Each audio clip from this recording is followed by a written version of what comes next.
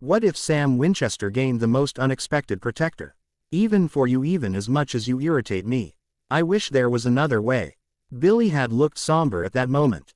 Dean knew. In every bit of his instinct, he knew that this was the only way.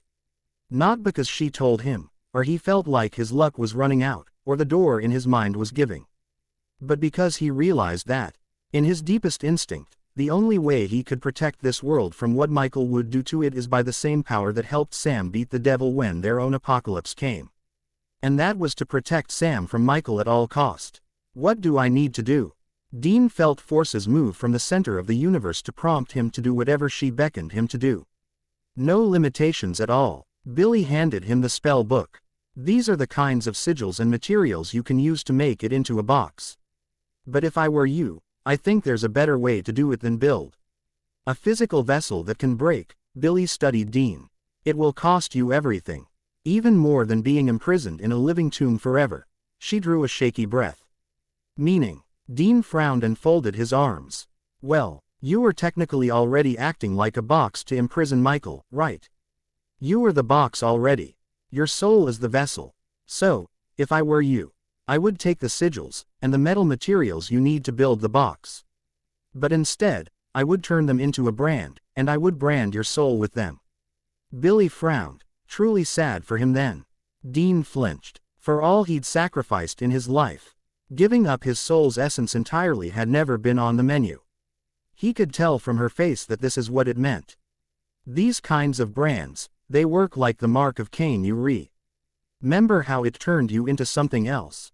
This is like that, except that it would use all the power of your soul, like a soul nuke, to basically cripple Michael's power and make it impossible for him to escape you. Rather than just imprison him in your mind. If you brand yourself, and your soul, and become the Moloch vessel, then there's no box needed. There's no trip to the ocean. It will work more efficiently than any option we have right now in all the forces of nature, even me reaping either one of you. Billy's voice trailed off, looking Dean up and down. All right, out with it. There's a catch. Dean frowned. Well, for you this means a living death. Michael will keep your heart beating, blood flowing, all of it, and you'll still be conscious, for as long as the door in your mind holds. But as soon as it breaks, that will trigger the Moloch sigil traps. And it will nuke your soul basically, and technically you'll be dead, but he will be powerless. Billy nodded. Dean stood there nodding, and sat down his coffee cup. He looked around his garage there in the bunker. At baby that he was about to polish with wax that Sam had given him. Shadows of Sam over every inch of this place. So, basically you're telling me that all I gotta do is like some weird tattooing of myself, and the universe will be safe. My brother will be safe. Dean didn't say it in so many words, but Billy, even as much as she didn't seem to like Dean for all he did to annoy her, was touched. Dean was saying essentially that Sam was the universe. Well, yes, it will hurt, and you will instantly die on a level like supernatural beings die when the time comes. That will hurt too. Billy frowned. Can you get the materials for me? Or are the batteries not included? Dean laughed, rubbing his forehead. I have them here actually. She reached in her robe and produced a book of spells and metal. All you really gotta do is weld this ancient metal ore, taken from the ancient gates of heaven, into a cattle brand. Don't you have like a welder and stuff here in your shop? You could get the brand super hot with those kind of tools. You could do this right here in your garage before your family even comes home, and they will never know. They will literally never know, because to them it will seem like you are still you for until Michael gets free. And then, Michael will be so neutered by the power of your dying soul they might not be able to even tell he is him right away. Or if they do, I guess that's when they will learn what you've done, but by then it can't be undone. Billy handed Dean what he needed. The metal chunk and the sigils book. All right, well I guess I better get to work then. Dean sighed. Don't look so pleased. It's not like this is a choice. I mean, if he has any sense that we talked, he might start pounding on the door in my head harder. So I gotta use the advantage of already being off the clock today. Dean noticed how Billy was looking at him with soft eyes. She was normally so peevish with him. It startled him. Hey, we are not friends.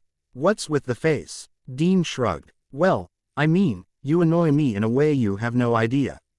Like a splinter under a hangnail, kind of annoying, Dean. But you really don't want to take time to think about it. I mean, there might be another way. Like the box, you could still build the box. You could still go into a crypt. Or something and tell your brother and Saws were given some other means of extracting Michael and killing him. You know, there might be other options in your fate. Billy tilted her head. You have all the books with my fate in them. You tell me how many of them worked out where my brother and Saws came out unscathed. Dean squared his jaw. I can tell by the look on your face that there is no version of history where anything but this can save them quick and painless. So, yeah, I got shop class. Dean went over to his welder and cut it on. He opened a table then and flipped through each sigil, ing out some graph paper and starting to trace the stencil shapes of the sigils. Billy lingered in the background, confounded by how quickly he could choose to sacrifice himself when it came to Sam. Do me one favor. Not for me. It's more kinda because you live in the universe, like the natural order, not disrupted, and want to live. See to it that you set some kind of mojo over the door or whatever. So the kid or any other well-meaning member of my family doesn't bust me until this is done. Dean turned to Billy, raising his chin, noticing how she was studying him. Look, have you met me? Before you came along, you know why I died and came back. Protecting that kid. I would die for him in a second. So, this is just regular Tuesday stuff. You don't have to look at me, Lee. A kicked puppy for what's going to happen to me when this psychological drywall breaks. All right, the best way I can keep them from finding you before you're ready is to stay with you. Reapers can slow time. Stop it. I will just be here watching you, Billy sneered. She really didn't want to be in his company that long, but it was necessary. Dean nodded, and drew a long sip off his coffee. All right, cool, I guess you and me are hanging out then. Dean snapped his fingers and then went to work on the sigils. It took several hours, and Billy's constant supervision and correction, but Dean took a welding torch and cut the ore into a polished, perfect set of 5 sigils. He looked at them with wide, scared eyes. And then he looked at her, hesitating for the first time that he had agreed to do this. She was about to reason with him that she could fasten the sigils to a box if he had changed his mind, but he had hesitated for a different reason than she initially thought. So, these are really big. And well, do I have enough of a body to effectively put them all over me? Like, where can I put them? He cringed. Oh, well, you can burn them on top of each other. Anywhere on you is fine. Your arms, your chest. Anywhere. Billy cringed. The idea is just for them to burn you because they will burn through your bones and straight into your soul because of the ore being extracted from a sacred object. Billy nodded. All right, cool. Dean reached then, set the sigils up against the welding torch to get hot. As they started to turn cherry red, he stripped his flannel and shirt off. Standing there, teeth chattering, watching the sigils heat up. Can you soundproof the walls too? I mean, just in case this part doesn't work. Dean reached and laid his gun on his toolbox, and D then took his belt off and twisted it in his teeth. Okay, yeah, if the fate of the universe hangs in the balance, I can muffle your screams. Billy twisted her lips to the side. In another reality, Abe, she wouldn't have been so annoyed by Dean Winchester. He nodded and held up his fingers in an okay symbol. Then, he reached for one of the sigils. Closing his eyes hard, he lifted it to his side, and burned himself so charring hot that he doubled over, catching the toolbox on the way down. Billy caught him. His eyes rolled in his head, but he somehow, shaking hand and all, managed to hold the sigil in place until it had burned a perfect brand into his ribs. Okay, 4 more, Billy nodded. Dean spit the belt into his hand, and looked up at her, panting. If I can't reach, can you do it, or does it have to be me mutilating me? I don't get how this works, he frowned. Is it easier for you if I do it? I mean, well, I'm not human, so I don't know what you can stand. Billy cringed. Dean nodded. Actually, yes, because I can just focus on being in pain. Then how's that? Dean nodded. All right, fine, I'll help. 4 more. Billy reached for each one, superheating them in Dean's torch. Dean knotted the belt in his teeth and held onto his toolbox for dear life as she burned the other side of his ribs, both his arms, and his back with the remaining sigils. Damn, it smells like a funeral parlor in here now, Dean laughed, spitting out the belt. His lip was bleeding now.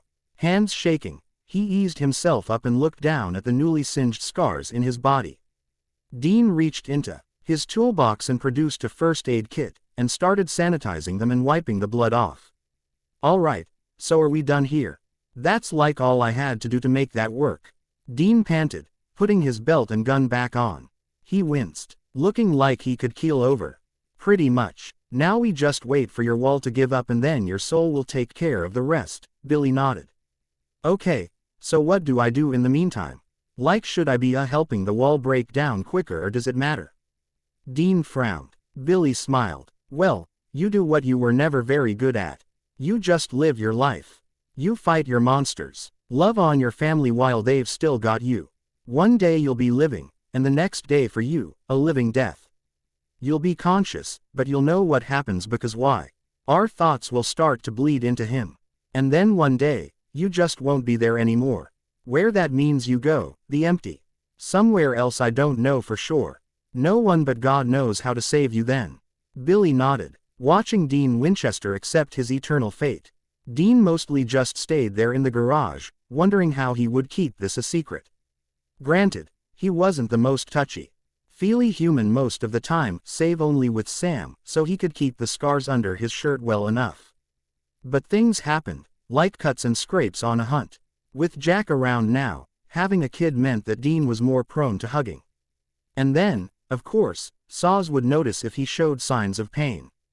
But most importantly, Sam would likely notice something off whether he didn't see the scars or not. Sam could sense Dean's thoughts from miles away. With everything that happened with Michael of late, Sam had been a bit more demonstrative to Dean lately. Dean sat on his toolbox in silence, contemplating what he had done. His coffee had gotten cold, so it sat untouched next to him. He studied Baby, still sitting there in ample need of a waxing, not having the heart to run his hands over her just yet. Because he didn't want to say goodbye to her just yet. But the pounding deep inside his head seemed to be getting louder. He shook himself and winced. Those burns were really, really hurting. All at once, Saws, Sam and Jack bound into the garage, honking the horn of Cass's old beat-up pickup truck. Jack was hopping up and down in the back seat. He and Sam had been scuffling playfully.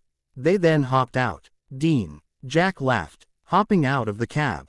Sam stood up, grinning ear to ear at his brother. He had gone to the bookstore and bought 7 pounds of paper, in 1-pound packs. That's because he was going to print tons of pages for his idea board in the Men of Letters studies of ways they could get Michael safely out of Dean's head. Hey, you missed out on a whole nerd fest at the bookstore. Jack saw his first ever comic book signing. Sam smiled. Wild. Dean laughed, smiling at Saws, who had hopped out of the truck in silence. Saws had the tendency to pause and study Dean in fond silence now. Ever since this thing had happened with Michael, admiring the strength it took to keep him at bay. From a distance, Saws smiled at Dean, looking him up and down and tilting his head. Dean felt his heart sink. He could tell that Saws already knew. Dean decided right then that he would tell a version of the truth. Better them to find out about the burns and Billy being here from him directly, without the full context. It was better than lying to them about it outright. Dean felt a twinge of guilt. To Sam, not telling the whole truth was the same as lying, but what could he do? He couldn't drop such a heavy bomb on them all at once. I'm glad you guys had a good day. Dean stood up, wincing. I take it that you did not. Saws noticed the way he winced. Dean had decided not to hide it. Sam, however, was so alarmed by the pain on his brother's face that he dropped the reams of paper on the ground. Are you okay? You look like crap. Sam's jaw dropped. Dean laughed good-naturedly. Wow, Sammy. Wow, that's so sweet of you. Always leave it to you to give it to me straight.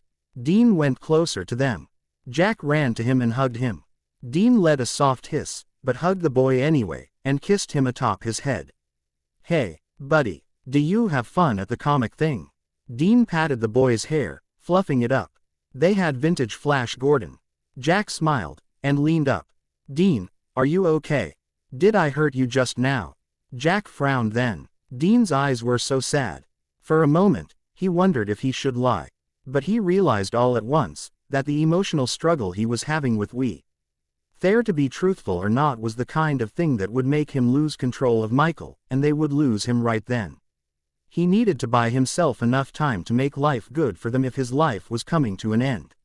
So he decided, he would keep telling the truth. "I'll be okay, I think," Dean nodded. "What happened to you?" Sam pressed closer with the paper stacks. He passed them to Jack. "Buddy, will you go put these in my study real quick?" Sam nodded to the boy, who hopped to do what he said, looking over his shoulder worriedly at Saws. "It's okay, I'll check on Dean. Please go put those in the study like Sam asked." Saws nodded and the boy did as he was told. Saws pressed closer. "What happened, Dean? Are you okay?" Saws bit his lip. Dean sighed. I was just in here like waxing my car. Or I was going to. And then Billy paid me a visit." Dean nodded, closing his eyes tight. It was going to be so hard to leave out the key piece of info that he would have to leave out. He really hoped the boys could forgive him when they did learn the full truth. "What did she want?" Sam took Dean's arm in his hand. Well, she brought me like this spellbook and some metal to make these sigils. Like the instructions to make these sigils that could like take Michael's powers away. So like even if he gets out of my head, he can't hurt anybody." Dean looked up at Saws who titled his head to the side. "You mean like the kind you would put on a Moloch box?" He nodded. Dean held his breath, afraid he would figure out the truth anyway. But he had to tell them. "Ooh, yeah, that's what she called it. Like we were going to make the sigils in the metal she brought. She told me she'd help because you know how she is. The natural order, mad at me for disrupting it, wanting me to fix it, only helping because of that. Real generous." Dean winced. He was in so much pain now, he almost doubled over. "And what happened next? Did it backfire or something?" Sam reached out and gently pulled Dean closer to himself. Saws covered his mouth, too upset to act for a moment. "You got burned by them making them. I can sense the kind of pain you're in." Cass's admission helped Dean with the last part.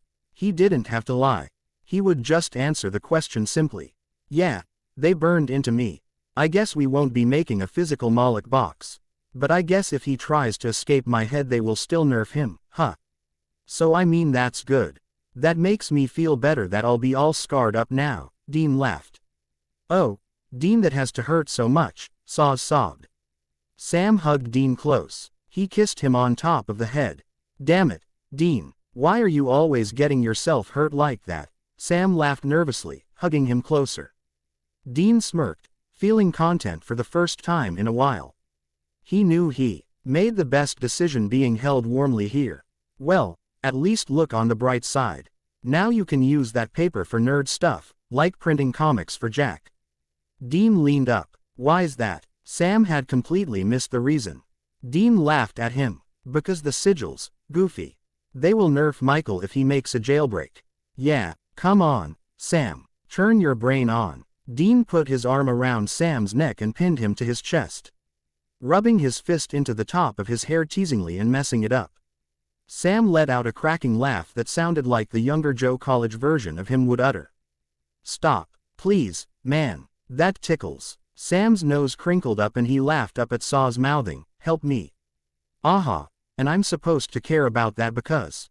"Wait, you're ticklish." Dean affected his tone like he had no idea about that, although he'd always tortured Sam with it, especially when they were younger, roughhousing. He reached down with his other hand and slipped his hand under Sam's shish. IRT at the hem and tickled him along his ribs. Sam tried to twist out of Dean's grip, laughing like a hyena at the goofiness of his current situation, a full-grown man being tickled to death by his fully grown man brother. It was so endearing to see that Saws had a full set of heart emoji eyes watching in the background, and was softly laughing behind his teeth, trying not to cry at the pain he could sense poor Dean was in. "Enough, please. Stop, for the love of God. Saws, do something, I'm begging you," Sam pleaded. Dean at last let Sam go and turned to them both with a wincing smirk. "Sorry, man, I'm actually just kinda so buzzed at the idea that he's not gonna be a problem anymore. Got a little carried away." He nodded, trying to hide the fact that he was hiding the fact that he wasn't going To hold back being as affectionate as he wanted to be now until his life was done from his sacrifice. The pounding in his head started easing up a bit. Saz smiled. He sensed that Dean's relief was giving him greater mastery over Michael. But then, he pressed closer. I can heal you, but because this was done with a sigil, it won't remove them. They will still be like a brand or a scar in you now. It just doesn't have to hurt so much. Saz cringed. Dean took his shoulder. I don't want you to get rid of them. Even if that means you can't heal the burn or the pain. I mean, they will get rid of his powers, right? I see that as a good thing. I can take a little stinging for a few days if necessary. He nodded. Saz smiled over at a worried Sam. It's not necessary. The marks are what work as a sigil, not your burned skin. The marks I can't get rid of even if I tried. I hope you don't mind, but you are technically tattooed by them now. Saz frowned. I don't mind. They are actually kind of cool. You wanna see? Dean looked over at Sam. He wanted to normalize this as early as possible, so they wouldn't be mortified when they found out. Sam smiled. Okay, I mean, to be honest, I'm surprised you didn't get all tatted up like years ago, except for that one that keeps the demons out. Sam shrugged. Dean slipped his flannel down from his shoulders again, and tied it around his waist. And then pulled his shirt over his head. He winced. His wounds were bleeding and weeping. Sam made a terrible hissing sound looking at them. Shish, I'm okay. Dean reassured him. You will be. Come here. Saz reached and gently healed him. Wincing at how much it hurt him to heal him. They must be powerful sigils. It doesn't normally hurt so bad for me to heal you, does it? Saz whimpered. Nuhu. They burn real bad. But I'm okay, thanks for fixing me up. Dean let out a soft cough-like gasp as the burns healed, leaving red scars dark enough to be tattooed in ink behind.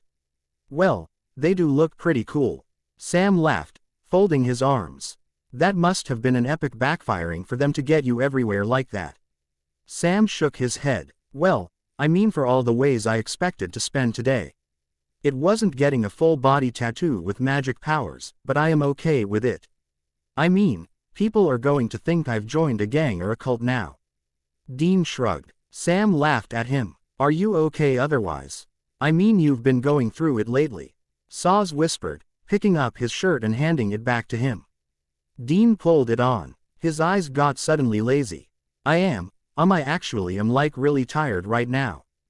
Dean blinked. That's the healing probably, after all the powerful magic. It happens sometimes. Like I noticed that especially with sigil burns, which were more common than you'd think in my old garrison. Saz smiled. Dean felt a twinge of sadness realizing that his beautiful friend had no idea that Dean had done this to himself on purpose to save him and Sam. Sam first. Sam first always. But Saz would be safe too now. Dean realized. He felt huge relief wash over him. Honestly, it could just be that for the first time in a long time I don't have to worry about what happens if he busts free. Dean smiled. Sam nodded. Hey, I think you've earned some rest. Come here. Sam took Dean under an arm. Why don't you go take a nap? Like a long one. I mean, you've not been sleeping good in God only knows how long. And then I'll order us some food. Something to celebrate. What do you think we should have to celebrate, Saz? Sam turned to Saz, who smirked. Let Jack pick. He has the newest palette. Saz nodded. Dean felt massive relief overwhelming him, realizing that he was going to get to love on his family a lot now before the end, because this sudden relief had made the door that much stronger. For now, Michael was quiet. It almost felt to Dean like Michael was listening. Little did Dean know that Michael was listening to Dean's heart, and something had made him be deeply quiet. He was fuming in anger at the deep sense of love and joy and peace that the Winchester was feeling because he had been putting up such a battle in his brain. How could Dean possibly suddenly be in such a warm and fuzzy mood? Sam brought Dean into his bedroom and laid him on the bed. Dean let out a puff. Now that it's just us, are you really sure you're okay, man? Sam's lip pouted like it did when he was a child. His eyes were suddenly huge with his love, and all Dean could see looking up at him with the pouty lip and the big, sad eyes was a puppy. He laughed softly, like laughing at a baby. I'm golden, Sammy. Who knew I would be so happy having my whole day ruined? Dean laughed. He reached up then and traced Sam's face. Sam's nose wrinkled up. You must be in a good mood, chick flicking out, Sam laughed. Dean cradled his brother's face. Ooh, I feel like watching a chick flick marathon after this. Dean laughed. Sam nodded. All right, well you get some sleep. Sam moved to go. Don't leave yet, Dean begged, surprised by how unbidden tender his voice had come. Sam turned to look at him from the halfway opened door. Smiling, he shut it back. Sure, what's up? He smiled. Dean sat up a little. He was going to die, when he didn't know, but in a way that he probably wouldn't have much of an afterlife. He wasn't going to deprive himself anymore of any chick flick urges. Call it like a rush of touchy-feely crap from having a solution to the freaking world ending again, or whatever, call it like a chick flick moment, or whatever you want to. But will you stay with me for a minute? He held his arms open. Sam laughed. Are you serious? He teased. Dean was in tears now. Humor me. You know just as good as me what it's like to do cosmic battle with an archangel in your brain. Come on. Dean beckoned to him with his fingers. Sam laughed. As long as you don't tickle me again, you weirdo. Sam smirked at that, rolling his eyes. Okay, I promise. Truce with the tickling, please. He was all but begging, he realized, but too tired and too sad suddenly to argue with himself about it. Sam stole to him and bowed over him and hugged him. Dean reached and grabbed Sam by the belt and pulled him into the bed with him, laying down with Sam tucked firmly against his chest. Sam uttered a soft, humph, noise, amazed by that, and laid there in his arms, his hair having fallen into his face. Dean accidentally snuffed up a nose full of Sam's hair and laughed as he blew it off again. Give me like 5 minutes with some clippers, Dean teased, fluffing up his hair. Ah, shut up, Sam laughed, settling into him. Dean held on to Sam for dear life then. Sam was getting sleepy now, head pressed against Dean's heartbeat, and laughed at himself that he was allowing himself to be held like a child when he was like 35 years old and now had an adopted kid of his own. I sure do love you, Sammy. Dean whispered. Dean, are you okay, man? You're not normally this touchy-feely. Sam laughed, giving Dean's middle a bit of a squeeze, trying to find a way to adequately hug him back in the weird pose he was being held in. Dean nuzzled his face down into Sam's hair again. I'll be fine, but, you know, doing battle with an archangel, guess it's just made me more vulnerable. Sorry if I'm being weird. I don't know if you know this, but I kinda am always resisting the urge to hug you like this. Like when we were little. I know you're a grown man, and we have a kid we've adopted of our own now. We are practically old people now. But you're always going to be my baby brother, so please don't forget that. Okay. Dean kissed Sam atop his head then. Sam had gotten gravely quiet. Oh, I never forget that. It's just, you know, you've always been so macho. Sometimes I never think about that. I would hug you more if I knew that, like I thought it annoyed you. I don't know why you're just always kinda bristly about that stuff. Sam laughed, giving Dean a little shake. No, not at all. I just kinda suck at emoting. In case you haven't figured that out by now. Blame that on our dad if you want. Blame it on the elements of this job. Blame it on my personality, or anything really, I don't care. But after all of this, dude, I'm just too tired to pretend like I've got it all together. I'm too tired emotionally, if you get my meaning. And even if there's no risk to the whole E-world, if I can't keep a lid on my own mind anymore, I still am just I need to pick my mental battles. Fighting to keep from showing you how much I love you is not a battle that's worth it to me aft. The Michael effect. Dean pulled Sam closer. Sam had finally squirmed around until he was laying with both arms where he could hold Dean back. He hugged him and pressed his face to his chest then, they laid there like that for a few minutes in silence. Okay, well I will definitely hug you more, even if it does irritate you a little bit because I too am far too old and tired to care if it messes with the macho. Sam leaned up and smiled. Feel free to be irritating. You've only been doing that since May of 1983. Dean smirked. Ha ha, very funny. What do you want for dinner? Sam sat all the way up, looking down at him with his head tilted slightly to the side, and his hair flopping to one side of his face. Dean chuckled. Everything about his person was puppy-like. It was crazy because he was, indeed, A 35-year-old grown man with a persistent beard that he kept growing back, and Dean secretly prayed would one day fall off. Well, can I order a platter of clippers and cream so I can get rid of this freaking thing? Dean reached up and traced his fingers over Sam's beard. Sam laughed. It's just a beard, Dean, it can't hurt you. Sam rolled his eyes, fighting with Dean's reaching hand. What do you want for dinner? I was going to give the kid some options. Sam clutched Dean's hand to his chest, raising a brow at Dean. Well, let the kid pick ultimately. I have a weird craving for Mexican though. Like burritos. Dean chuckled. All right, we'll see what he thinks. You rest up for a minute. You really do look like crap. Sam reached down and patted Dean's cheek. Wow, you are just so nice. Don't forget, we're brothers. We practically have the same face. Dean rolled his eyes. Sucks for both of us nerds then, because you look like crap. Rest up. I'll be back in like an hour. Sam winked from the doorway, and slipped out to find the adopted kid and plan a victory lap meal. Dean rolled onto his side and clutched a pillow. He held his breath. You're pretty quiet, he muttered to Michael. Not sure if he could actually hear him. Not so tough now, huh? Whenever you do get free, you better be nice to my kid brother, or I'll come back from wherever I poof off to and send a boot through your basement. Just so we're clear. Dean smiled at the thought of kicking his own behind technically, and then wondered how he would do that if his body technically became Michael's body. Thinking some weird thoughts, he dozed off. As he slept, Dean had a dream. In his dream, he stood in a fresh, green field in the middle of a wilderness, somewhere in the Pacific Ocean. Birds were crying overhead, bright-colored birds, parrots and jungle birds, of all varieties. In the field stood Michael, in his weird little cap and coat. He stood wide-eyed studying Dean from under a tree. Dean noticed him, but he seemed kind of far away. Then, into the field stepped Sam. Hands in his pockets, not a care in the world. When he saw Dean, he ran to him and threw his arms around him, clinging to him for dear life.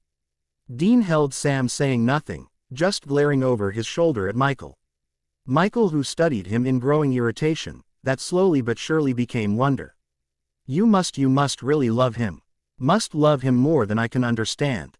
If you were willing to sacrifice yourself to me to break me, Michael stammered. Dean pulled Sam closer, tucking his head to his chest. Keep it down, will you? He doesn't know about it. I'd like to keep him in the dark for a little bit until I can figure out how to break the landing. His heart is tender, it will bruise him up pretty. Good to find out what's going to happen to me because of you. Dean nodded. Funny, I almost feel sorry for you. You would destroy yourself to break me for him. Michael was almost disgusted, baring his teeth in the arrogant sneer that had come to be known as his face. You are far too attached to him. Michael scoffed, but the look on his face was something suspicious now. Something like he was questioning what on earth could have bonded Sam and Dean like this. Dean nodded, smiling. He planted a firm kiss on top of Sam's head, and leaned up from him. Sam looked doe-eyed over at Michael, and then his face twisted in horror at him. Dean, you have to get somewhere safe. He's Sam clutched at Dean's chest. Dean took Sam's shoulder. He glared at Michael. He's not gonna be a problem for you. Are you? You're going to play nice. Because I can find a way to turn up the heat in here since I am your prison now apparently. For good this time. Dean smiled. Michael studied Sam as if he noticed him for the first time. He really is too attached to you. Michael tilted his head, wonderstruck on a sudden. You remind me of my brother, he whispered. And it was like something had shifted in his head. Listening to Dean's thoughts and dreams now, he was almost drawn to Sam. That made Michael angry. If he could find his way out of Dean's peaceful dreamscapes, he'd have to get back that door and break it down so he could get free and take over Dean's body. He'd find a way to break the sigils and get free of Dean somehow. He'd find a way to prove Billy wrong and get his powers back. Or so he thought, but then he really didn't know if he could. He felt rage at Dean, but also a strange sense of pause, like he was reluctant to break the stranger that had loved his brother so he would sacrifice his immortal soul to see him protected. Dean woke up with a start. Jack had jumped into his bed, and was smiling at him like Sam did when he was little. Into Dean's memory flashed a scene from 2000. When Sam A teenager then, came running into the motel, from a run to the gas station to grab chips and sodas for Dean, who was sick from being attacked by a monster. Sam had jumped on Dean, pinning him down with a pillow while he forced him to try gator chips, which Dean was paranoid of because of the names sounding unsanitary, but were really only pickle flavored. This was not the first or even last time the teenage Sam, finally old enough to be strong enough to actually best Dean in combat, forced him to try weird snacks.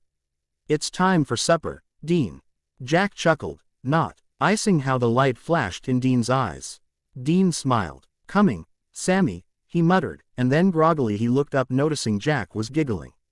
"Hole up you're not, Sammy," Dean laughed, opening his eyes all the way now. "You're my other kid." Dean laughed, sitting up and throwing an arm around Jack. Sam got a bit of all kinds of different food, like burritos, and Chinese, and Saws wanted fried chicken. He also got like a ton of movies. And get this, the movies are recorded in these little black boxes with like tape on a little spool. Jack laughed. Dean chuckled. "Yeah, that's called a VHS. You're gonna be shocked to know this. But that was totally the normal way to watch a movie when me and Sam were kids. Come on, this is going to be so much fun." Jack took Dean's hand and led him into the kitchen. Sam was on the phone, smiling. He held up a finger and mouthed, "Mom's coming over." To Dean, who felt the top of his head burn. If his life was coming to an end, then at least it was coming to a happy ending. Saws slipped up behind Dean, and quietly wrapped his arms around him from behind, laying his face on his shoulder. Dean flinched because that was the most demonstrative Saws had been to him in a long, long time. And he wondered if he was okay. "I feel really bad that you are all scarred up now. That had to have hurt so much." Saws pressed his face against Dean's shoulder where he had gripped him tight and raised him from perdition. "It's not like I model swimsuits or something, man. I'm not hurting anymore, and I'm not gonna be on the cover of Sports Illustrated anytime soon, so I see that as a win." Dean laughed. "What's Sports Illustrated?" Jack asked, mouth full of a burrito. "Hey, wait till everybody gets here." Sam gently scolded Jack, hanging up the phone. Jack smiled. "And you're not old enough to know what Sports Illustrated is, so quit asking." Dean laughed, ruffling the boy's hair. "Well, you looked like you slept for about 2 centuries, Sam grinned. Dean smiled at him, a big smile, and nodded. "Ah, yeah, I feel about 2 centuries lighter now too. Or just, not so old. Not sure how to explain what I mean." Dean looked at Saws, who always seemed to understand. "You don't need to explain it. We get it." Saws smiled, but his eyes walked tenderly up and down Dean's frame. "Whether your clothes will cover them or not, Dean, I still feel bad that you had to get all burned up like this for this to stop. Maybe there is a way we can get the scars to heal, and pull Michael out of your mind." Saws shrugged. Dean clenched his teeth to keep from having a strong reaction to that, because he knew that Sam and Saws did not know or suspect the gravity of what the scars meant. Not yet. He would find a way to explain it to them in detail, with every option that Billy had and the consequences that would have come from any other way. But he just couldn't do it yet. Not with Jack looking at him with bright, shining eyes like he was studying a new star in the sky. Dean laughed at him, smiling as he was so much the picture of young Sam, though sharing none of his genes. "No, I think that's a little bit of overkill, man. I mean, unless we find like a miraculous kind of solution that we were digging for weeks for. Then, sure, yeah, we can try that if there's a safe way to do it. But only if it's like set in stone, surefire to do the job. Because this, I mean, I did have to build a metallic box and take a joy ride to the bottom of the ocean, so I'm happy with that." Dean smiled. Sam slammed a book he was moving down on the table, and his chin tilted up. Dean old kick himself then at the look he gave him. "Did you discuss putting yourself in a metallic box with Billy? I thought the idea was to put Michael out of your head and into the box." Cass's jaw dropped as he understood what Dean was saying, realizing with a peevish look on his face the depth of his own misunderstanding of what Dean had told them before. "Dean, were you gonna let Billy put you in the box?" Saws was so upset his mouth turned blue. Sam blinked back tears. Dean felt like he could melt into the floor. He looked at Jack, who was the only person who didn't look mortally angry at him at the moment. Jack smiled innocently. And then, he reached and hugged Dean around the waist. I know they seem mad, but that's just because they care so much about you. You gotta tell them the truth. Was Billy going to put you in a magic box? Jack held on for dear life.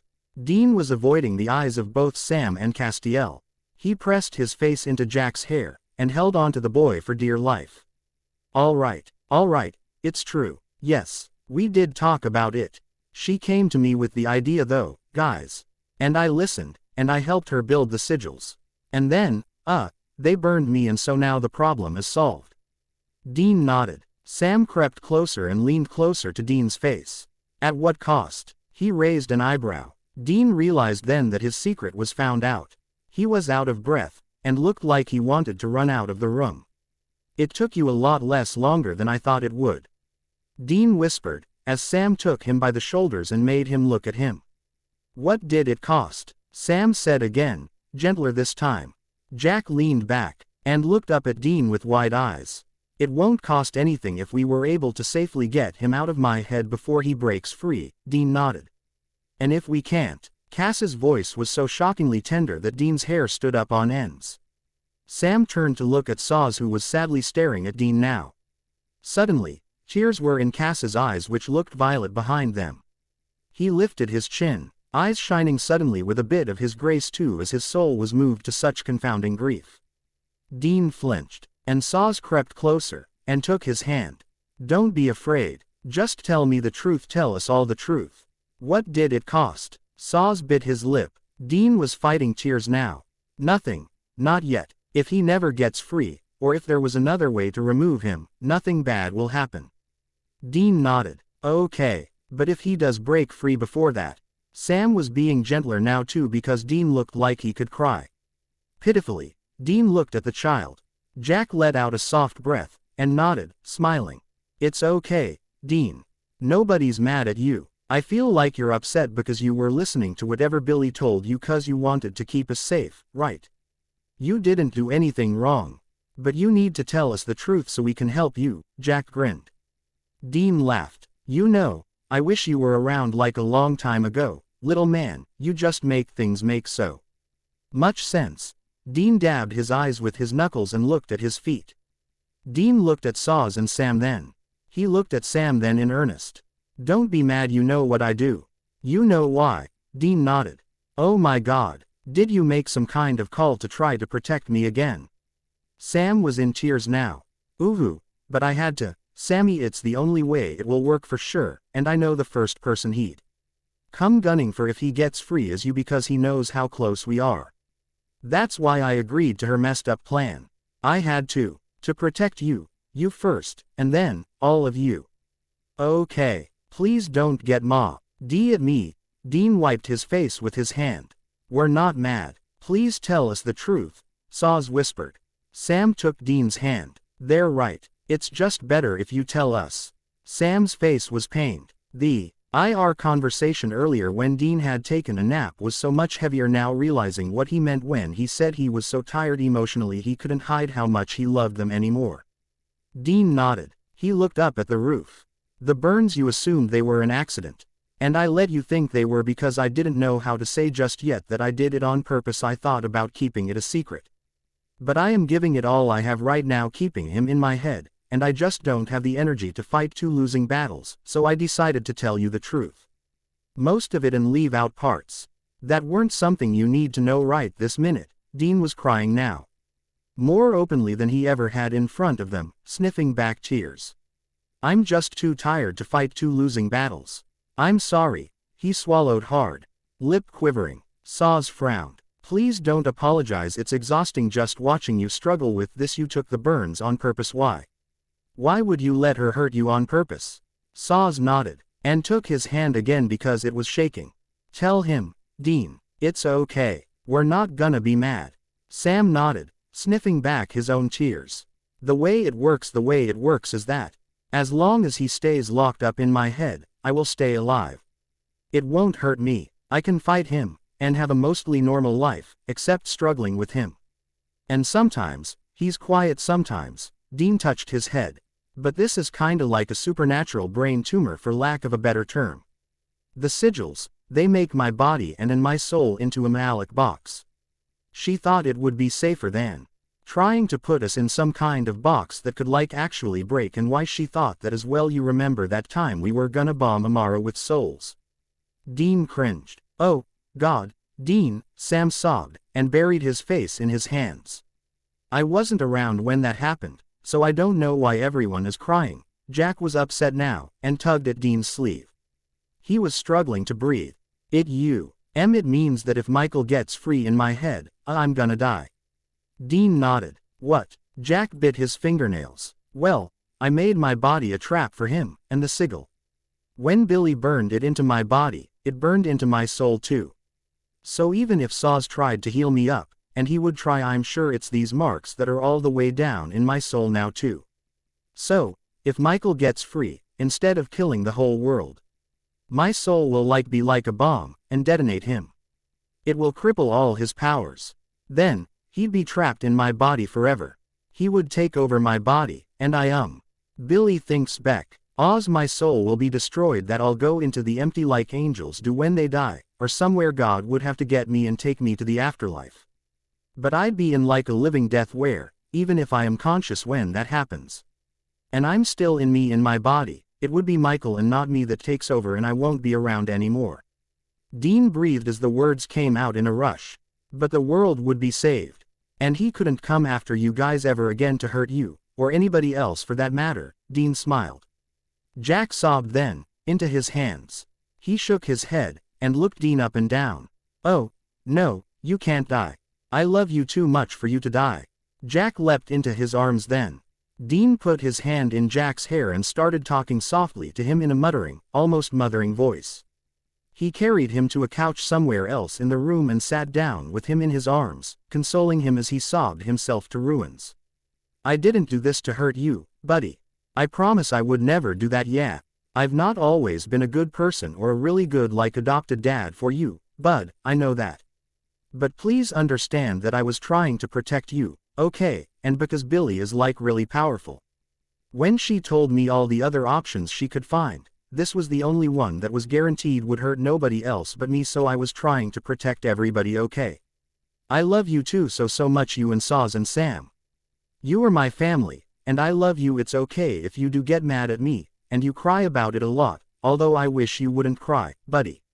But I don't want you to stay mad at me if you can. I want you to understand if you can, okay? Dean nuzzled the boy, closing his eyes as he let him bawl his heart out. Sam looked at the food that was sitting on the table, and the movies that were all collected up. Their little family gathering was upended by this horrible news. He looked at Saws, who was so sad his eyes were crossing, still glittering in his tears and grace. But he looked up and smiled. Sam nodded, and then went to where Dean sat holding Jack. He sat down next to Dean and put an arm around Dean, pulling them closer. He reached the arm that was around Dean's neck to Jack's back and patted him there. Shish, it's okay, we can fix this too. We can fix it. You and me are just gonna have to keep being detectives and find a way to get Michael out of Dean's head before anything bad happens, huh? It'll be okay. We'll make him better. And then no one has to suffer or die because of this. It's just you and me got a lot of work to do now, right? But we can do it. I know we can. Sam pulled them both closer. He looked sidelong at Dean and reached and dabbed his tears off. We can help you. We can make this right so you don't have to do any mutilating, crazy things to yourself. I'm not mad, I'm not. But I wish you had talked to me before you did something like that, something that permanent, huh? Sam nodded. Dean was crying too hard to talk now, and trying not to utter a sob because he was holding a child. He just nodded at Sam and smiled, and laid his face in Jack's hair. It's okay, buddy. Either way things are gonna be okay now, huh? The world's not gonna end once. Dean laughed at his own bad joke. My world is going to end if something bad happens to you. My world will end. You're one of my dads, Jack sobbed. My dad died when I was young. So I get it. But your other dads will still be here with you, yeah. It will take a long time. But one day, you will be okay, no matter what happens. I know you will, because you'll do it for me because you love me so Much you'll eventually understand why I did what I did, even if you don't like it. Dean kissed the boy on his head again, and just held him in silence for a long time. Sam sat beside Dean watching I.M. hold the child for what felt like an eternity. Into the back of Sam's mind crept an image of what it would have been like if Jack had been one of their biological children. If this house was filled with wives, and lots of little tots, and grandmothers and grandpas, if there were no monsters to slay, and no evil angels to keep at bay. Sam imagined then that it would have been much like this. Dean, placidly laid back against the couch, arms full of a child whose back he rubbed little circles on like it was the most natural thing in the world. Because as Sam looked at Dean, looked at his drawn, with care face and sad eyes that were far older than his years, he realized that for him this was such a natural pose to be in. Because some 20-odd years ago, Dean was posed just like this, a child incarnation of Sam in his arms. As he watched, Sam saw Dean transformed into a teenage version of himself. He saw the boy Jack as himself, at maybe 15, after the first time Dean really and truly had almost not survived a hunt. Sam held his breath remembering as he listened to the rougher, adult voice of Dean talking softly to Jack, the sound of the much softer, younger teenage version of his brother consoling him. "I'm okay, I'm here now, huh?" The words were separated by decades, but the message was the same. Present Dean repeated what his teenage self had said. "I'm okay, Jack, I'm here now, we can chill, celebrate and have our movie night like we planned. Because he can't win now. So, it's a really good day. Would you be willing to have the movie night anyway? I know you're sad, but maybe it will make it feel better for both of us if we have our friends over, like my mom was coming over and maybe her boyfriend. And some other hunters can come too, as I think Jody might be with them the last time Mom texted me. We don't want to make everybody else sad, do we?" Dean pulled Jack closer. Jack leaned up and looked up into Dean's face. He swallowed and studied his face. And then, to Dean's surprise, and the surprise of Sam and Saws beside, Jack kissed Dean between the eyes. He held him by his chin and he kissed him long and hard. "I'll have the movie night for you because I love you and I want you to be happy while you can still be. I don't want you to die. If I help you, you can fight and you can beat that guy back inside the trap in your head. He won't get out if you keep fighting." Jack nodded. "No, he won't. And I promise you I'm gonna keep fighting. I'll always keep fighting until I just can't do it anymore. Okay, I won't give up. I would never leave you on purpose, without a good reason." Dean nodded. Jack smiled up at him, and then he looked at Sam. "Are you okay? Can we still have the movie night, or are you too upset?" Jack studied Sam, who had been sitting there with tears streaming down his face, completely unaware that he was crying. "No, I'm okay. I'm going to keep fighting too. I'll always keep fighting. Because I believe in us. I believe in the four of us in Team Free Will 2.0, or whatever we are. We've been through so much stuff. We can do it again." Sam smiled. "We're gonna keep hitting the books. Keep digging. We'll find a way that's better than that tricky Billy's messed up plan. And then you're gonna be okay.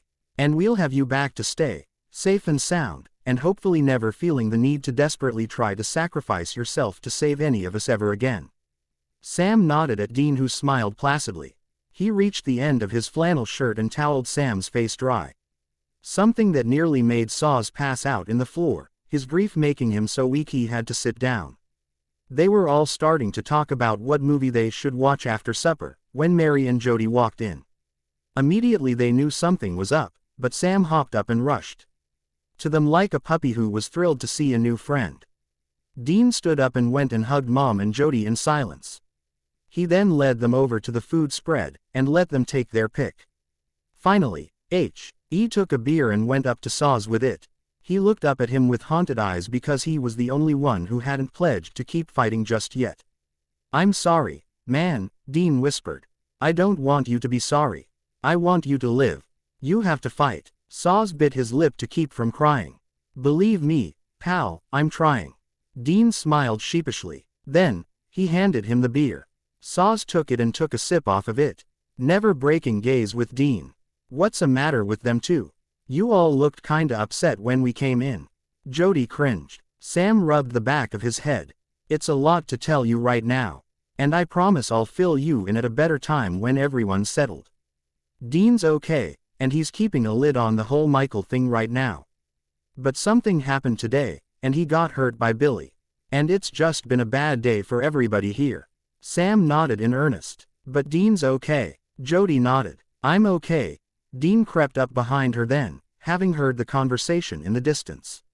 Saws had told Dean that he needed to sit down or he was going to keel over, and Dean had helped him over to the couch where Saws proceeded to gather Jack up in his lap and hold him as he was still so MMED he could barely concentrate on the kids' movie they'd popped in the TV for him. Dean wrapped his arms around Jody from behind, and set his chin on her head. I'm gonna be just fine. Got this on lockdown, for now at least. Dean laughed, tapping his temple. Sam smiled at him, and nodded at Jody reassuringly. Well, you look like you had one hell of a day. Mary studied them both, and then looked over at Saws. And poor Saws looks like he got hit by a train. Mary tilted her head. Yeah, he's pretty shook up about what happened. He healed me, but I got burned pretty good. It's a long story. But it's everybody's just a bit shaken up right now.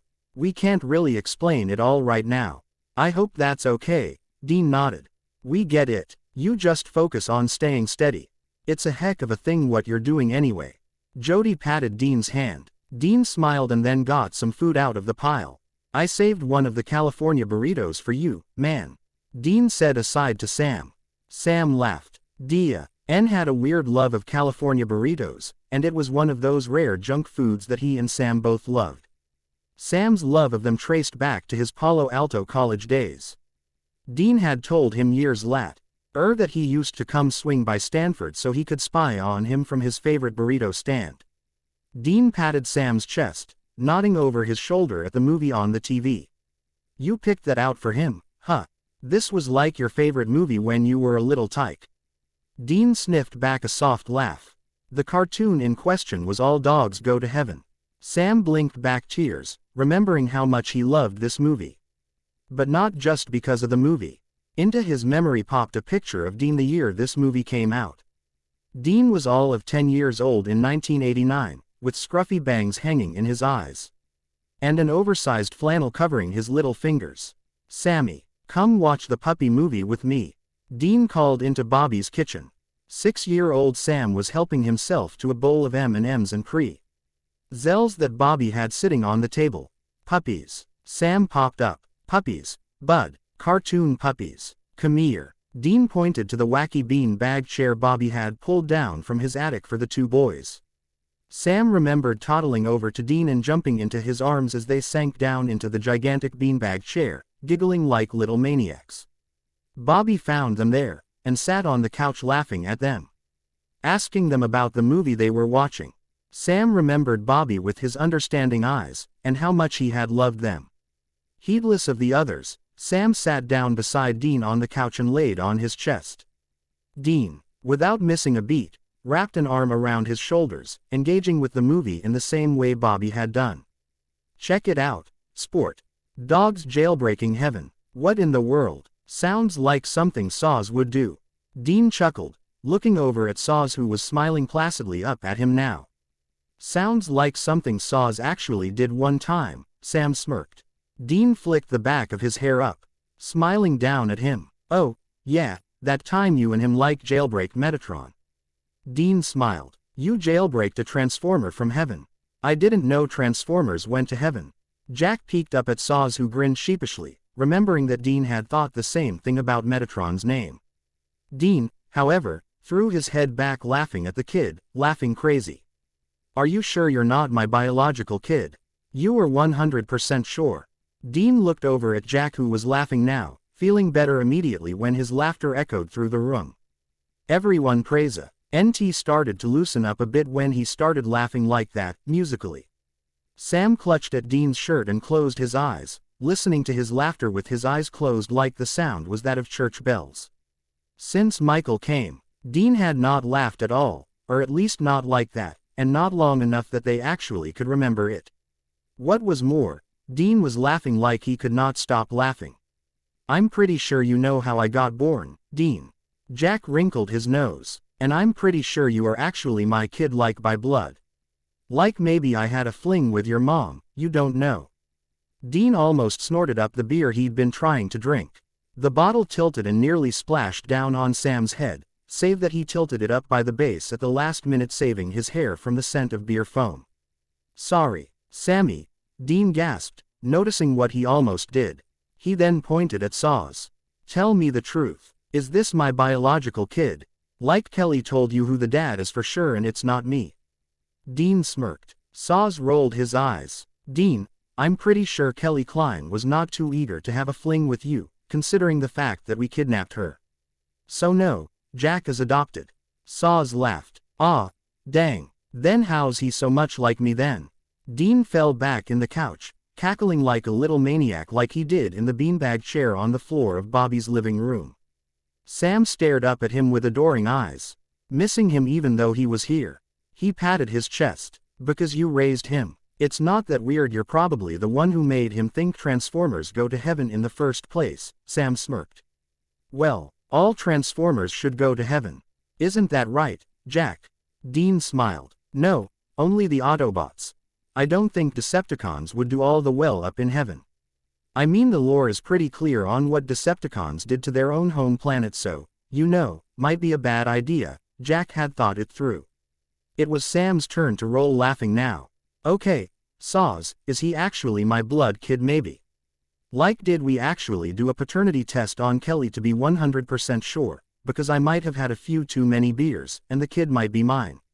It would explain him pickin' G up weird habits from cranky Uncle Dean. Sam was laughing so hard now his nose had turned red. Saws kissed Jack's head. I don't think you have ever been that drunk, Sam, or at least I hope not. And anyway, I am an angel. I don't have to do paternity tests because I can feel life forces. He's adopted. It's just he picked up some bizarre behaviors from the bad influence of you two. Saws ruffled Jack's hair. Dean and Sam were holding each other, laughing so hard they were turning red now, and nobody tried to stop them, more amused by their cutting up than the movie. Well, maybe he is actually John Winchester's son. Because honestly I never needed a paternity test with either one of you two. You even make the same laughing faces as John. Mary laughed at her boys. John Winchester. Who's that? Jack leaned up. Your grandpa. Our dad. Dean laughed, holding Sam up as he started sliding into the floor. That's right. My husband. Sam and Dean's papa, which makes me your grandma technically. Mary laughed at Jack's wonder. Oh, cool. When can we meet him? Jack frowned then at the look on Mary's face. When you go to heaven, along with the Transformers and the dogs. Mary teased. Jody was laughing too hard to comment on anything, but noticed the far away, haunted look in poor Castiel's eyes as he just listened to them cut up, trying to force a smile while he was dying inside, and KEP. Stroking his fingers through Jack's hair. The night carried on, and Dean hopped up to make Jack some popcorn, but then Jack followed him because he wanted him to put his peanut M&Ms in it. Exhausted from what he'd learned today, Sam drifted asleep on the couch, finding Dean again in another life where he could keep him young and safe and rolling on the floor of Bobby's house laughing forever. Ma, Rye and Jody eventually slipped back to their rooms. Then, Jack climbed back on the couch with Sam, putting his sleeping third dad's head in his lap so he could ruffle his hair like Saws had done to his hair and gorge himself on popcorn until he also fell asleep. Saws didn't even argue with the fact that he had eaten nothing but junk food tonight. Dean came back into the room and stood staring up at the TV with sad eyes. Until the second or third movie they were watching had gone off, and Jack and Sam were fast asleep, and the ladies long since gone to their guest bedrooms. Dean turned to look at Saws, who was staring up at him. In tears all over again. Are you okay? Dean whispered. I'd be better if you came here, Saws whispered, holding his arms open. Dean looked taken aback. Are you truly too tired of fighting your emotions? And pretending like you're made of steel? So am I. Would you humor me? I'd feel much better if you let yourself be a fragile human being with me for a moment, and let me be your guardian angel for once and hold you for a little bit. Would that be okay? Saws smiled. Dean swallowed hard. Yeah, it would. I would try to come up with some kind of witty comeback, but I can't keep the mask on and Michael in the closet at the same time, so. Dean stole to Castiel then, and laid down in his embrace, remembering how just a few hours ago he had held Sam the same way. Ey lay like that in silence for a long time. Sam woke up, feeling Jack's hand go limp in his hair. He sat up and studied the boy and smiled. Then, he looked over at Saws and Dean, and smiled at them. Art pierced by the dart of his love for them, and their love for each other. Without a word to them, Sam stood up, stretched, then reached for the child, scooped him up and carried him bridal-style his bed before going to his own bed to cry himself to sleep at the thought of what Dean had done to save him yet again. Dean just continued to lay in Cass's arms, until Saws pulled him down further, rolled him over on his back, and looked down into his eyes, tracing his lips with his fingertip. I remember the first time I saw you in hell. You were in so much pain. Saws swallowed hard. But your eyes, the color of tea leaves. They were still so bright with all the living color of your soul. Saws drew a shaky breath. Dean smiled, nose twitching a bit at how Cass's fingertip was still gently pressed to his bottom lip, unmoved by the motion of his mouth curling into a grin. There has never been a moment that I have known you that you weren't in some kind of extreme spiritual pain. Did you know that? Saws blinked back, tears now, but a few splashed down on Dean's face, and he flinched, frowning at the look on Cass's face. Shish. He reached up, but Saws cupped his hand in his own and cradled it to his cheek. You know what I want more than anything. If I could have just one wish, if I had a wish that I could have granted 1 minute, but I had to die and go back to the empty the next minute. Saws cringed. Dean stuttered, trying not to cry. It would be that you were not in pain anymore, Saws whispered. Dean tried to smile up at him. I'm okay, I'm here right now. I'm managing. Dean nodded. Saws tilted his head, studying him. Then he slid his hand under his shirt, and traced the sigil marks, wincing in pain at the mere feel of them. Dean hissed, as a wave of pain went through him from the top of his head to the soles of his feet. That's what I feared, Saws whispered, bringing his hand out from under Dean's shirt again and laying it on his chest. Managing pain is not the same as being without it. I need you to fight. I need you to promise me you're gonna try to live for the life that you're not. Saws bawling now. Okay, hey yeah, buddy, I swear to you on your life I'm gonna try. Come here. Dean sprung up and hugged him hard. Saws cried against his shoulder in the place where he had gripped his shoulder tight and raised him from perdition, and Dean went on holding him like he was a child. I'm okay, Dean whispered. Saws leaned up and leaned their foreheads together. I'm not your baby brother or the kid, don't be afraid to be weak with me. I'm older and I'm stronger than you, physically at least. I can carry us both. Let me be the one who carries you right now, because the others can't, and even if they could you'd never let them, would you? Saws nodded. No, I would not, it goes against my nature. Dean laughed, and cringed. Then let me please. You ought to know by now, protecting you, carrying you gives me life. Let me help with the burden, Dean. If I need to possess you and come inside and fist fight with him to keep him in that dark corner of your mind, you just say the word. It's just 3 little letters. Say the word and I'll leap into battle with him. You have my solemn oath. Saws nodded. Dean laughed. Oh, I know you would, I know. But ever since the sigils, he's been weirdly quiet. Dean leaned back from Saws. I am okay. I really am. I know that's kinda hard to believe. But I feel good. Anytime I get to spend some time with you guys just doing normal life stuff. It's like I'm a whole different man. Dean nodded. Saws smiled. Yes, but a man is what you are. You are a man, not an archangel, or a supernatural being. And so it's okay to be vulnerable and be human. But see, I am not a man. I'm an angel. I'm older and a little bit naturally stronger. If there's anybody in your world that can carry you, it's me. Saws held him closer. Promise me you will let me. We can do this together. Saws begged. I love you for trying. Please, do what you can to help me. And if the day comes that I lose the battle, don't beat yourself up. Because we'll both know you did everything you could, and so did I. Dean nodded, and smiled. Saws smiled then too. Will you come outside with me? Saws tilted his head, studying Dean's face.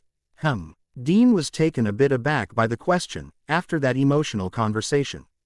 I came from heaven, and every fiber of my being wants to go back when I get sad. Will you come look up at the stars with me? And let me tell you about what it was like when God set them spinning in their eternal dance across the darkness. Your eyes, they're just such a shade of green, they remind me of Eden, and the first time I breathed the air of earth. You are a man, made from clay, but I am from stardust. Come gaze at the heavens with me. Saz took Dean's hand. Dean laughed. I can't decide if you're trying to write Shakespeare spin-offs or you want me to get high with you. Dean raised a brow. Neither. I'm just homesick. Come with me. Saz tugged on his hand. All right, I'm down. Dean laughed and suffered Saz to lead him softly into the night. Castiel made a vow that night, watching the heavens with Dean laying beside him on the ground. Surely as the soft clay of the earth that held him together, the earth that always and forever tried to swallow him. Surely as the stars were above them, far away from trouble and time. Sir, Ely as the grass smelled fresh like Eden, and all around them the wind whispered through it. He was going to find God and get him to help. For perhaps God and God alone knew what to do to save beloved Dean. Saz was unaware that his hand wandered to Dean's and closed their fingers together. Dean bit his lip. This was a chick flick moment for sure. With Sam, even as much as he'd loved him, he would be mortally embarrassed. With Saz it was different. Saz was older, and something about him holding his hand like this, it was deeply comforting, like a doctor holding your hand and telling you with a careful soft tone the kind of illness you were dealing with. Dean knew in his heart of hearts he was terminal, and that it was only a matter of time before Michael succeeded in breaking free. He just hoped his love was enough to make that blow much softer for his poor family, who had already suffered enough. The wind whispered around them, and Saz thought of a million things he wanted to say to the man beside him. The man whose warmth was like a tiny spark hidden in a bushel. His little beating heart was a drop in the ocean of all the human hearts and all their blood that had lived and died. NCE the heavens rolled out their great carpet on creation. And yet, that single drop in the ocean, like a snowflake, had taken shape in Castiel's soul and filled him with all wonder. And he realized, perhaps all too late, here at the end when the apocalypse was beating at a thin barrier in Dean's utterly exhausted mind, he realized here in this late hour that life was beautiful. Let me tell you and it was like when God hung the stars in the heavens. Saz spoke into the night, as if his was the only voice of the only living soul, disembodied there in the dark. He could still feel Dean's heart beating, drumming out an echo in the earth. Dean shifted to look at him, listening in wonder. Saz had never told him about his memories of the ancient world much. There was always some job to do, some short wave of attention span. Being that it was the end of his life, and being that it might be nearing the end of the world, Dean finally found his mind full of questions. About how it all began, and how it would all go on when he was gone. When God first said, "Let there be light," this is how the angels were born. We hatched out of the many fires you see scattered across the darkness, like birds come up from eggs. So the very first time that I was ever alive, my eyes opened into an ocean of darkness. I wondered if I was the darkness, and the darkness was me. But then, a bright white light I realized that I was inside the light, and the light was filling me up. This is how we got our grace. Saz laughed when Dean drew a deep breath, mesmerized by the story. So, somewhere up there is your star. Dean shifted in the dark. He sounded like a child when he had asked the question. Saz turned to look at him, noticing how the bright light of the moon flickered in his eyes. White fire falling across his face. Saz marveled at how the earth had come alive eons ago, taken shape in God's hands when clay became Adam. And then finally, humanity had come to produce the best members of their race whenever Dean and Sam had first breathed. Saz firmly believed in that, watching in the dark the auroras that sparked off Dean's beautiful soul, too beautiful to die. Yes, each angel has one. In the oceans of darkness across the universe. They say my star is facing Earth. That my eyes were always looking toward the Earth, as if I was destined from the first time my eyes opened on the celestial tapestry of the cosmos to find you. Saz laid Dean's hand on his heart. Dean looked over at him in wonder. All the universe was so loud, and such a dramatic orchestra for the millennia I lived before you existed. I was never brought down to quietness to rest, until I came all the way down to earth. And it was you, Dean Winchester, Beautiful earthly, mortal creature, it was you that brought me here, to rest on earth. Saz smiled in the dark, and his teeth caught in the light of the moon, glittering like little stars there in the grass. Dean laughed softly. I know what we have to do to beat Michael and to save you, Saz whispered. Dean nodded, and inched a bit closer to him, as if they were talking about secrets. It was a childlike thing to do. Saz laughed, running his thumb over the knuckles of Dean's hand that he had been holding. Somewhere out there in all of the cosmos, or beyond in other worlds, somewhere out there is God. We have to find him. Find him and get him to deal with Michael. Only he can. And then, even if you don't survive right away, you will. Because who better to deliver your soul from death, your eyes from tears, and your feet from failing than God Almighty? Saz smiled. I love you too much to let you die. I have to save you.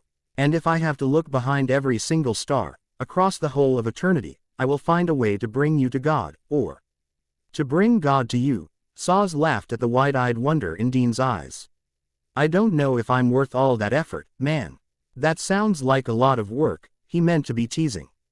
But Saz pulled him into his arms, and leaned their foreheads together.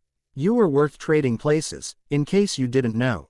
If I never told you, I'm telling you now. I'm a firm believer that you should give someone their flowers before the funeral. Don't die for me and Sam and Jack, Dean. Don't die for me. I need you to live. Live as long as your fragile little human body can carry you. And when it gives you up of a ripe old age, as the clay eventually surrenders all men, then your soul will still be yours. And I can carry you to God in heaven, then, to Eden, taken up into heaven, sealed away somewhere far beyond this world. You will be right at home in Eden, with your frame like Adam's frame, and your eyes like the first spring that woke up the earth, and brought the silence at last into my mind. Saz smiled. Dude, I didn't know you were a poet. Dean chuckled. Saz pulled him close. Then, he scooped him up and carried him back in the house and laid him down in his bed. All right, you have had a trying day. Get some sleep. Saz pulled a blanket up over Dean as if he was a child. Dean laughed, completely mesmerized by Cass's love for him, having never truly realized just how much the angel loved him till the moment he'd laid him down like a baby on the pillow, scarcely breathing with his care for laying him down gently. If you hurt sometime in the night from those sigils, pray to me. We don't have to tell the others. You won't be able to fight Michael if the pain keeps coming. Saz nodded. Yeah, okay, hey. I'm not good at saying it, but you know right. Dean leaned up on his elbows. Saz smiled at him, eyes filling up with the soft auroras of his grace in his overwhelming grief. I know, he nodded.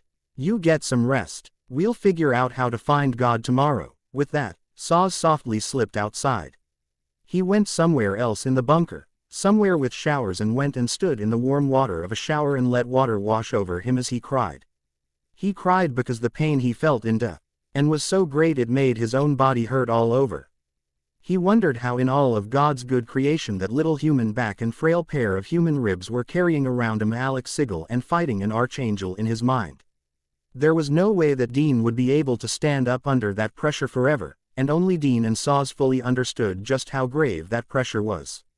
Father, please, please, I love him more than life itself. Can our places be exchanged? Please. Saz begged into the water, hoping God could hear him through the mist. He cried hysterically, as the ache increased, as even his palms ached with running over Dean's sigils. Away down the hall, Sam could hear Saz crying, and laid awake in soft tears of his own, wondering just how bad it was whatever poor Dean was going through right now. But for that one moment, at least, Dean was blissfully asleep and unaware of his pain. He was walking in a field of golden barley, running his hands along the grains. Somewhere far away, a little bird was chirping. Dean heard himself whistling, marveling at all the bread and beer that could probably come from this. When he looked up, he saw God standing there among the fields of gold. I didn't expect to see you again. Dean paused. God nodded, and came closer. Castiel called for me. God tilted his head and looked at Dean in earnest. The weight you're carrying, boy. It will break you. I will have to put you back together piece by piece. God looked around, drawing a shaky breath. It's okay. I'm cool with the black. It will be like a permanent nap for me, when the lights finally go out. Dean tapped his head. God shook his head, studying Dean with a smirk. I did make you rather easygoing, didn't I? Nothing much puts a break in your stride, does it? God laughed. Dean smiled. Well, I guess I just kinda learned to get by in life. Grading on a curve, you know. Dean shrugged. Well, of course I know. I made you. God nodded. But no, you won't go black like that when you die. Not to the empty, or to nothing. Your soul, once it shatters through Michael, it's like a bomb. So the shrapnel will scatter across the universe. And embed in the only place it can exist really. The sub-level of reality. You will be in a living death, yes, but you won't be in a blissful state of unconsciousness. Rather, you will be scattered across the dream world. Places like this you'll be in lots of places. Falling through black into wonderland and then back to black. Forever. God studied Dean's wide eyes. Well, if they're all like this, that's not so bad. Dean shrugged. But you won't exist in the form I made you anymore. And that's no good. We're gonna have to remedy that. If not for me, you have to agree to do it for Sam. I made you with one soul that you share between you. If your soul goes boom, then Sam will literally have only one half of a soul, his half. He won't be whole. You make him whole, in case you didn't know that. God smiled. Dean was stammering. Honestly, I just kinda thought we shared real estate up in heaven. Dean cringed. But he'll be okay. It won't hurt him if I go boom. Like he won't die too. Dean was suddenly incredibly anxious. God hugged him then. No, he'll be okay. He just will not be whole. I want him to be whole. And frankly, Dean, I want you in my creation. So, when the day comes that you just can't keep fighting anymore, I will come looking for you across the dream world. And I want you to come to me when you hear me calling out your name in oblivion. God nodded. Dean smiled. Well, that seems easy enough. Let you be like a godly equivalent of Uber.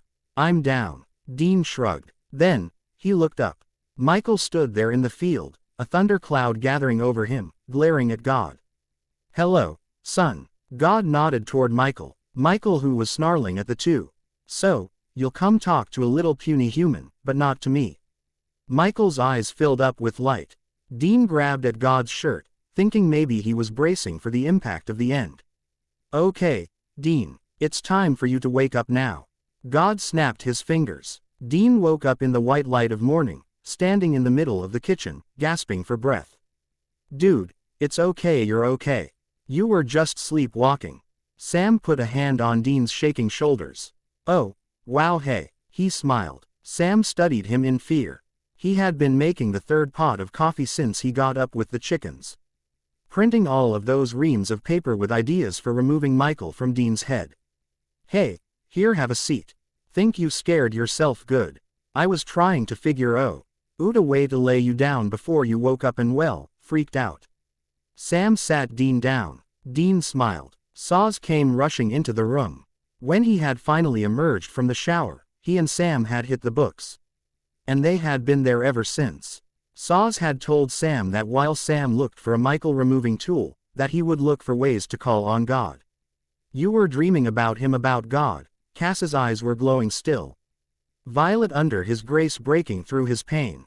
Dean studied him. He was still trying to get used to the idea of his eyes being lit up like that all the time.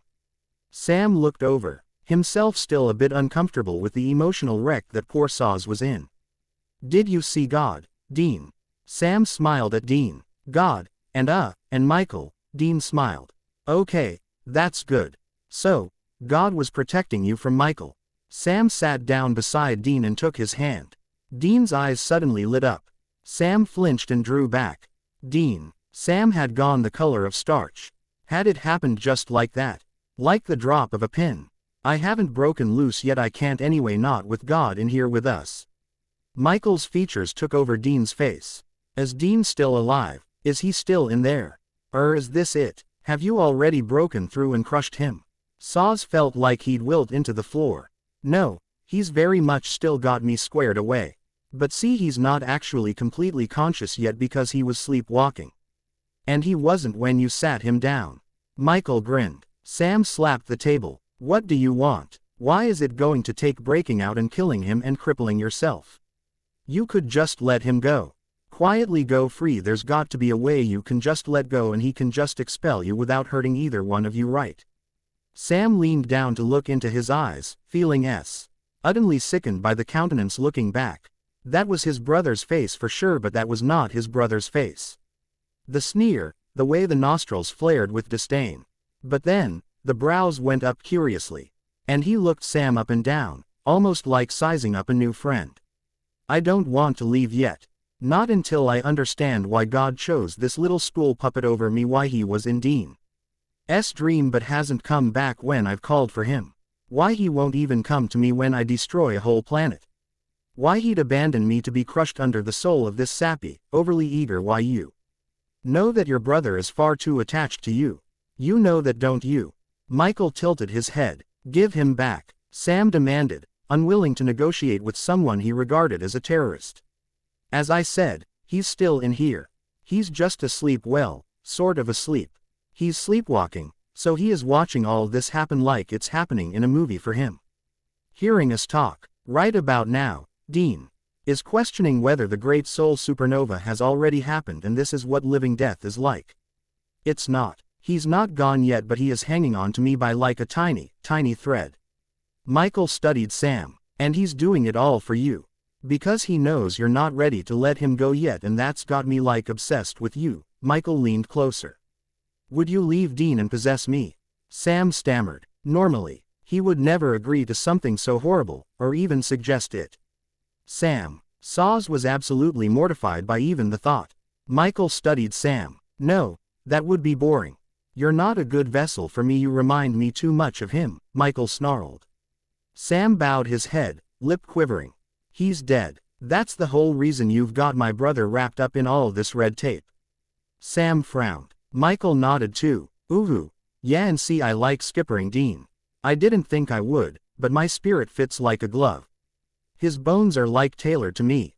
You don't get it. It's just he's perfect for me, and well, he's almost generally perfect in a way that makes me want to punch his face in the teeth. The only reason I don't is because his face is technically my face now, or will be when he finally gives it up. Michael nodded. Sam went to punch him in the face, but Michael called it. His face is still his face too, though. Do you want to hurt him? Michael raised an eyebrow. Sam uttered a soft cry. Dean, please wake up. I need to know you are in there still. Sam begged. Michael continued holding Sam's hand, studying Sam's face. You know, when I said you remind me of him, you remind me of my brother.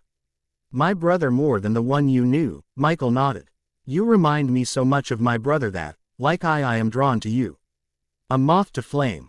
Don't get me wrong. I thought of you as a dust mite when we first met, but now, having been sitting in the back of Dean's mind for so long, there's just so much of you there, Michael smiled. Are you asking me on a date? What's your problem? Why can't you just give him up, and go back to the world you came from? Sam bit his lip. The world I came from doesn't have you in it, Michael smiled. What do you want, honestly? Like a prisoner exchange. You want to take me back to your dollhouse over there in Apocalypse World. Keep me as a souvenir of your good timing here. I will agree to that if you let my brother go without hurting him.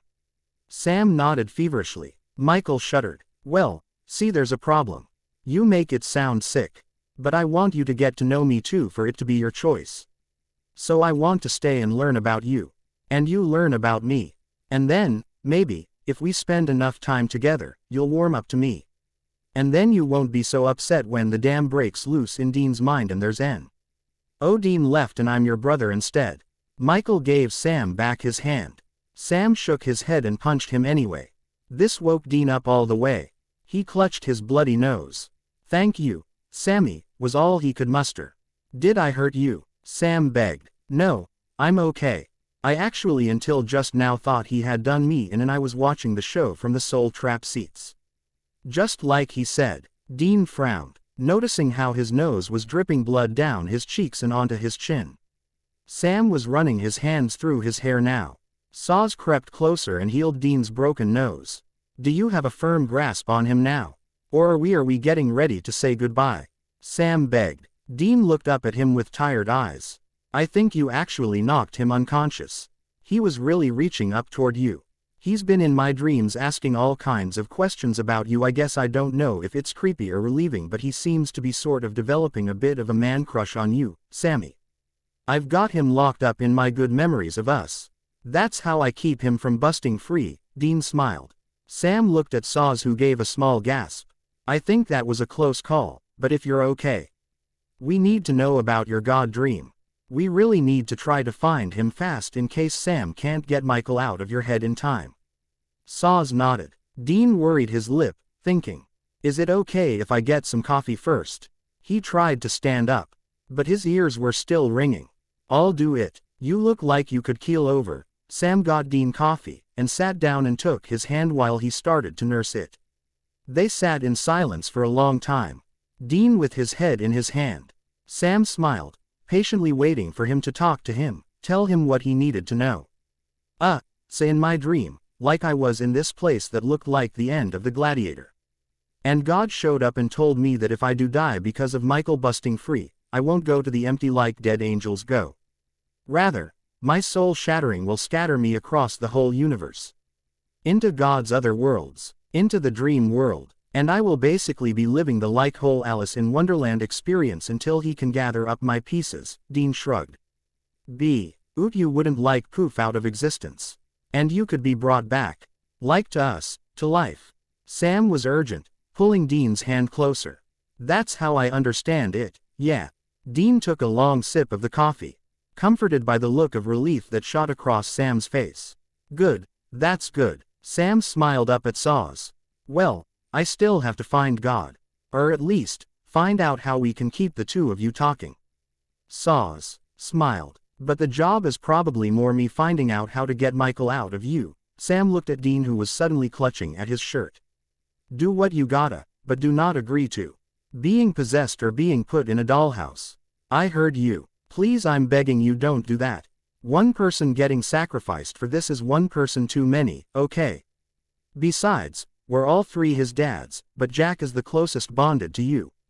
Whether you realize it or not, you were the first living person that he ever laid eyes on.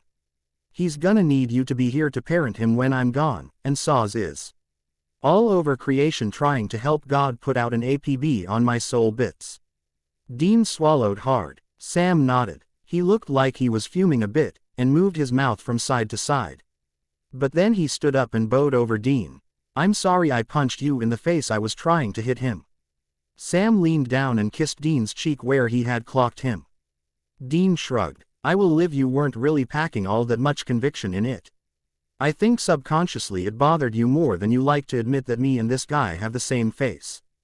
Dean shrugged. Sam traced his cheek. "No, you don't. It's your face. He stole it, but it isn't his. It belongs to you and only you, and I punched it trying to hurt him." "But I wasn't trying to hurt you, buddy." Sam smiled then, ruffling Dean's hair with steady fingers. "You guys want something to eat for breakfast? I was thinking about making Jack some Eggos." Sam turned back to the kitchen, trying to focus on something mundane to overcome what had just happened. Saws sat in front of Dean and studied him. "How is the pain today?" he whispered, when Sam stepped out of the room, calling Jack's name, asking him what he wanted with his Eggos. Dean looked up and frowned. I can't really qualify it on a scale of 1 to 10, man. I feel like I'm not gonna be able to stand up. But it's just like there, subconscious burning, because you closed up the actual burns." Dean cringed. "That's psychic pain. There's not much healing I can do for that, I'm afraid, but I might be able to make it bearable." Saws laid his hand on Dean's forehead, letting CE course down his hand and ease up the burden. Dean nodded. "Oh, wow, thank you. Yeah, that does feel better." Dean smiled. Saws patted his hand. "I told you, we're in this together." Saws winked at and then turned smiling as Jack came skipping into the room behind Sam, calling out his breakfast order of Eggos and bacon, but not Sam's veggie bacon, and blueberries. "And blueberries, and your eat 'em in smoothie because you haven't had one in a few days and you've been eating junk." Sam held up a finger, and started pulling out items for the kids' breakfast. Just then, Jody and Mary came into the room, reminding everyone present that they had come to visit. "Hey, you look like you haven't slept in about a week." Jody rubbed her eyes, making note of the exhaustion of Team Free Will. Only Jack looked well rested, eating fistfuls of blueberries and picking at the smoothie Sam had mixed for him. Ooh, drink that with a straw. Yeah, we've had better sleep. Sam laughed, handing a straw to Jack. But Sam, it's kinda mushy, like can't I just eat it like fruit? Jack whined. Nope, you gotta drink it because it's good for you and you need all the nutrition in concentrate form. Drink it up. Sam put the straw in the smoothie and mixed it up good. Come on, Sam, please, I don't want to eat all of it. Jack whined again, and I don't want to listen to dirty diaper attitude at 7 in the morning. Shush. Sam swatted Jack's hair. Drink that or no egos. Sam held up a spoon, pointing at the pan. Fine. Jack looked over at Saws and Dean. We're not gonna argue with him. He made you food, you better eat it, and say thank you. Dean pointed at the smoothie. Jack rolled his eyes. Ooh no, sir. What do you say? Dean snapped his fingers. Jack nodded then, admitting defeat, and then smiled up at Sam. Thanks for making me breakfast. Jack smiled like he was trying a bit too hard. Sam looked over at Dean, who had realized it too.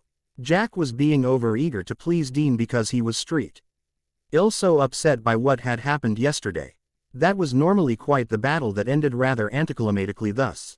What can I get you while I'm taking short orders? Sam smiled, pulling on an apron with white fluffy lace around its trim. Dean snickered, and Sam cut him a look, a peculiar look, half amused and half annoyed. Dude, you look like Betty Crocker. Dean was rolling laughing now. Mary was laughing too because of Dean's amusement. Jody let a soft huff through her nose, contented to be here again with her boys and Saws and Jack. I think you look good.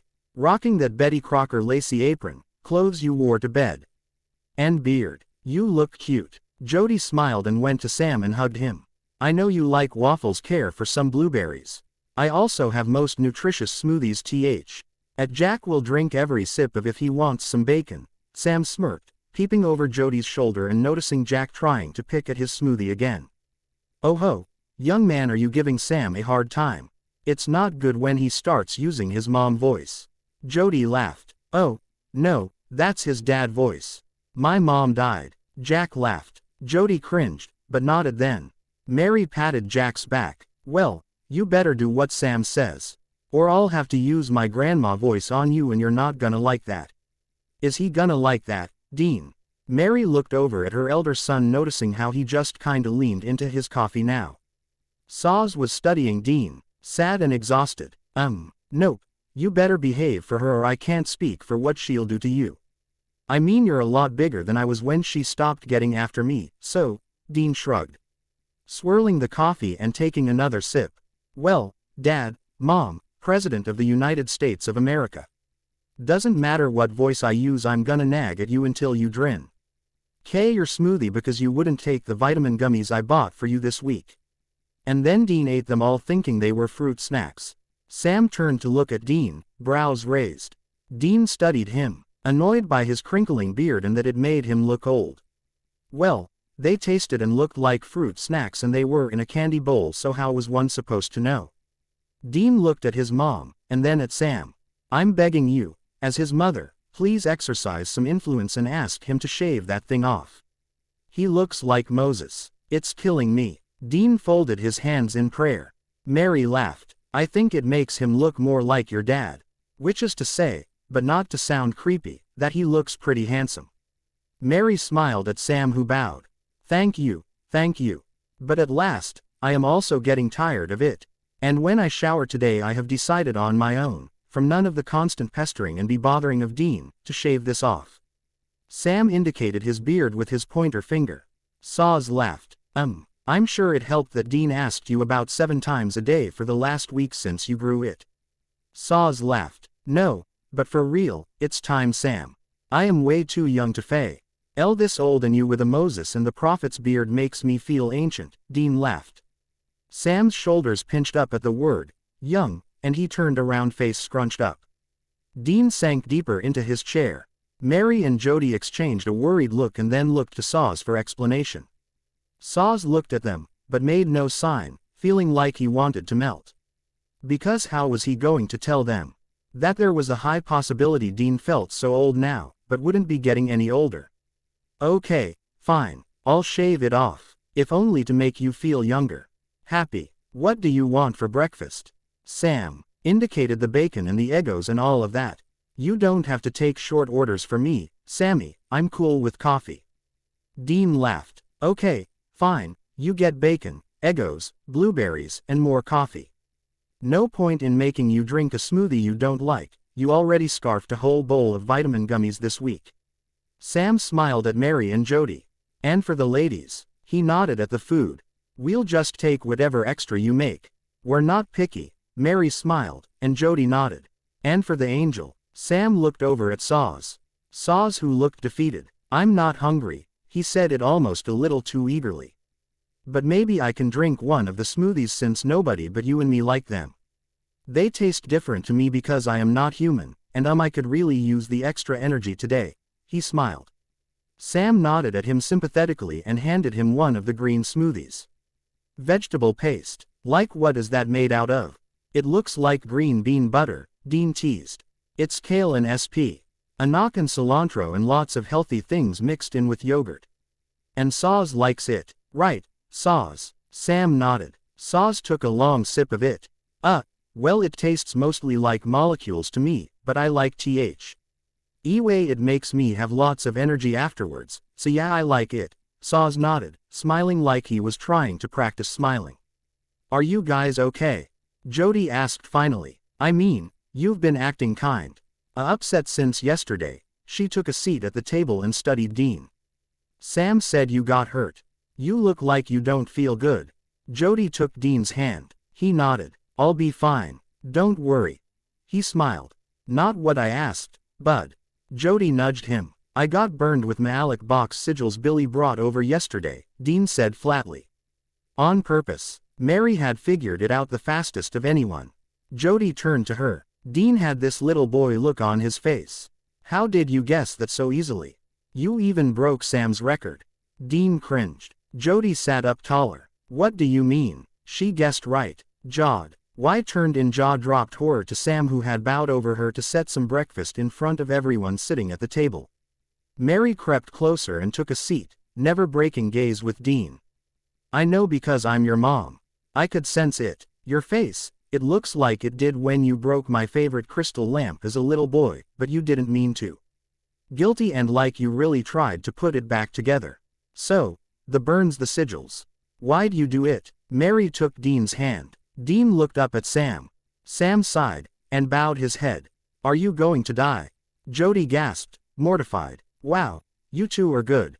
Dean gasped, covering his mouth with a shaking hand. Jody went pale. I guessed right. Please tell me I did not. She looked around the room, eyes at last landing on Saws. Not if Michael doesn't get free. The sigils Billy gave them to Dean to turn his body and his soul into like a metallic box. If Michael breaks loose from Dean's mind, Dean's soul will blow him up. Dean will die, but Michael will lose all of his powers. Saws said it in anguish. Dean wouldn't look up at anyone. Jody was in tears. She shook her head and wiped her eyes. Oh, wow, and you weren't going to tell us about this, were you?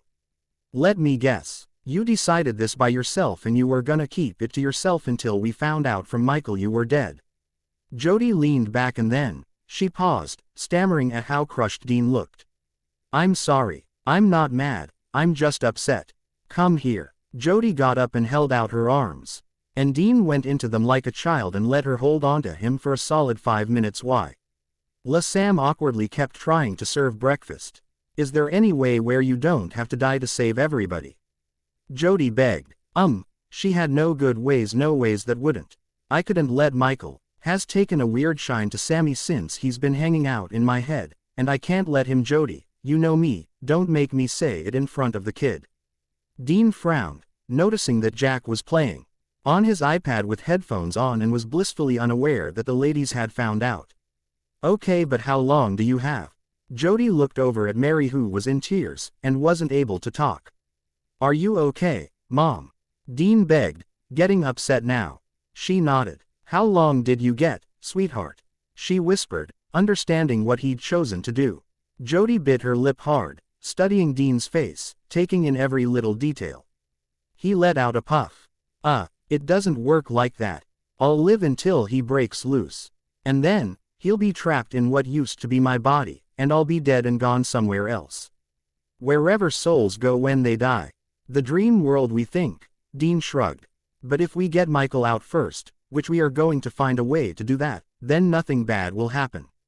Nothing worse than poor Dean having those awful sigil burns, which we're going to find a way to reverse that too when this mess is over. Sam laid a pan down on the stove. Jody nodded, twisting her hands in the hem of her shirt. Say something, please, Dean begged, fighting the urge to cry again. He'd been doing a lot of that, to his embarrassment. What do you want me to say? That I'm not mad. I'm not mad. I'm just really, really upset. I wish that you had, called somebody, talked to somebody first. Jody's lip made a little pout. I thought he could hear what we were talking about and I chose to do it fast so in case I didn't have time after Billy told me. Dean admitted. Sam uttered a soft, sound, like he finally understood why Dean had not told anyone what he was doing, as if that was a justifiable excuse. He nodded. Jody nodded too. Okay, that doesn't suck for an excuse. But you can't die. You're not allowed, young man. Jody was shaking now. Dean took her hands. I'm gonna give it all I got, I am. He smiled at her then. Sam patted him on the back. It's gonna be okay. We have made a lot more progress this morning than yesterday. Everything is gonna be fine. Who wants seconds? Sam turned to the pan on the stove, flipping some veggie bacon he was cooking for himself that was about to burn. Saws laid his head down on the table, wilting under the weight of all of this.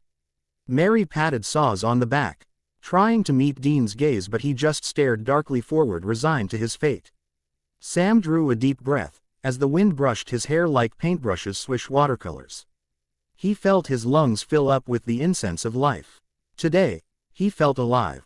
Everything hung by a tiny spider web. Fragile, their lives, as fragile as the soft ice cream melting in the ridiculous unicorn horn of a cone that Dean had bought for Jack. It has sparkling sprinkles, Sam. And they're made with beet juice dye too, so it's healthy. Jack smiled. Sounds like Dean logic. The aim kind of logic that thinks ketchup is a vegetable. Sam smirked. Saws frowned. He looked at Dean, who had told him that it was. So, I was wrong. Ketchup is a fruit. Dean smirked, moving to put the gas pump in the Impala's tank. He ran careful fingers along the newly waxed fenders that he had finally had the heart to polish. Sam turned to face him and laughed at how pleased he looked with himself at that joke. Jack laughed too, hopping up and down as he ate the crazy, candy-topped, 20-color ice cream cone. That's probably too much sugar for you. No more today. Saws clicked his tongue. I say it's the right amount. He's going on a big hunt today. Needs energy. Dean laughed. Saws sighed. You indulge him. You gotta make him start following the meal plans a little bit better. He may be half angel and eat the molecules, but he's also still half kid and needs to mind the sugars and the cholesterol and all that Sam said. Saws nodded. Dean hung up the gas pump. Most of the time Sam is right, and he's gotta eat healthy. But still, while being half human, he is also a kid. Practically still a baby, aren't you, Squirt? His cholesterol is fine. Dean swatted the back of Jack's hair. Saws made a funny face. I am skeptical, but I suppose you have lived at least this long, or at least never stayed dead, and the times you died had nothing to do with cholesterol. Saws nodded. Exactly. Dean teased, shooing Jack into the back seat, and handing him a wad of napkins. It's only a pure miracle of God that his deaths had nothing to do with cholesterol. Sam adjusted the new coat he'd changed back into, and finally took off the tie he'd forgotten to take off when he put back on his flannel. Saws sat down next to Jack in the back, smiling at how many napkins Dean had handed him. Sam and Dean climbed into the front seat, and for a moment, Dean sat staring in the rear view mirror. He sniffed a soft, endeared laugh watching Jack eat the ice cream cone and just generally being a child. Sam held on to that moment, knowing with a little smile that this was going to be one of the fondest memories of his life. Of Dean, happy and content after letting Jack eat that monstrosity of an ice cream cone. For Sam, he knew that this moment was something that kids looked back on when they became grown-ups, visiting them in their dreams. Sam drew a deep breath, as Jack looked up and met Dean's gaze. "That's some pretty good cholesterol, huh?" Dean laughed, holding a thumbs up. The sun hit his eyes just right through the glass, right when he smiled, and Saws gasped, taken aback by how Dean's eyes went from green to gold, heated up by his joy in this moment. For Saws, as much as he loved the man he raised from perdition, it never ceased to amaze him that he could love him more. And this moment was perhaps one of the most beautiful things to happen since the Garden of Eden. Saws felt butterflies flutter through his whole being, holding on to that vision with all his willpower in light of all that had been happening recently. "The best. Thanks, Dad." Jack's little cheeks were stuffed. Dean smiled over at Sam and Saws. Jack rarely called any of them Dad. And he did. It was in a moment of pure happiness directed at whichever one of his 3 adoptive parent figures he was regarding as his dad at that moment. Yes, they all 3 knew that they were not his dad for real. And he really could have only one. But in that moment, a core memory of the relationship with one of these father figures had been unlocked. Sam hoped later that day, with how things would go, that Jack would remember that moment separately. That he would not recall that one of the best days of his life would also be one of the worst. He prayed in his heart of hearts that this would be the last best day ever. And that Jack would hold on to it forever and nothing from that moment would hurt. The hunt had been simple enough. Some venom monster. Nothing major compared to the other things they'd faced. Sam didn't even remember the lore or why they came in the days that would follow. All it had taken was the monster grabbing Jack by his feet. It had been decided that Jack needed to stand guard near the car because he was still too little, in his mind, to actually be part of the hunt. Rather, he would guard the antidote and be ready to give it to anyone that would need it. And it had been Saws, of all people, who ended up being struck by the venomous creature. Oh, no, Jack dove into the fray, eager to administer the shot himself, even though Sam had instructed him to guard it and to let the one grown-up who was not hurt cover him while he gave the medicine. All it had taken was that one overeager moment for Jack to jump and inject Saws with the anti-venom. The creature bellowed, and reached for the boy's heels. "Not today." Dean snapped, reached down and machete-chopped the creature's grabbing tentacles. Of which he had 4. 2 to grab at Jack, and 2 to grab Dean. Sam had been cast into the wall. He was sitting up, eyes rolling, seeing everything in slow motion. Seeing how Jack stared at Dean terrified as he came to protect him. The tentacles went up, the blow came down, and Dean, in a split second, was thrown into the wall. He was knocked unconscious from the tap on the head. The room in his mind was broken by the injury, a blow to the head, nothing else but just a bump enough to break the door down in his head. Something so normal to cause the fall, that none of them could have tried to prevent it. The sigils in his body burned through his clothes, and caught them on fire. Sam leapt to his feet as he realized what had just happened, staring, heart squeezing in his eyes. Just staring, unable to accept that the worst had come so softly. "Dean." Jack crawled forward. "Oh, Dean, you took a nasty fall. Wake up, please." Jack shook Dean. Saws sat up slowly, looked up at Sam. Sam was staring in horror, and had collapsed to his knees. "Dean," Saws called, and then, he froze, as he saw that Dean's coat had the metallic sigil burned into it. Sam and Saws exchanged a look as they realized, as soft as a soap bubble bursting, the door in Dean's mind had broken. He was dead. He had died so softly that Sam and Saws had not yet processed it. Blood was coming down from his forehead, and his clothes smoked. Jack shook him. "Dean, wake up, please. That was scary. I gave Saws the medicine." "Oh, man, I think you hurt your head real bad. Also, there's like all these weird marks in your clothes now." Jack laughed, stunned. "Why won't he wake up?" Jack begged Sam and Saws. Saws stuttered. How were they going to tell him what they had yet to actually process themselves? "Saws, I'm scared. Wake him up, please," Jack begged, trying to heal Dean himself. Sam went forward, in tears now, and took Jack gently by the arms. "He can't wake him up, buddy." Sam stammered softly, taking Jack's face in his hand. Why not?" Jack looked down at Dean, who did not stir. See, the sigil burns, Sam said softly. Jack frowned. Ooh, did the monster do that with his venom?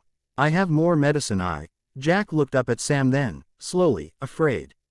Wait, are those the patterns had he put on so Michael wouldn't get free of his brain? Jack's jaw dropped. Did Michael just get free when he hurt his head? Jack's chin started quivering. He shook his head because Sam was biting his lip now, and crying. Trying to find the words to explain to him what had happened. No, wake him up. Jack gasped, turning to Saws, who was staring in mortal stupor at Dean's lifeless body, trying to muster the courage to move closer. I can't wake him up, Jack, I'm so sorry, Saws whispered, blinking at tears. Wait, no, how come? Please, he's not. Jack was blubbering. Jack. Sam took Jack's arms. No, please. Jack was sobbing now. Sam nodded. Saws can't wake him up, Jack. He's dead. Sam sobbed a little as Jack tried to tear free. No, he didn't hurt his head that badly. Dean is super tough. This is just a little scratch, huh? Jack looked over. Dean's body was lifeless, but it started to stir. See, I told you he was okay. You were okay, huh, Dad? Jack reached out and touched his arm, calling him by the endearment again for the second time today, and for the last time he would say that phrase for a long time. His face turned toward him and Jack almost flinched out of his skin. Because Dean's eyes were glowing blue as a lightning bolt, and the crack in his head started to close up by itself. Dad, wrong brother. Guess again. Michael smirked, and the glow faded in his eyes to the color of Dean's eyes. But the color flickered weirdly, like it was starting to fade and change. It was Dean's face, but none of his mannerisms. You're not, Dean, Jack whispered. Michael studied the boy. Then, he looked over at Sam, who was sobbing. If it makes you feel any better, he didn't suffer. Actually, for him, it didn't hurt at all. Michael seemed almost guilty. Saws screamed in unwhole. Why rage and jumped on him and started beating him. Saws, please don't, Sam begged. You would defend him. Why? Saws leaned up, noticing that Michael cowered underneath him, hands over his face. Because he's wearing the body of my big brother who just died in front of me to save me again. Sam sobbed, covering his mouth with both hands. Saws leaned back, wide-eyed in horror. Dean is still alive in there with you. You were just tormenting us. Saws grabbed Michael and shook him. Michael looked sad all of a sudden. I wish I was there at the end with all the love in his heart for you. Michael looked over at Sam. Sam felt icky, and looked away. Jack came and crept to Sam. He's pulling a nasty trick, right? Jack begged. I was growing fond of him. So no, kid, I wouldn't pull this kind of joke now. Michael sighed. Saws held onto his coat, studying his face. Noticing something had changed. Sam, look at his eyes. Saws nodded. Sam crept forward. Dean's eyes had been green as tea leaves. Almost brown in their green, but not quite. When his grace had burned into them, Michael made Dean's green eyes blue. A darker blue, but blue the same. You're not him. For certain. You have the wrong eyes. Saws bit his lip. Well, the eyes, you know, are the windows on the soul, and his soul is gone.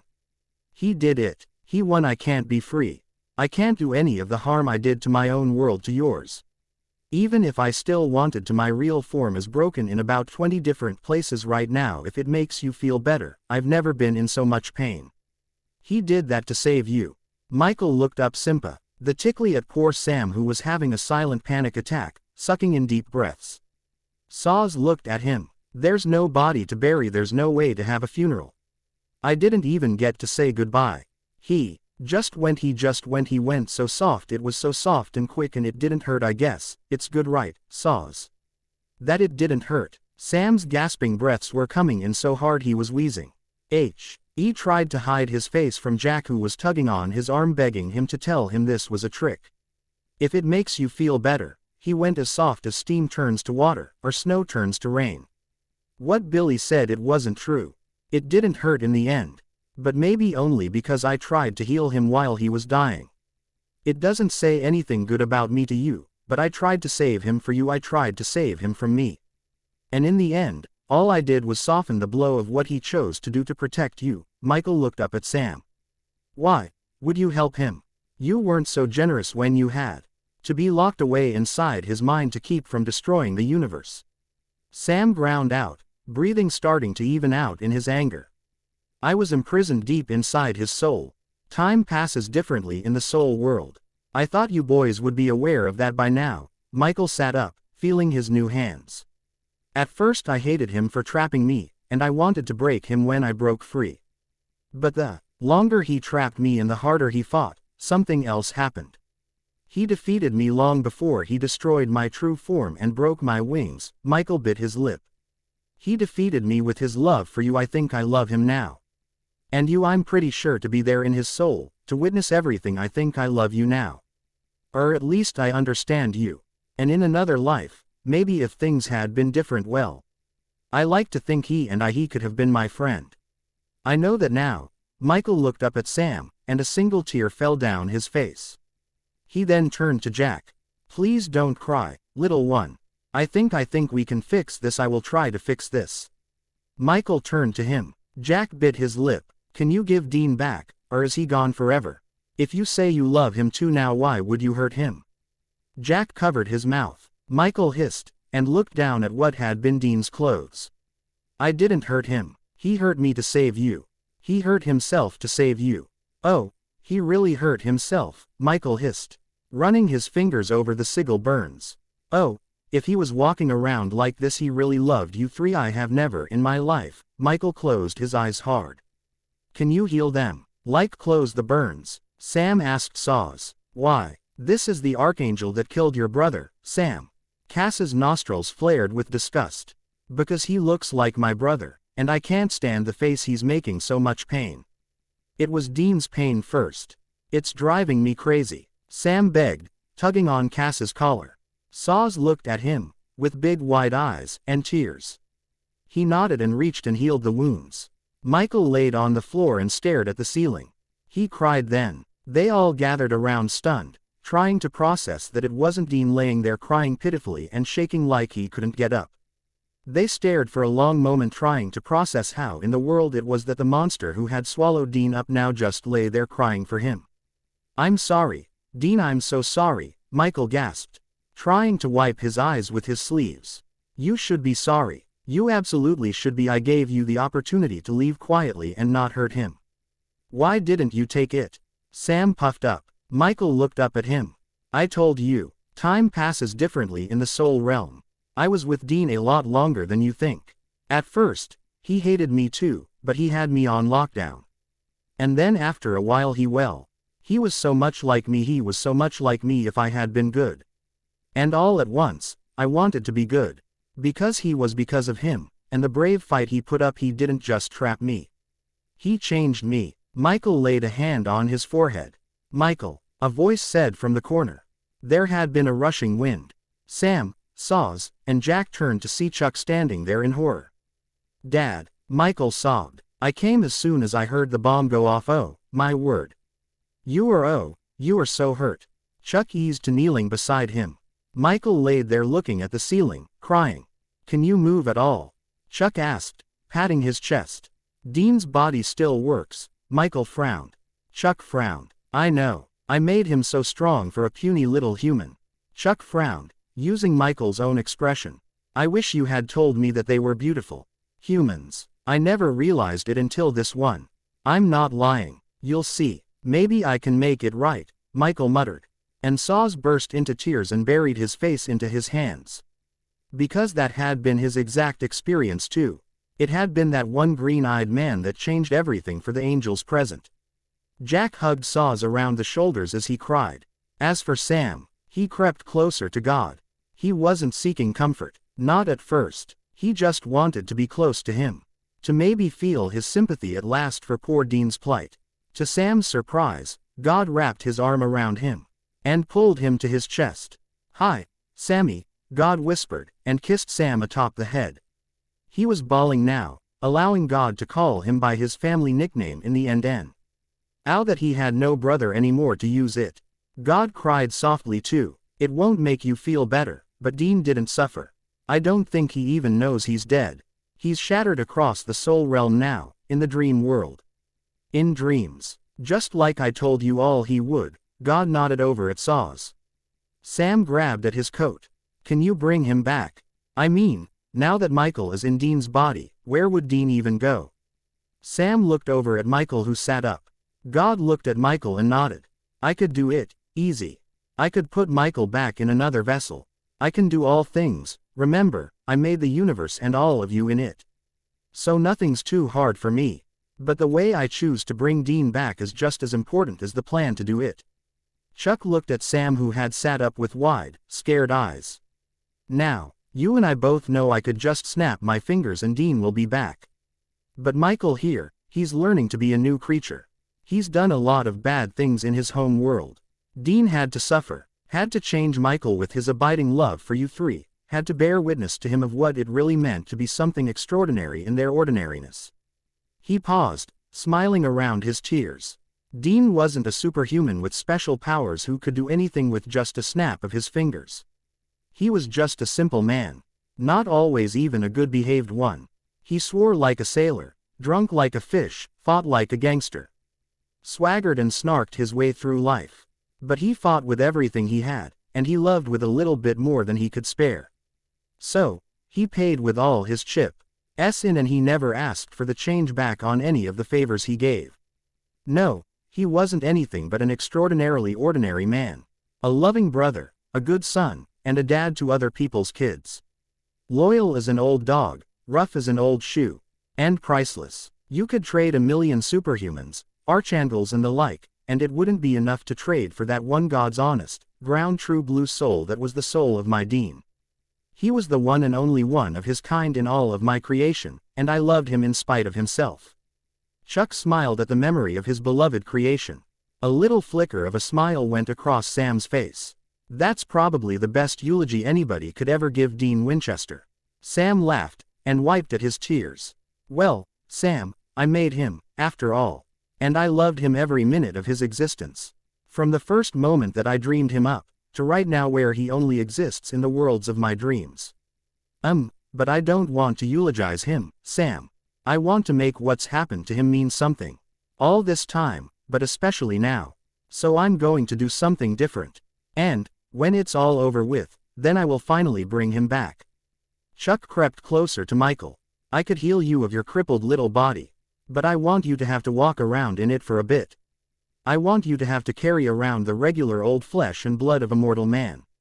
You were extraordinary, and extraordinarily full of yourself. So this is what I'll do.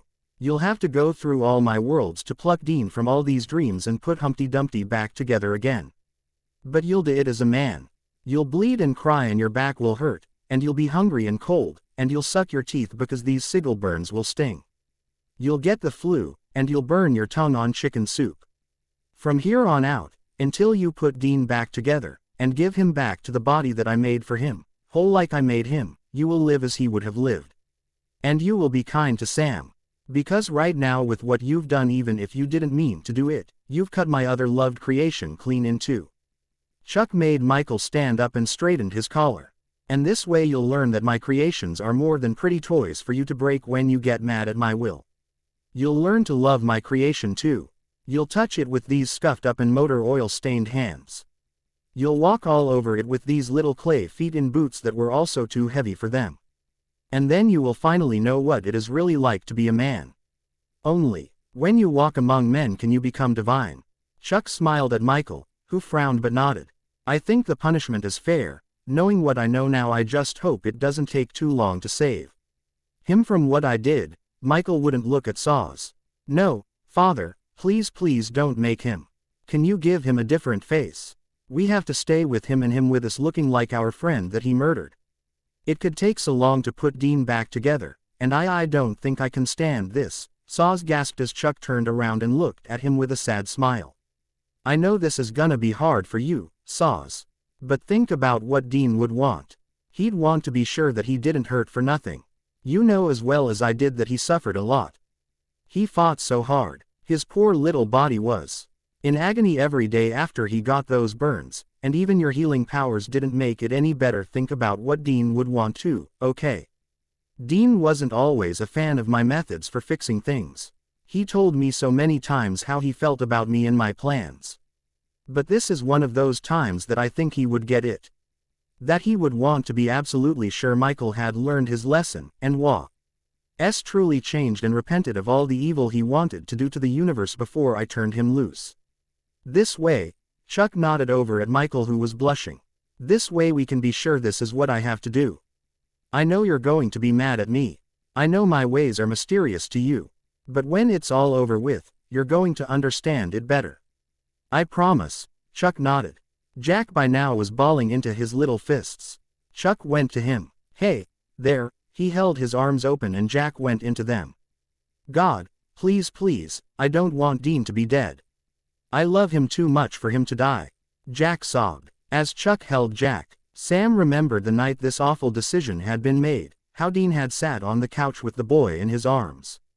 How he had talked to him for a long time, petting his hair. This is what it looked like to see Chuck hold the boy. Sam's eyes fluttered shut, remembering so many times that Dean had held him like that. I still feel you, he thought. He wondered how long it would be before his own soul was whole. He could feel it now. He could feel it the instant he realized that Dean had actually died and hadn't just passed out. It felt like what would happen if he'd had his arm cut off. Or his tooth pulled out without any numbing medication. Memories, some older, some newer, flooded Sam's eyes. The night that Dean, relieved that this was over, had pulled Sam into his bed by his belt to hold him in his arms for what ended up being one of the very last times in their life. The bean-bag chair in Bobby's living room floor. Sammy, come watch the puppy movie with me. Dean's child voice called into Sam's mind. Into the darkness of the half of his soul that was gone from Sam's half. Sam's eyes were closed. He'd gone into that darkness, whether he meant or not. He was looking around in the aftershock, trying to find a sign of life. Moving about in there, he found Dean at the age of 27. Standing beside a highway, a flannel tied around his waist, the amulet Sam gave him shining in the sun where it lay on his chest. He looked up and smiled, as the wind blew over him. Sam froze. In this place, he was 23 years old, and it was only his big brother and him in the world. Man, it sucks that we have to walk all the way back. Dean gasped. Sam wondered if he reached out he could touch the memory. Could change it. Could make Dean react to him now. But after a second, he was just content to walk beside him in total silence and listen to him chatter about everything and anything and nothing. You got them long legs that make you a perfect candidate for the NBA, Sammy. This should be totally easy for you. Me, I'm like a delicate flower. I need my beauty rest, and my road food. This cross-country trekking, man, Dean complained, wiping his face on a bandana as the summer sun beat down on him. Older Sam reached out to touch him, and he faded away into watercolors, turning instead into himself more recently. Standing in his garage one night after Jack had gone to bed. He turned around with an eyebrow raised. Okay, Sammy, so I've been thinking. We need to find a mom for Jack. Which means you gotta get back into the dating game. Dean grinned. Sam laughed hoarsely, as he heard his own voice completely flustered by that say. Why the heck does it have to be me? You're the ladies' man. Sam swatted at his hair. Dean frowned, and picked up one of his tools, polishing it and putting it back into the toolbox. He'd been fixing one of the clunky old men of letters cars and grease had gotten all over his toolbox, one of his most prized possession.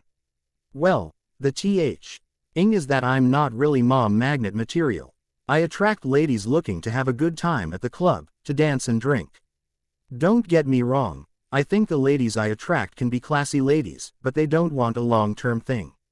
They want a fun fling and somebody to hang out with for a few days, and then they ghost. Dean shrugged. I get it, I'm not really the settling down type. Got a job to do. The older I get I don't really want to go out and have fun anyway. I like my peace more. Like being in here in my garage, a beer, my tools and my kids running about, Dean smiled. We only have the one kid. Dean, Sam's own voice was flabbergasted until Dean shrugged. Nah, you're kinda my kid too. I know not technically, but you kinda are. Dean squinted, but then he laughed. Laughed at the look on Sam's face. At a loss for a way to respond to this statement, because it was true and he knew it all too well. Okay, So if you are totally everybody's dad, then how come you don't attract lots of moms? The kind with soccer vans and acrylic nails and bad attitudes who drink iced coffee. Sam laughed at the weirdly specific wording that came out of his mouth, realizing that was exactly the kind of women he had been thinking about lately, the older he was getting. Looking on, he suddenly wanted to scream at the sad look that had come over Dean's face, as he realized his own mortality was creeping closer, and touched his temple. Well, Sammy, I've sorta made my bed. I've only got time for one thing right now, and that's fighting the good fight. The prize is mine to win, the way I see it. Dean chuckled, and crept closer, smirking at Sam as he studied all the little emotions that flickered across his face.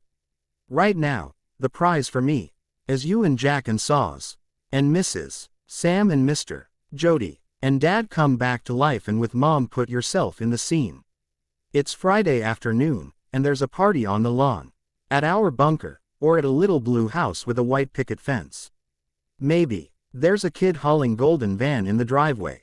For sure there's my ride parked somewhere out back. The kids are in town, and someone's brought the beers for the soccer moms and the soccer dads, and the fruit punch for the little jerks that are filling up the van. All of Jack's baby brothers and sisters, maybe 2 sisters for a change. Dean laughed. Think you'd make a good girl dad? You with the touchy-feely. I picture it, 10 or 20 years from now. You with the gray hair, and the yard full of soccer balls and little dolls, the catcher's mitts you trip over. Dean smiled big at the way Sam was picturing it too now. And when I close my eyes, right before the lights go dark. Dean was on the verge of tears now, touching a finger to his temple. Sam felt the tears coming, but brushed them off. It's not gonna go dark, he whispered a bit gruffly, shushing Dean. But in this analogy, right before the lights go down for the last time, my life flashes before my eyes. It all starts with a little white house in somewhere Kansas in May of 1983, when the stork brought me the best present I ever got, and it ends. Dean leaned closer to Sam. They say the hearing is the last to go every time I pick to my perfect ending. The last lights I see are fireworks, Sammy. It's 1996. But Jack, and Saws, and Mom, and all the others are there too. And then the laughter, and then the silence. Dean smiled, drawing a breath, slow and deep. Sam felt the tears on his face. He smiled big. It sounds peaceful, he offered, voice weak. Oh, it is my perfect ending is quiet. Dean smiled, looking into outer space beyond Sam now. What if you could have that without the darkness? Sam struggled to grind out. I don't know, the darkness is all I've ever known. Dean studied Sam's face, searching for the hope there. But I don't much care about the darkness, Sammy, because right there, right before those last few seconds before the fireworks and the laughter and then the darkness, that's what it was all for, man. This crazy ride, all of this crazy, all of this hell, all of this hurt. Dean took Sam's shoulders. The fireworks, Sammy, I see the light and I realize it was worth it all. Dean laughed softly, wonderstruck by the thought that a single hair of willpower hung between him and his ever after. Sam hugged him softly then. And when he did, the darkness closed around him like a latch. He opened his eyes, feeling his tears splash into his hand as he was brought back to the place where Dean had died and Michael had been reborn. Sam stood there with God studying him with kind eyes.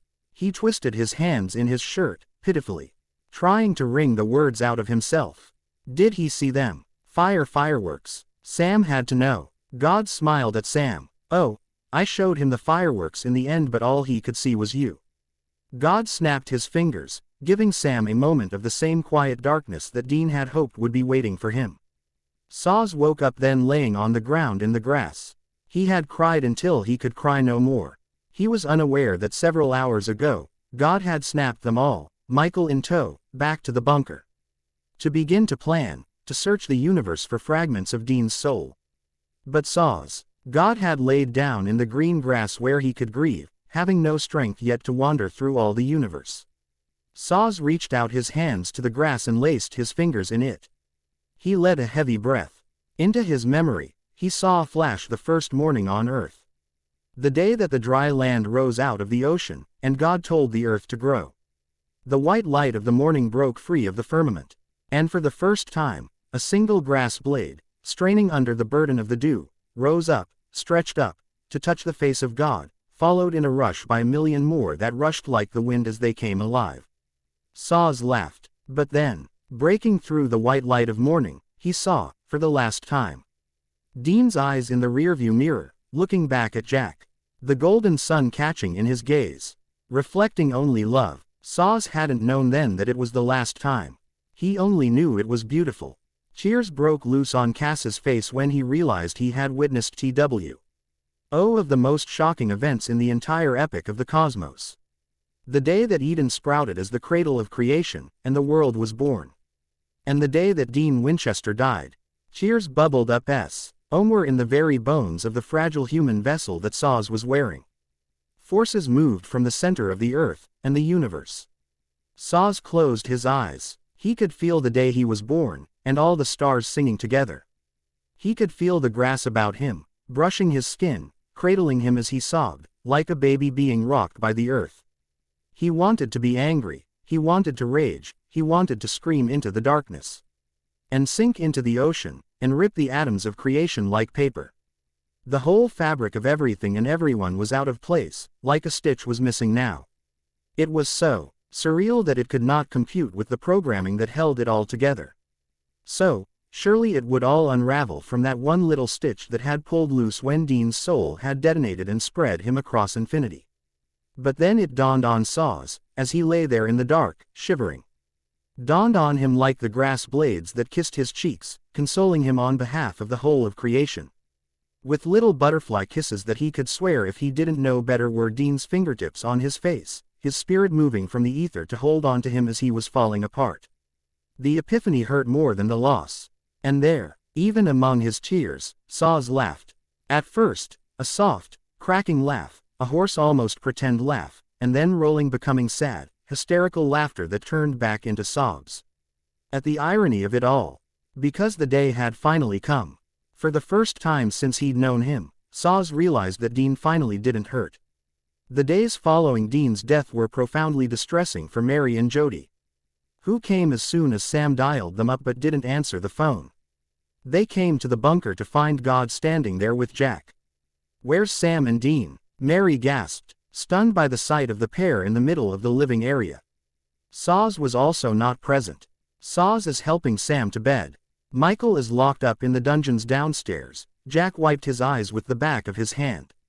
Michael, oh, no. Jody hit her knees. Mary burst into tears. How did it happen? Mary asked, looking suspiciously at God. He smiled at her. He sacrificed himself several days ago, but you already know that. Then yesterday he hit his head on a normal hunt and the little thread that was holding Michael inside his head snapped by the jolt to his brain. His brain was trying to use its energy to heal the bump. And he was using every last bit he had to keep Michael trapped, so that sudden shift was all it took. God went to Mary and took her shoulders. But it didn't hurt. God smiled at her. And dabbed her mascara tears. Is he gone? Like is there no afterlife? Jody looked up at God. He shook his head. No, Dean's not gone. A soul can't truly be gone, because the energy that comes from me has to go somewhere. Some go to heaven, and some to hell, and others to the emptiness. Dean went to none of these places. When he sacrificed his soul, it burst into billions of beautiful little shards that are scattered across the worlds I have made, and there he is living the afterlife in little streams of consciousness in dreams. God smiled. But he isn't whole, so we have to put him together again. God nodded, and helped Jody stand up. What can we do? For Sam, I'll bet he's a wreck. Jody gasped back a sob. God nodded. Oh, he is. We're going to hang tight for a bit and let Sam process what Dean did to save him. And then, when he can pull himself together, and that's the hardest part of all of it, we're going to get to work on collecting Dean. And Michael is going to help as penance. Until he can never hurt another world again. Sam's world will be the last one Michael ever destroys, you have my word. With that, God went down to the dungeons where Michael was confined. Jack, Mary hugged the boy who was sobbing now. Sam won't talk. We tried to get him to eat but he won't eat. He doesn't sleep either, and he's been wandering around. He's been like Hat since this happened. I think it was 3 days ago now. Jack laid his face on Mary's chest.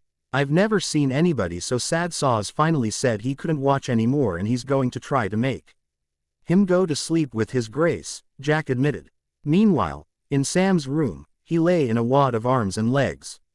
Saws had laid a hand on his forehead, trying to make him go to sleep. I don't understand why it's not working, Saws whispered. Sam reached up and took his hand. I think, maybe I do. Sam shivered, and looked up at Saws with bloodshot eyes.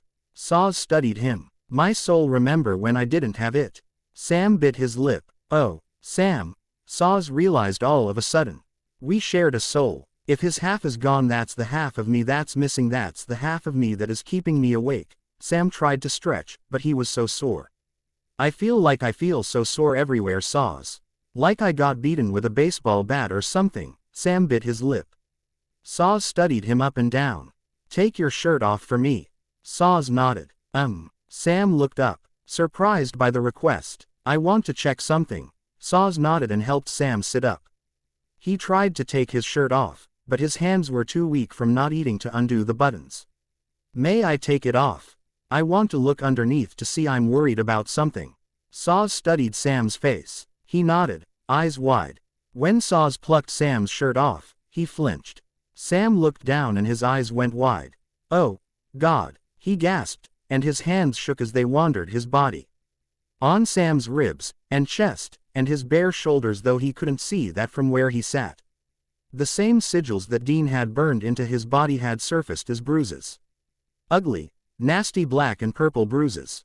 Sam burst into tears as he looked at them because he knew what it meant. Saws hugged him to his chest. Neither one of them wanted to say it aloud, but it was physical evidence that the part of Dean's soul that was Sam's had made a violent exit from Sam's shared half of the soul when it had died. Dean was dead and gone in a much more violent way than if his body had been destroyed. I feel like I'm going to die. Sam sobbed. Cass's body went cold because he knew that Sam knew exactly what that felt like. I'm not gonna let you die. Dean died so you would not get hurt. Come here, we'll figure something out. Saws reached to pick up Sam's shirt, attempting to put it back on. But before he could, Sam stood up, drawing a few shaky breaths. He stormed off then, face red with anger. He stormed out of his room. Saws followed dutifully, carrying his shirt. Oh, Sam, honey, Mary gasped. What happened to you? Jody's jaw dropped when she saw the horrible bruises. Sam didn't look at either one of them. He stormed down to the dungeon, with Saws, Mary, Jody, and poor crying Jack following behind. Sam stormed into the dungeon where God was telling Michael about what he could and could not do while he was trying to look for Dean's soul. When Sam's entire family stepped inside the dungeon with Sam. Hello, Sam, God said softly. Michael's decidedly odd blue eyes burned a glassy blue from where the heat of his spirit charged the irises of what had been Dean's eyes, opened wide. Mary froze. She knew Dean from a tiny baby. That guy sitting chained to the chair with the funny shade of blue eyes, almost the color of a blueberry and glassy, was not her green-eyed Dean. Michael looked over at her and swallowed hard, almost afraid of her and that she saw through him. That would never be the look on Dean's face. Dean always lit up like Christmas when his mom came in the room. After having spent so much of his life without her. Sam, Michael started to say something, but Sam exploded at him. Do you see what you've done? Huh, these bruises are from where Dean's soul blew apart from mine. I am splintered throughout my whole person because of you. Look at me, Sam screamed. Michael looked at his father instead. May I? He asked. Chuck held a hand up for Sam. It's okay, T. His is something we can actually help right now. God held Sam back, who turned to him, face twisted. I don't want you to fix me. If you take them away, it's like the last little piece of him will be gone. Sam's face twisted in his misery. Saws burst into tears. No, son, we're gonna help. Stand up, Michael. God snapped off the chains. Sam looked as Michael stood up. He was still wearing the green flannel that Dean had worn the day he died. He unbuttoned it, and took it off, revealing the horrible scars in Dean's body from the sigils were glowing with what looked like grace, and had little pieces of what looked like glass in them. Sam blinked, mesmerized by the beautiful shards, as he instantly recognized them. The others did not. Turns out, we already found a little part of him, Michael frowned. It will make you feel better to know that when he self-destructed, he tore me to ribbons. Some pieces of these, the darker blue shards, are pieces of my original vessel where my grace bled into this new body.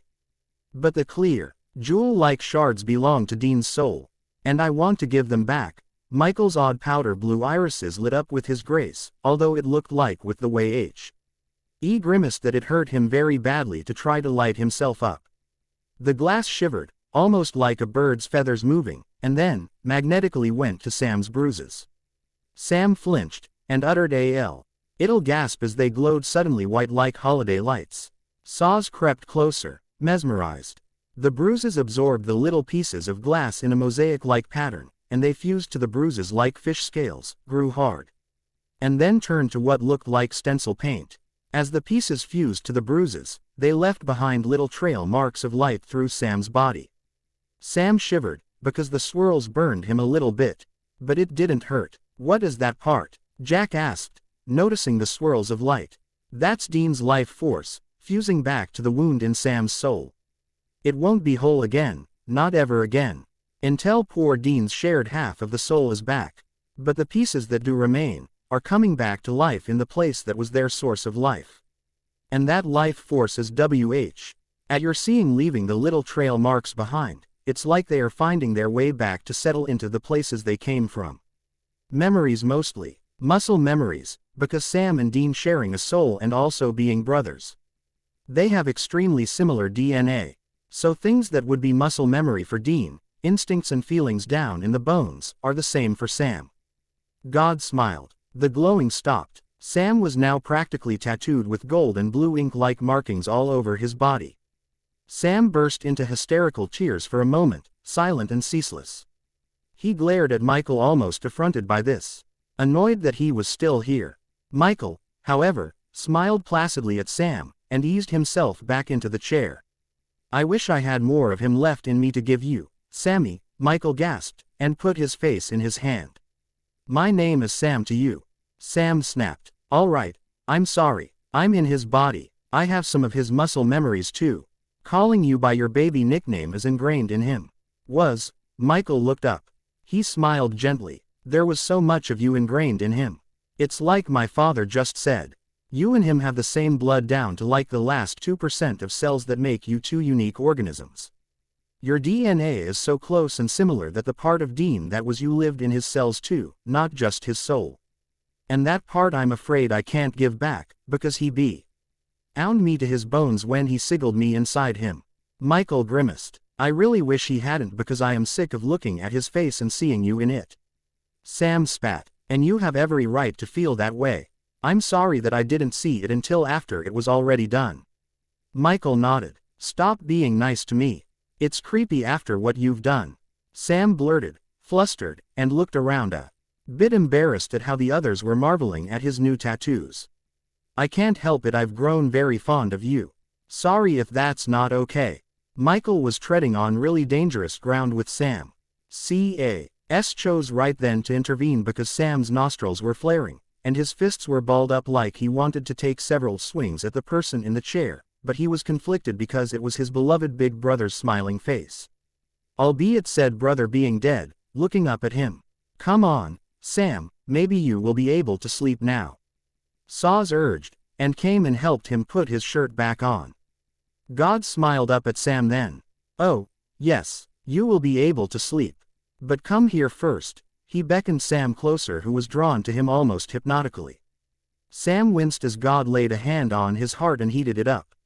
"Your grief is so black right now, if you sleep like you are, all you will see is darkness. But now, I will put a blessing on your heart. And the next time you sleep, in your dreams Becca, you have a few shards of him back, that's where he is now, you know. You can go and see him. The only person who can make you feel better about what he did is him, after all." God nodded. "Thank you, God Chuck. I thank you." Sam ran his hand over his mouth. He turned to see the sad face Jack was making. "Come on, Sam," Saws nodded over his shoulder. "Yeah, okay, hey buddy." Sam paused, nodding to Saws and holding up a finger. He scooped up Jack and hugged him tight, and kissed him on top of his head. "Hey, bud, are you okay? Sorry I've been kinda out of it." Sam swallowed hard. No, I understand, Sam.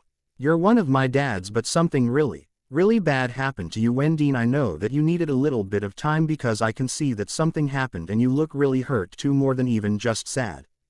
Jack nodded. Sam smiled. Thank you, Jack. It's all gonna be okay. I love you. Sam petted the boy's hair. He turned to his mom and Jody then. I'm sorry, I'm not going to be much company. I really need to lie down.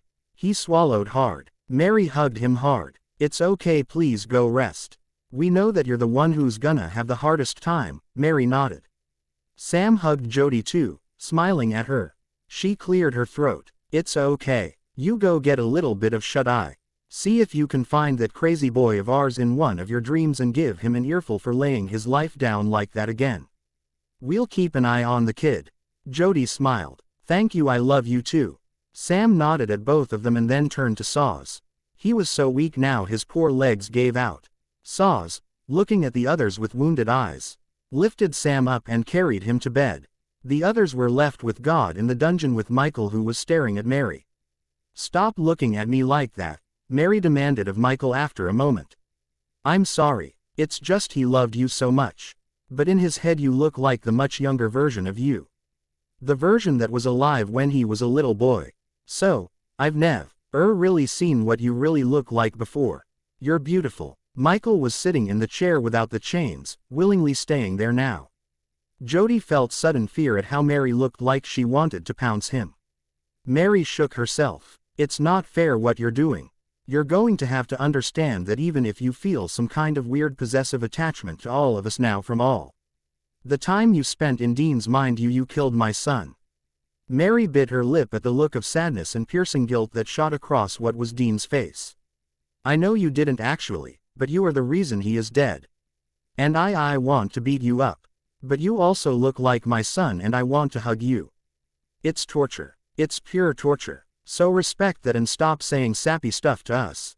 Especially Sam. If you care about him at all because of your weird attachment to Dean from being in his mind, you will respect the fact that you are not Dean. Mary spluttered as Michael nodded, and folded his hands. I'm sorry, Mary, you're right. There's nothing much of me left, so I'm just trying to get adjusted is all. There's a lot of memories and feelings in this body that belong to him. I'm sorry, Michael nodded, and rubbed his hands. Like, when you came into the room, I felt his heart start beating faster with happiness. He's not here anymore, but I can still feel him in lots of things. Saws made coffee this morning and I felt something in Dean's brain shiver like he was happy at the smell. Michael blinked, amazed by the admission. So, would he be able to feel something if I wanted to talk to him? Jack asked, almost having been forgotten as all the adults in the room kept talking. I'm not sure, little one. Michael studied Jack's face. Jack went to him. I know you're not Dean, but can I hug you? It would be me hugging my dad, not you, but you're wearing my dad's face, so will it be okay if I hug him and you just pretend to be okay with it? Jack begged. Yeah, that's okay, Michael nodded. The boy threw his arms around him hard then. I love you so much, Dad, I love you so much. I hope your body can still feel how much I love you even if you're nowhere in there anymore. I hope some part of you can hear me. Please come back and haunt me too, please. Jack sobbed, burying his face in Michael's shoulder. Michael's arms curled around Jack just the way that Dean's would have. The boy was bawling. I think it's working. I think. Your heartbeat changed just now, it was slower, and now, Jack laughed.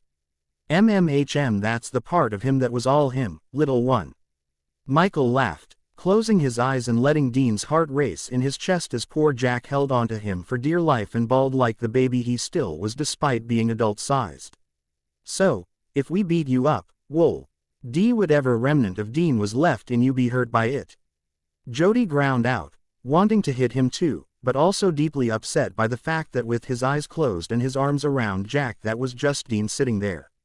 Yeah, I assume his body would be hurt at the idea that you were hitting him. When you came in the room, there was a part of his brain that fired off a lot of warm feelings. I never had any of this before when my spirit was the more powerful one, but now I am crippled and his factory settings are all that remains, along with my consciousness. Michael nodded, patting Jack's back as he cried so hard. Jody nodded and looked up at God, suddenly becoming wary. Hi, I'm Jody," she whispered, never having met him before. "I know. I made you." God smiled, and Jody felt a sudden strange sense of calm. Meanwhile, Saws helped Sam into his bed, laid him down, and pulled a blanket over him. He sat there studying him for a moment, like he didn't want to leave. "Come here, Saws," Sam begged. Yes, Sam. Are you hurting anywhere?" Saws dabbed at his tears. "No, I just wanna hug you. Nobody has thought about how much all of this has hurt you." Sam pulled Saws into his bed and hugged him hard. "Thank you, Sam." Saws hugged the boy back, and then he got up, stood up slowly and with a pained expression, and put his hand on Sam's forehead to put him to sleep. "When I am asleep, and I'm dreaming, I give you my permission to possess me or whatever so you can be there too, in case I find him somewhere in the dream world," Sam smiled. Saws laughed. "I'm not entirely sure I'm ready to him. I'm a little bit mad at him," Saws admitted. "I know, so am I, but I wanna see him more." Sam reached up and took Cass's hand. Nodding then, Saws pulled up the chair that Sam had in the corner of his room for reading and sat in it. As Sam dozed off, Saws closed his eyes so he could come along for the ride wherever Sam's dream might take him. At first, it was all darkness that they had stumbled into. Sam's mind, his grief, was still overwhelmed greatly with the weight of all of this. But then, Saws flinched, because the darkness took on a shape. There was a sound of crickets, and he could smell pine trees. The kind that only grow in North America. There was a little piece of flimsy plastic around this place. Cass's eyes darted about. Sam sat up, eyes wide. He was in the body of himself at the age of 22. Bangs hanging shaggy in his eyes, looking at Saws in wonder as he felt his own cheek to confirm that he had the much softer skin of a version of himself that he had been more than 10 years ago. Castiel realized suddenly that Sam was in a sleeping bag, so they were in a tent. Sam crawled out of the tent, and Saws followed him, from a distance. They were in a camp in the middle of extreme wilderness. Some teenage kids were hanging around, talking in hushed voices, fearful. "What if it comes back?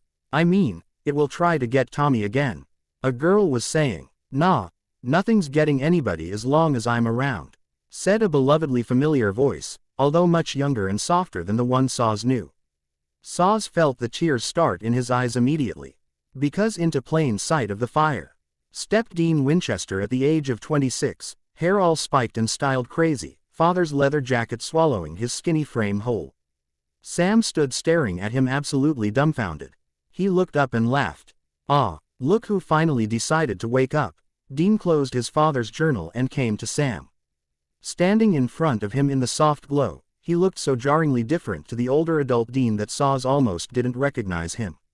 There had been a lot more hope in his eyes then. But there in the light, as the bonfire was built brighter by Tommy's brother, the flames caught and they could see better. The face was more than a decade younger, but the eyes were all his own, the bright green of his own eyes and none of Michael's blue. Saws felt a soft chuckle escape his lips as he realized that this was his friend for certain. Though de-aged as he never had known him, some part of him wished he had known this version, feeling Sam's heart swelling with so much love he couldn't talk. "Why the long face, Sammy?" Dean whispered. Sam threw his arms around his brother, crying into his shoulder. Dean's eyes looked up and saw Castiel. Saws expected that he would look through him or ask who he was because this looked like a memory. He had completely forgotten that this was a dream. "Heya, Saws, look like you've seen a ghost, pal." Dean smirked, tilting up his chin. You're conscious." Sam leaned back, and took his face. Dean blinked. Well, sort of. I know what happened if that's what you mean. How many days or years since it happened? That's something I wouldn't be aware of." Dean smiled at Sam. "You look really good for 35, Sammy," he teased, flicking his bangs up from his forehead. Sam spluttered. "Well, since you fellas are here, why don't you stay for a spell?" Dean went and sat at the campfire. Tommy's brother and sister looked at each other, nervous, and then the girl looked at Dean. "Is it okay if we go to bed? Is it safe?" she asked, wincing in fear. Dean smiled. "I'll keep watch. Go hit the hay, girl. It's all right." He winked at her and smiled at the boy. They then slipped back into the shadows of this wilderness place that existed only in Sam's vague memory. Of the early days of Sam and Dean's hunting, on the trip where they had to fight a Wendigo. They are scared that the thing that got Tommy will get them again. I've been in this dream a lot lately. Dean smiled as Sam and Saws crept closer. He nodded to a bag of marshmallows and some sticks. Being stuck in a dream world has its perks, fellas. For one, you can load up on as much sugar as you want with no side effects, Dean laughed. They stared at him completely dumbfounded for a long time. Then, Saws stood up and went to him. I always knew you were young, but I always knew you as a man. You were on this even when you were practically still a boy. Saws was crying now. Come on, man, you knew that. I told you that, huh? Dean looked upset that Saws was crying and held his arms open. Saws fell into them and held him hard, cradling his head protectively. Dean, are you okay here? You're not in any pain or anything? Sam blurted. Saws leaned up, letting Dean kind of lay against his chest. Dean smiled up at Sam, but let Saws keep holding him, pressing his chin into his spiked-up hair, laughing at what it looked like on the younger version of himself. Come a little closer, Sammy, Dean motioned with his fingers for Sam to draw near. And when he was within a few feet, Dean grabbed his shirt and pulled him close. There he is. Hey, little brother, hey, let me get a look at you and look at him. There he is, man. These bangs were so freaking itchy, I'll bet. Better than that damn beard though. Dean laughed, lacing his fingers in the bangs, beaming at his younger face. Sam spluttered, unsure how to respond to being made over like this. Let me look at you. Come here, sit up a bit. Dean sat up from Saws and held Sam's face by his chin. He smirked. I did good. Look at my kid. Still going straight. Wrong. If you're here, that means you found peace somehow, even though there's a big chunk of your soul missing. Dean poked his index finger against Sam's chest right above his heart. Sam caught his hand and squeezed it hard. That piece of me that's missing is all you. Damn it, Dean. Sam sobbed. Dean tilted his chin up like he did when he was younger, trying to be brave-faced for Sam even though the boy Dean had often been so afraid. I know. I'm sorry. I didn't know it would hurt you that bad what I agreed to do. If it helps you understand, I thought I was saving you from getting hurt. Dean nodded. Sam sighed. Well, things would have been bad for me if Michael got out, and who knows what kinds of things he'd have done. But I'd have had my brother, so I'd be whole at least. Sam cringed at the way Dean was looking at him. He looked like someone who had been drugged with hospital happy pills. Dean looked at Saws then, who was studying him in reverent silence. I know, but the world was saved because of what we've given up for it. That's what you would have done, if our places were switched. And I'm still here, not in one place, but many, but still here, and I'm always gonna be right here. Dean laid his open palm over Sam's heart. I love you, D. so much, Sam whispered. Dean studied him, smiling at him. I know, I love you too, both of you. Dean looked at Saws, and Saws felt his brea. Catch at the way the flames of the fire behind licked up and caught in his eyes, like the sun did as he smiled at their kid the day he died. How's Jack holding up? His voice shook as he asked. Oh, he misses you. He's still processing. It's all new, learning to live without you. It's like losing a limb and having to learn how to do things again, Sam answered in a shaky, congested voice. Dean nodded. If you can ever figure out a way to bring him here to me, let me see him sometimes. Dean nodded, and smiled at how Sam was crying so openly, with nowhere to hide since this was a dream. We're going to get you back somehow. We can use these pieces of you that they stitched me up with, to track you in other dreams. Like Jack can help us dream walk and we see and like we did when we were looking for Mom.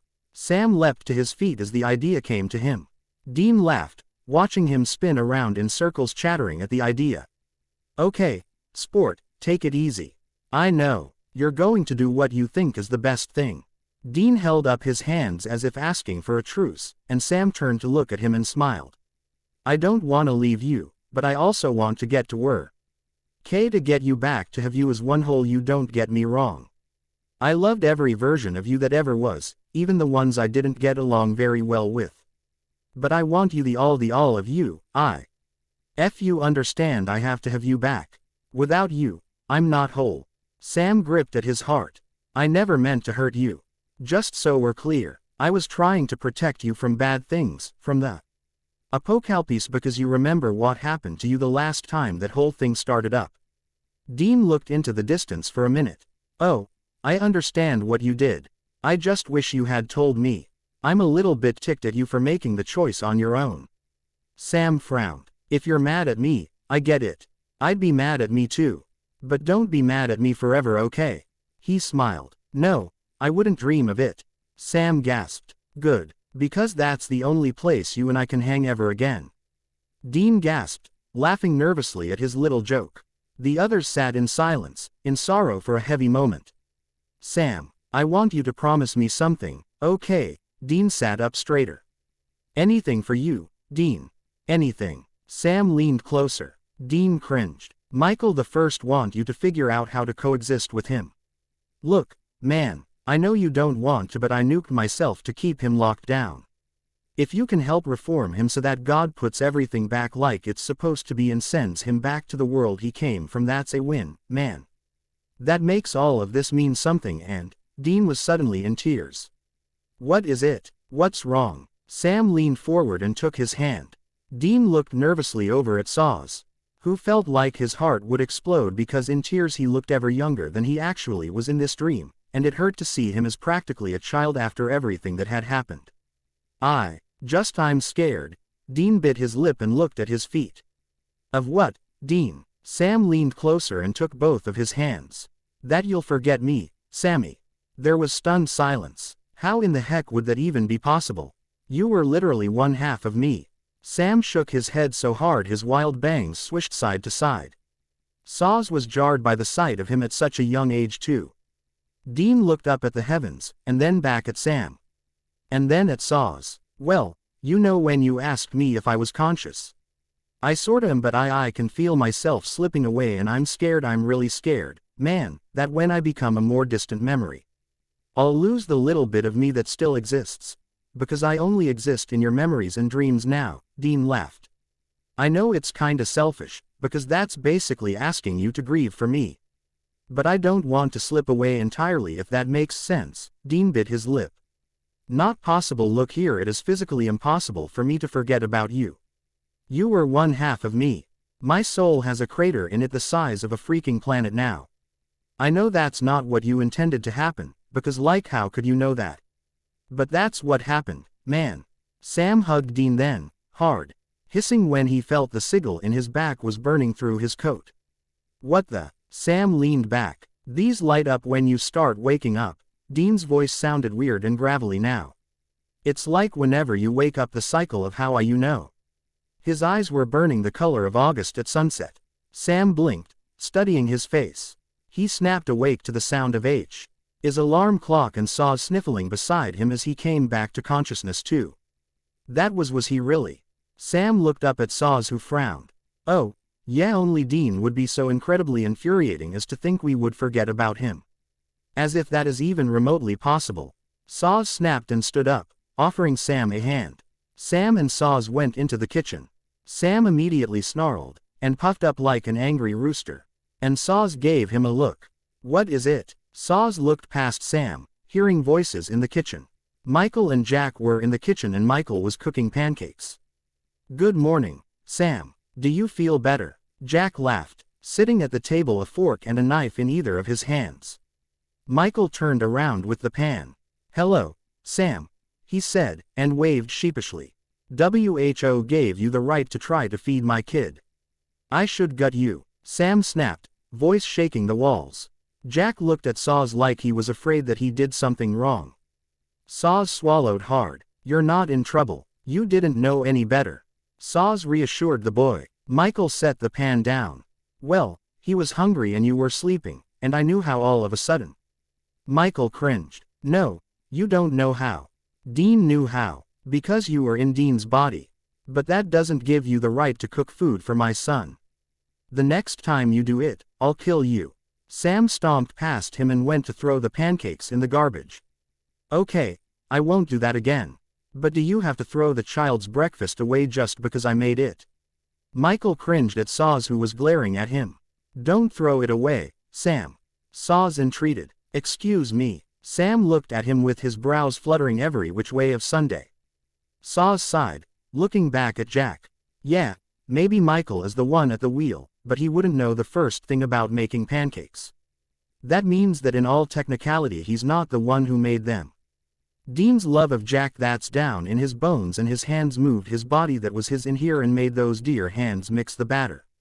And fire up the stove, and flip them in the pan. Saws spluttered at the thought.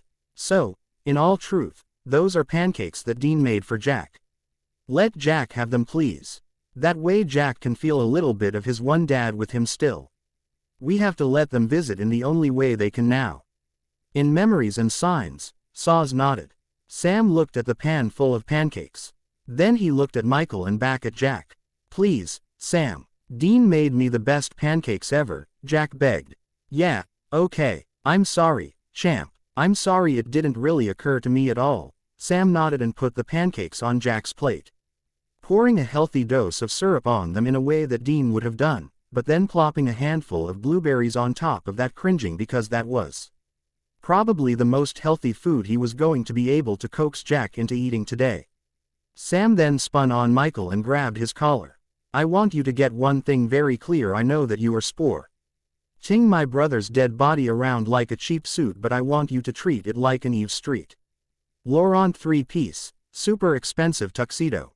You got me. It was my brother's body before you ever even knew he existed, and you are going to treat it with the utmost respect or I'll find a way to burn you out of it. Sam snapped, eyeing Jack curiously to make sure he wasn't scaring the poor boy. I understand completely, Sam. Michael nodded. Then, he lifted up another plate. Dean made some pancakes for you too. Yours don't have butter or sugar or anything because you don't like that, I did put bananas and the little blueberries. And then Dean's muscle memory reached for the real bacon and fried it, no matter how many times Jack insisted you wanted to eat the kind in the vegetable packet. Michael cringed. To the wonder of everyone present, Sam burst out laughing. Saws smiled awkwardly. What's so funny, Sam?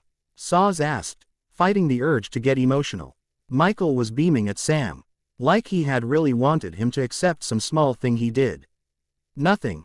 It's just such a Dean thing to do, to die and leave his body for some supernatural being to ride around in for eternity, or until we can bring him back and still insist on cooking only the real, greasy, artery-choking bacon. Sam dabbed at his tears, and snatched the plate of food and sat down with Jack tucking into it reluctantly. No one loves my plan. My plan is something that feels like it's gonna suck so hard, and it's crazy. But the best place to go and the best thing to do to find Dean is to go to the one place no one wants to look. The one part of the universe that I made that all of the nightmares flow. Chuck stood in the center of the room around a map that he had drawn. Michael stood beside him. To make it easier for the others to recognize visually that he was not Dean, he had put back on the weird suit and vest and hat he'd been walking about in. Chuck had insisted, if no one killed Dean deliberately, and rather he did that to himself to stop me, then why would we need to look there? Michael watched his father's face to avoid looking at Sam, who kept sneering up at him in resentment. Saws felt a little piece of his heart give up looking at the anger and sourness of Sam's facial expressions. When Dean was alive, Sam was such a pleasant, precious person. It was jarring to see him in such a constant nasty mood. Well, it's not for the reason you might think. That world turned out wacky because it brings all the chaos energy out of everything I created and kinda concentrates it there. Dean had a lot of wounds in his soul. And, this next part is going to be hurtful to hear. Are you sure you are all ready? Chuck looked squarely at Sam. I mean, you no disrespect, but there's not a single bit of this that isn't hurtful. Might as well lay it on us. Sam indicated with his open palm that Chuck should continue. Okay, when Dean died for him, because he was so wounded in his spirit. His death was actually a release. Even if Michael hadn't been trying to heal him right up to the moment that it happened. When Dean shattered, the way the bomb actually went off is that the sheer power of his soul exploded. But to cause that reaction, the pressure in him just imploded. All of that wounded injury would have shot through the universe in the very next step. Chuck pointed to the map. The bad place will have attracted those wounded parts of Dean that are still concentrated in dreams. All of his bad dreams will be there. And I hate to tell you guys this, but most of Dean's soul was eaten up with pain. The guy was basically a walking mass of spiritual scar tissue at the end of his life. Chuck looked up at Saws, who had pressed his knuckles to his mouth trying not to cry. I know this is really hard for you, Castiel. Rest assured, there's actually good news here. If we find the bad dreams parts of these things, we have two ways that we can start healing up some of poor Dean's soul. When I put something back together again, I do it better than when I found it. Chuck smiled at Sam then. So, what we'll do is Michael will make this right. He will go with Sam and Saws to the bad place. Help them find Dean's most wounded broken pieces, and then he will spiritually heal them. Because you were in his soul for so long, your grace can do that. Chuck nodded at Michael, and then, you can put all the pieces that you find in Sam's shared half of the soul until Dean is found, or and this is the part one like the best: if Sam's soul, which was one half of the soul, originally nurtures Dean's soul long enough, he might just nurse it back to life. Consider it like a spiritual greenhouse. If we do it right, I can just put Sam to sleep and take Dean's life force out of Sam's life force, and just put it back in his old body, making you effectively have to go into some other vessel until you go back to your world. Chuck nodded to Michael.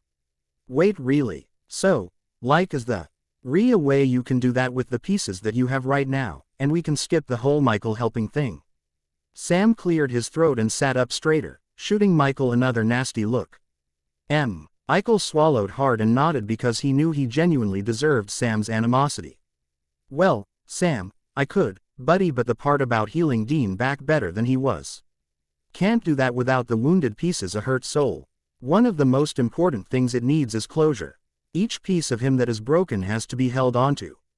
A lot of those dreams are genuinely just terrible memories of I'm sorry, Sam. It's hard to say this to you. A lot of the pain in poor Dean's soul comes from how painful it was growing up, where your dad basically forced him to be the one to raise you. Chuck looked over at Mary, who, sitting beside Sam, went wide-eyed, horrified by the statement. Yeah, I know Sam hasn't told you a lot about it, Mama Winchester. John and Dean had a really colossally messed up relationship, especially there at the very end. John put a burden on Dean at the end of his life that was so hurtful, it like changed something inside of him. I could feel the shift from a distance. His soul got twisted out of the shape I originally made it in by some of the grief that his birth dad inflicted on him. Made me very angry. Chuck frowned. You mean when John told Dean that if he couldn't save his brother he'd have to kill him? That was so painful for him that there were whole parts of his mind that he literally buried under 12 layers of consciousness because of that.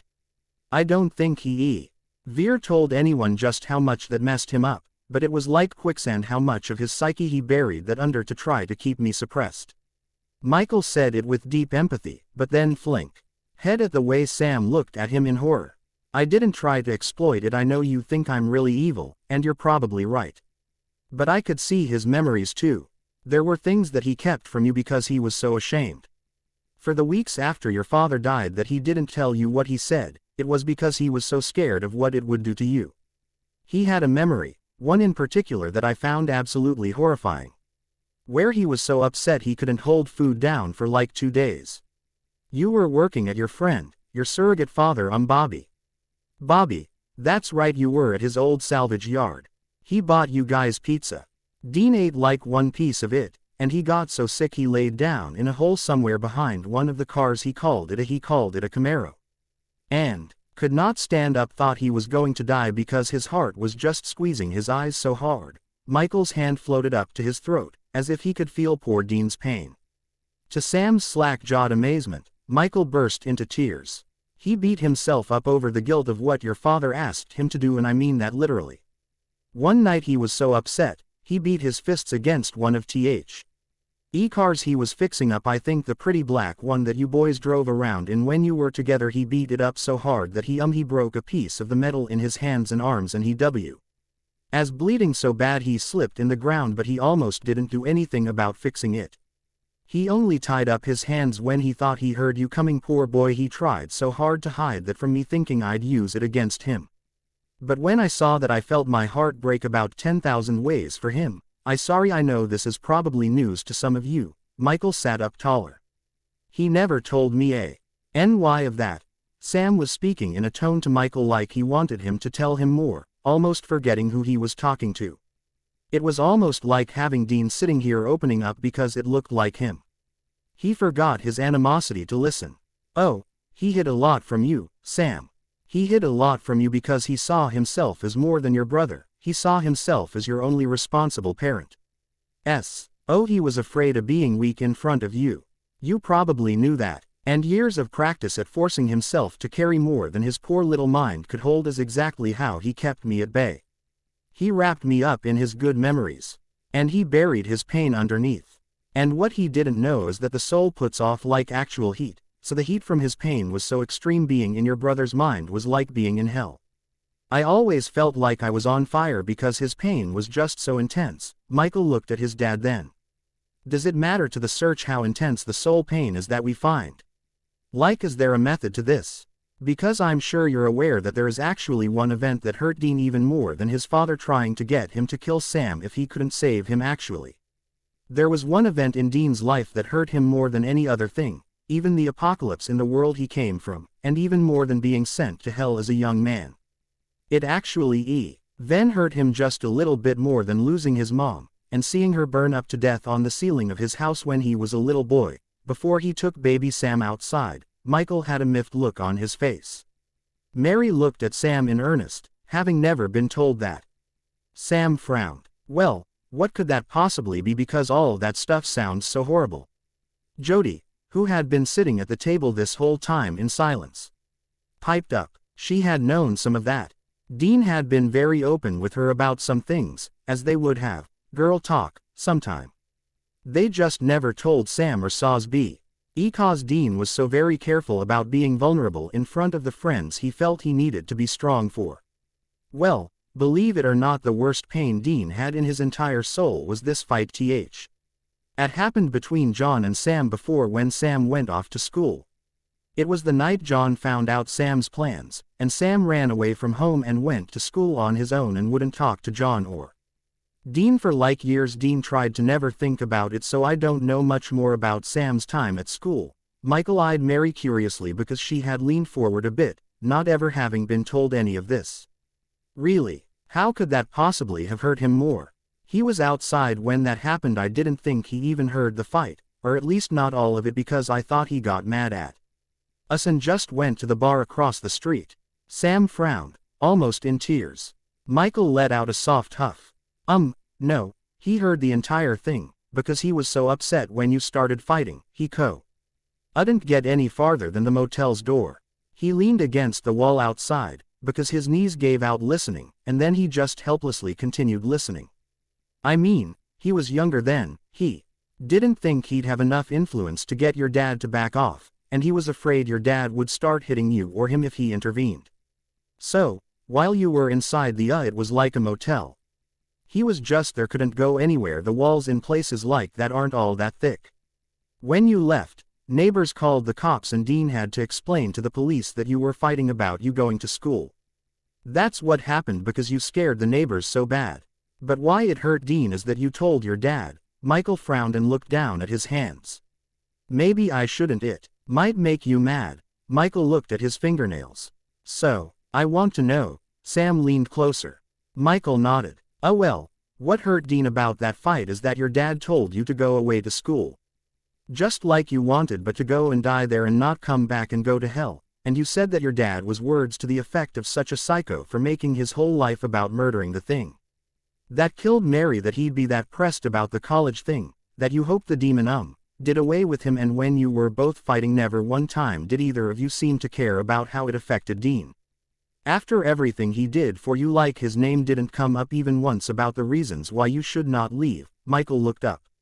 While you were fighting, Dean just leaned against a soda pop machine. And he had a beer that he'd had just before everything got so bad, and he was trying to drink it, but he was really upset and he was crying into his hands. In all Dean's memories of his own life, there are no memories other than that one where he cried that hard. He was so hurt sometimes inside he couldn't even cry, but that night he cried all the tears he had for one lifetime. That was really the reason he was so surly and defensive, is because that one night broke something deep, deep down inside him. It was visible how much it changed him that night. One of the motel neighbors who were scared found him, and the sight of him and how upset he was is what scared them into calling the cops because he felt like he could die, and he told them that he had extreme chest pains. It was so bad that the police, when they came, they had a medical officer look at him to see if he needed to go to a hospital. Michael bit his lip, as Dean's tears splashed down his face. Even thinking about it now, his body remembers how much it hurt. His heart is just squeezing like a handbrake. Like, I feel like I'm gonna be sick just talking about this to you. It hurt him so much I can't even describe. He couldn't even talk, he was crying so hard. You never even looked up to see if he was sitting there. You were so mad. I guess you didn't know he was sitting there. But you didn't even try to talk to him, explain yourself. You didn't call him to tell him you were leaving, you just left. He watched you leave, he tried to call out to you, you couldn't hear I am and you were so mad at your dad that you just left. That's what hurt Dean so much, is that you seemed to forget all about him because of how bad you wanted to get away from your dad. The way he saw it, you just abandoned him. And you were probably never coming back. Michael sighed. And then your dad came out and talked to the cops that got called, and he thought Dean called them, so when they left he made him go with him in the Impala to a more remote place because the motel manager actually kicked them out of the motel, even though Dean didn't do anything. He had to leave too, which upset him and more because he had a lot of nice snacks in the motel he bought with his own money and he couldn't go back and get them. So your dad drove you both somewhere else, even though Dean begged for him to go after you, he wouldn't. He took Dean instead to like an RV parking area and he tore into him viciously. Michael looked Sam in the eye then. Your dad tore Dean to pieces with his mouth that night for being slack on disciplining you. Not giving him a heads up that you wanted to go to school, not making you stay locked in on hunting the demon. I don't think I've ever heard anybody be that abusive to someone with their mouth before. And I am the guy who fought an apocalypse war in my home planet. When I saw the memory, it was so upsetting that I felt queasy.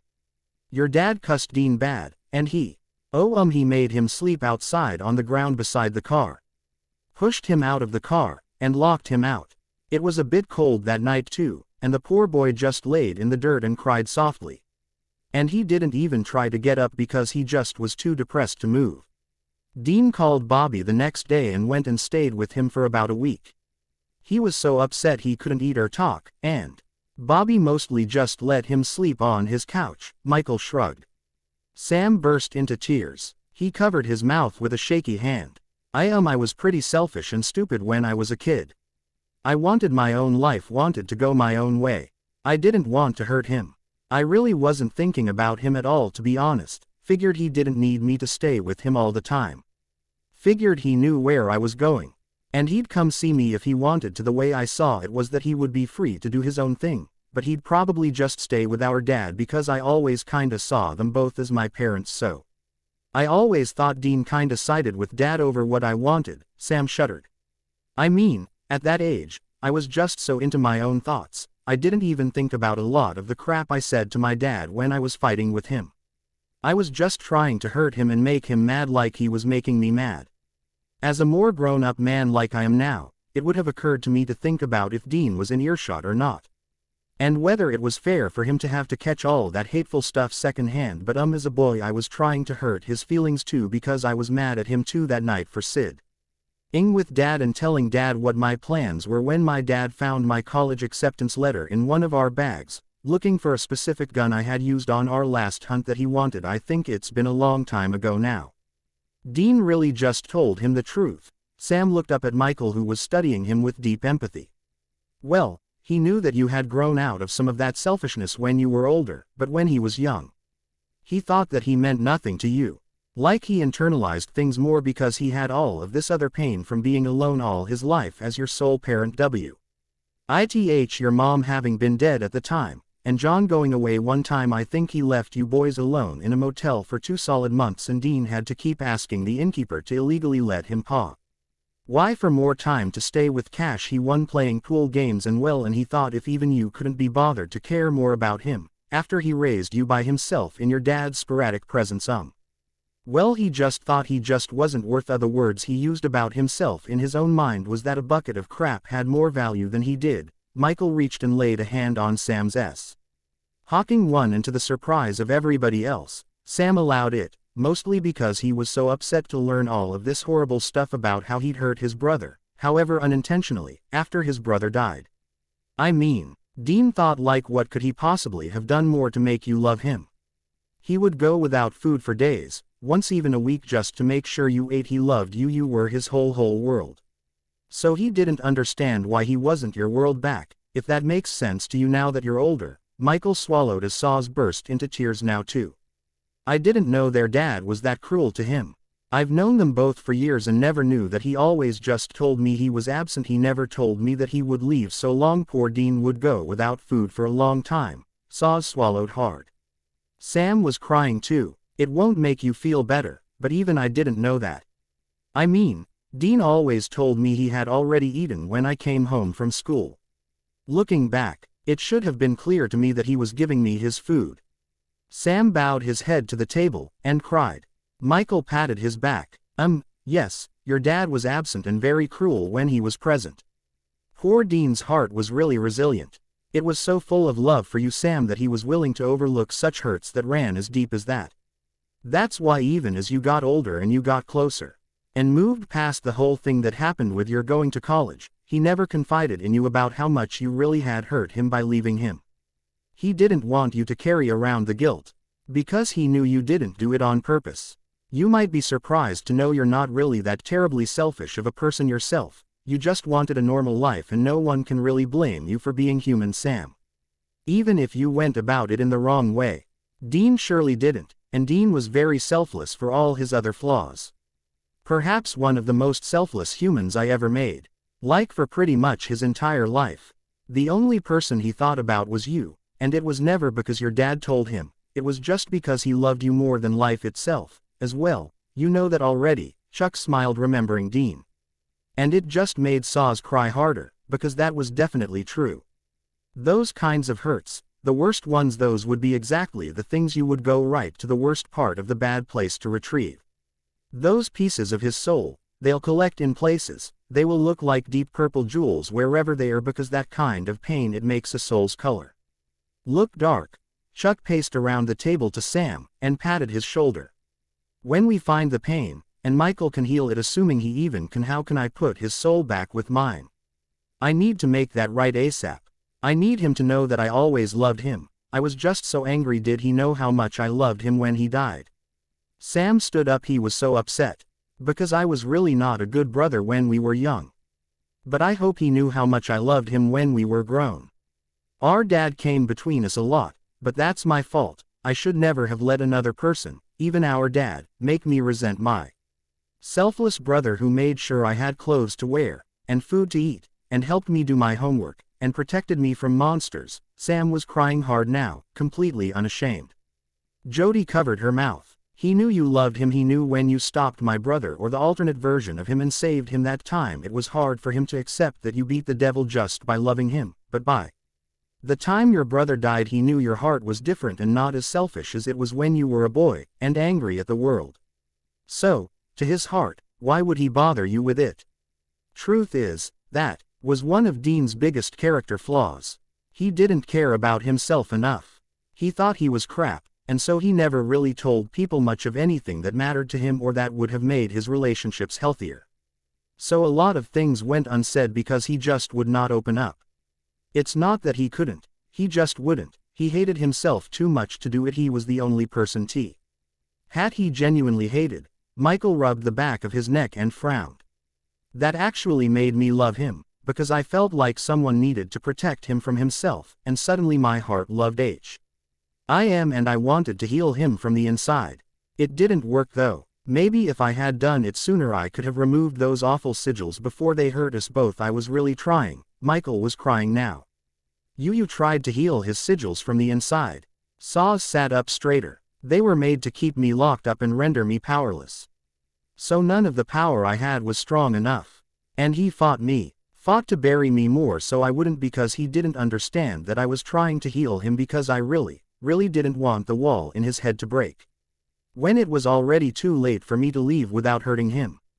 That's when I loved him, and there at the end I was trying to keep the dam in his head from breaking too. Michael's hand was shaking now. I'm sorry that I cool. And I really am. Maybe God could have come before the bump on the head and found a way to pull me out without tripping the sigils. I would have gone quietly before that happened. I wish I could have told somebody that I didn't want to hurt him. I really didn't want to hurt him. I'm telling the truth. By the time it was over I loved him with all my heart and I wanted him to live. Michael laughed softly and stood up.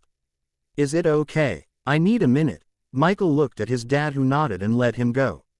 He misses his own brother. That's a large part of the problem I had with him. In his heart, he loves your brother Sam because your brother was such a good big brother, perhaps the best brother that I ever created, and he really wanted a brother like him.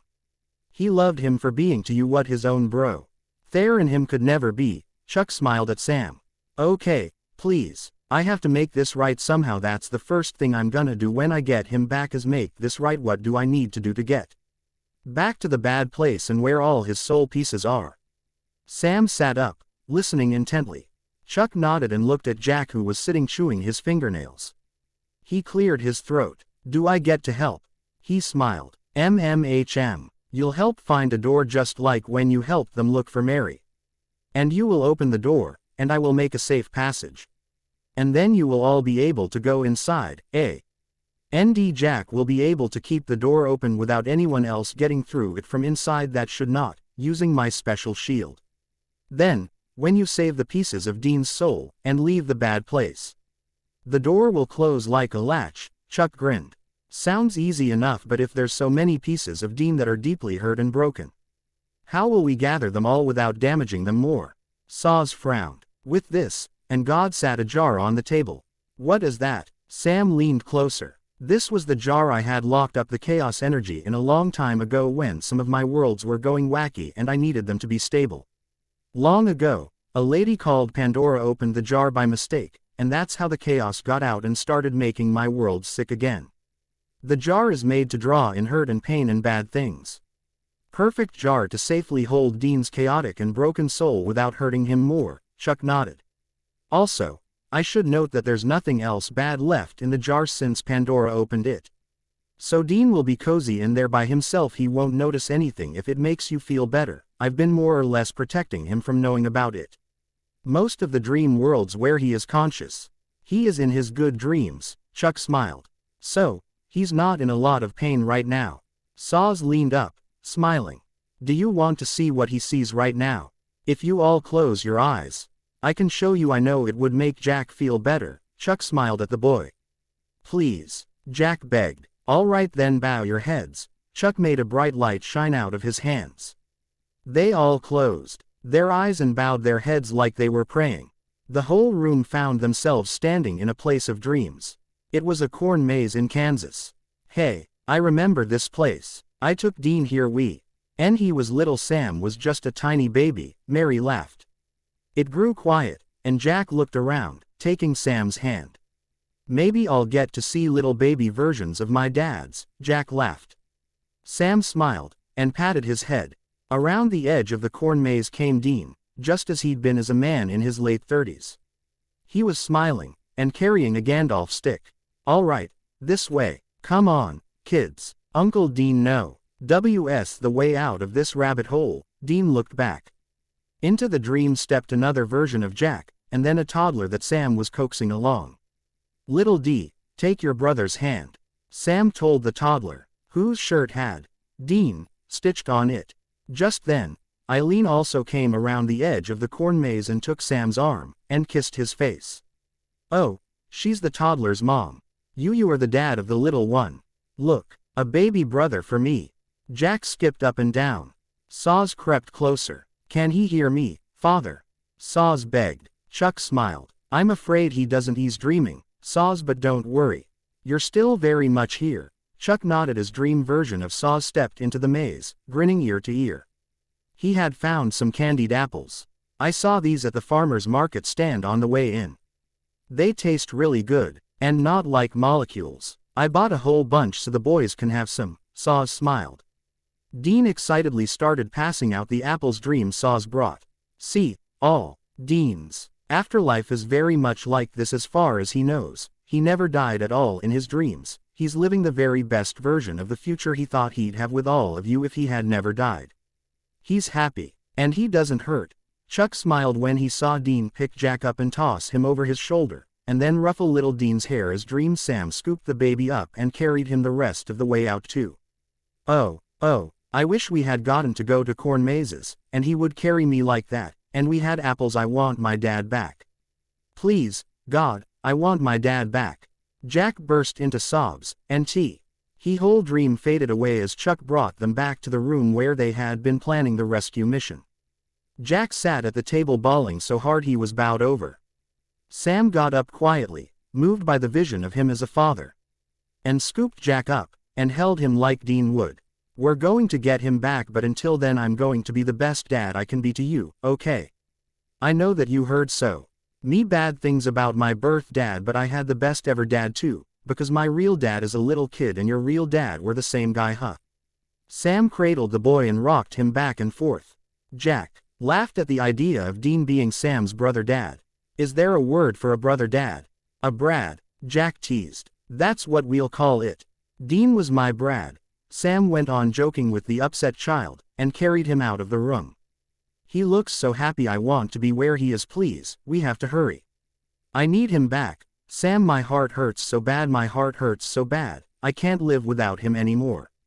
Silence fell in the wake of the child, as Sam took him to the living room and sat down on the couch with him, much like poor Dean had done when the baby had learned that he would have to die to save them. Michael stood staring after them, face showing greater guilt for what he'd done than it ever had before. There is perhaps no greater testament to a man whose father was so cruel to him than he fact there is a child alive today that begs and cries for him is the exact opposite and most wonderful parent any child could wish for, even for all his faults. Chuck smiled at that. Saws looked up at him, wide-eyed in his grief. Yes, of the three of us it came the most naturally to Dean. He spent his whole life parenting children that were not his biologically. I can think of so many children who looked to him as a parent figure. Even children we barely knew. I fear how we will father Jack without him. Saws looked over his shoulder. Or, I had feared how we would, but I see so much of Dean in Sam. It won't come naturally to Sam, not as naturally as it did to Dean, but he's going to make up all the difference, and I can father the part of Jack that isn't human. He will need my GUI dance for things that only a young angel would experience. Saws smiled at his own father. I feel regret for the low opinions I had of you. I know now that you were, for all your absenteeism, much better to me than my poor human friend's father was to him. Saws nodded. It had to be that way, for him to become who he was. I know it hurt, but I will make him better before the end, you'll see. Chuck got up. You guys get ready when the boy is able to. I will build the soul bridge we need before we open the door to the bad place. Chuck quietly saw himself out of the room. There was a terrible echo and then Mary shuddered. Are you okay? Jody asked at length. Don't get me wrong, I loved my husband. If he was in front of me right now, I would box his ears for doing that to my kids. Mary excused herself from the table. Jody went to console her.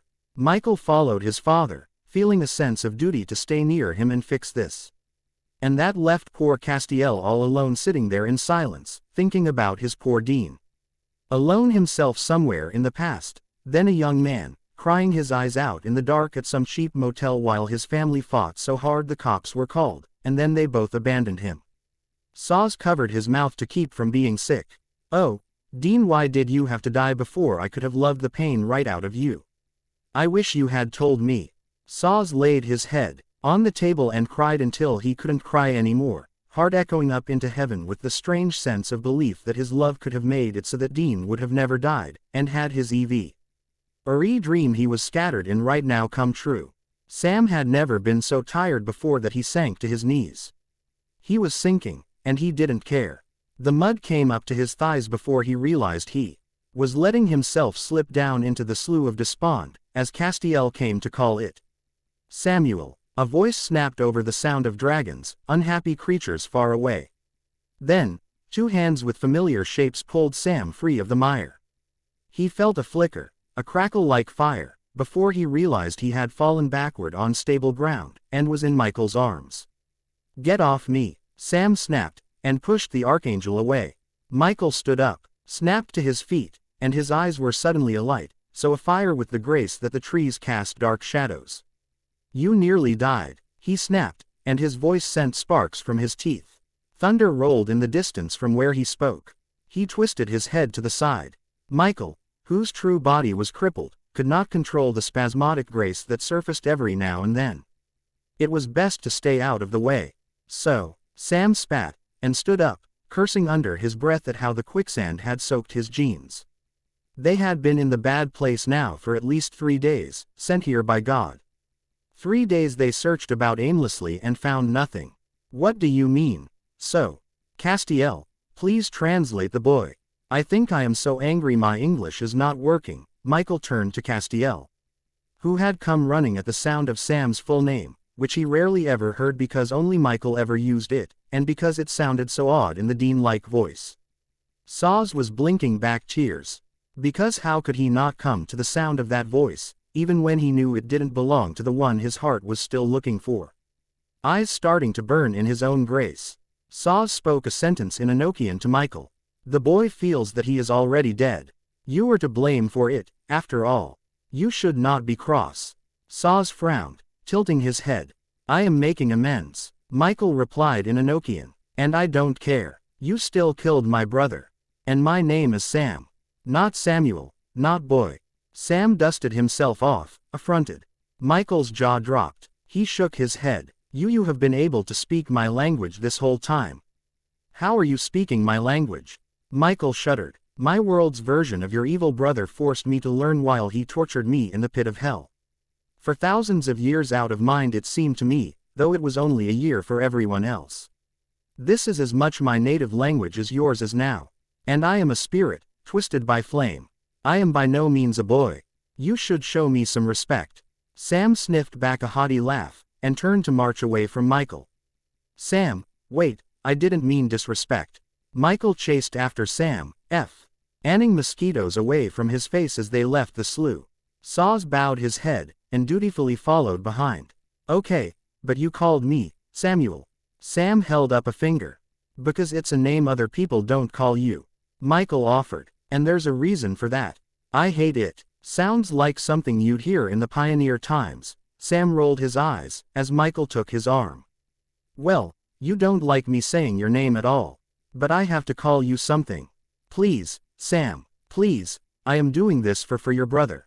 Just as much as you are. I am trying. I know I can't make amends with you but I want to be your friend. Or at least, your protector. Michael fell silent at the livid look that flickered over Sam's face. And I wanted my brother alive. But look where we are back in this infernal wherever. Looking for a needle in a stack of needles and dinosaurs, I guess. Sam shook his head, uttering a soft shudder. He tore away from Michael and went marching into the woods. Sam, is there any way you would slow down for me? Though, I've been trying to see through trees and mud with my grace so long. I'm so tired. Sam, Castiel collapsed under a tree. Sam whipped around, brows going up. Oh, no, I'm sorry. Here, no, we'll take a break. Park it, Michael, we're taking a break for Saz. Sam sat down on the stump beside his friend, who had a vacant look in his eyes. Saz stared up at the sky, at the whisper of jungle leaves. He had tears forming there. I am so tired, Sam. I've been using all my power to find a glimpse of him. And the problem isn't that my grace isn't helping me see, it's that I see too much. There's so much green here, green like his eyes. Sam. Saz grabbed at Sam's collar. I am losing the ability to say his name. Every time I try. Cass's voice broke hoarsely, and he burst into tears. Sam gathered him up in an embrace. Then, don't we all know who you mean? Sam laid his face in Cass's hair. Saz looked up into nothing. I was really hoping we'd find something. The minute we came here, I mean, this slough of despond, this pilgrim's progress we are facing against, could it get any lower than here? We both have surveyed what hell is like. Could hell be any darker than this obscure place where we're sent to find him amid desolation and he isn't? Saz let out a croaking sound, and held his throat. A needle in a stack of needles looking for his soul. Because I see him everywhere all at once. Saz let out a sob. Do you think he knew what he meant to me? I wasn't around for a lot of the pain of his life. There was a time we And he thought angels weren't even real because surely they'd have intervened if they were. Would God I had known he was suffering just a little boy armed against the dark, I'd have done something, I'd They come down and done something for the lost boy who had to be a man before he could grow a beard. Sam. Sometimes I think my heart will explode. Why did he have to die? Why couldn't we have had these conversations with him while he was at our supper table, and not so far out of reach? Saws was shaking. The jungle fell quiet, as if even the bad things out there in the bad place grieved for poor Castiel and his sorrow. Sam held Saws against his chest, and leaned back against the tree. For a moment, the beauty of that place was enough. There was no past or future. There was only here at the end of the worlds. And they were here, along in their sorrow, and the shadows cast from the glare in Michael's eyes. Sam was starting to doze a bit when he noticed the fireflies begin in the treetops. He smiled up at them, and then looked down at Saws, whose eyes floated among them, shiny in their tears. Sam felt an immense grief so extreme that he couldn't cry or frown or laugh or scream. It was so heavy that all he could do was watch and feel it, and tell no one as it swallowed him like the mud he sank into. And then, as darkness gathered here, and the fireflies lit the way to forest paths, they heard something. Sam sat up like a bolt, teeth clicking together like screen doors slamming at the sound. But they heard it again, a crash. A loud bang, screen door slam sound. Into the clearing, there stepped a man. A dark man, with eyes that were either the color of coffee or green like tea, and who had dark hair. Sam bristled because he both loved and despised that man, but Saws and Michael didn't know him. He fanned a door in what looked like a secluded cabin surrounded by pines different from this world. Pines like the kind that grow in North America. There sat the man that Sam instantly remembered as his birth father. Cleaning his gun. Into the middle of the cabin there came the sound of a baby wailing. Screaming so painfully that it made the teeth of the onlookers set on edge. Shrieking and whimpering, mournful and pleading, like the shrill baby cry was begging for care, for food. It took Sam, who had no birth children and had never had to care for Jack at such a young age, a long while to realize that the baby cry meant the child who he could not see was hungry. "Daddy, the baby is crying," a little voice said. Saws sat all the way up, and his jaw fell to his chest in wonder.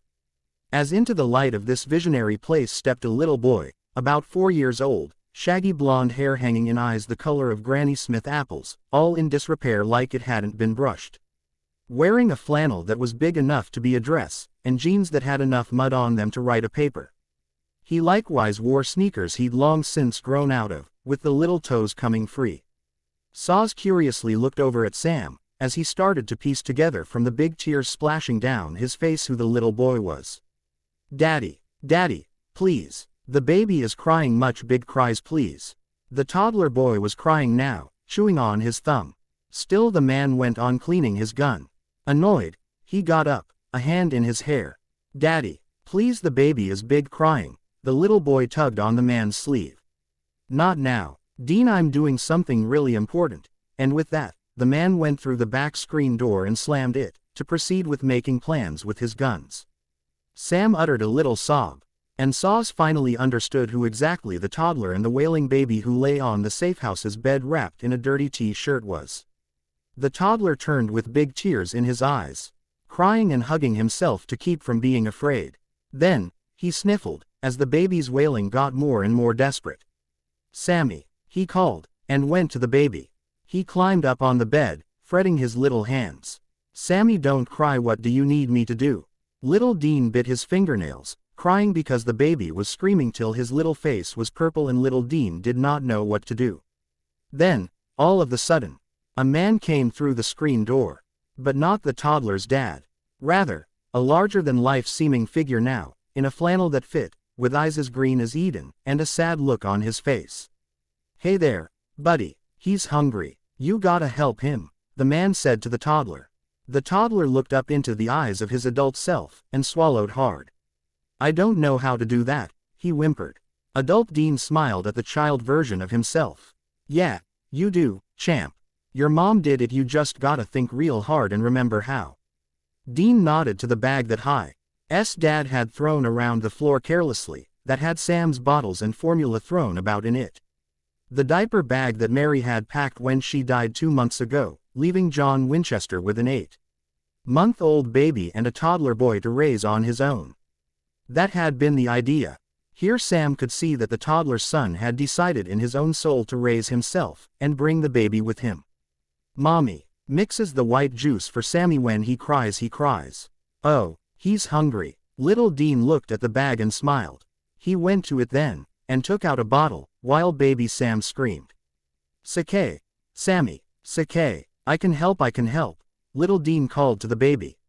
Adult Dean was looking at the child with big, sad eyes but could not intervene because he was the only person in the room who was entire.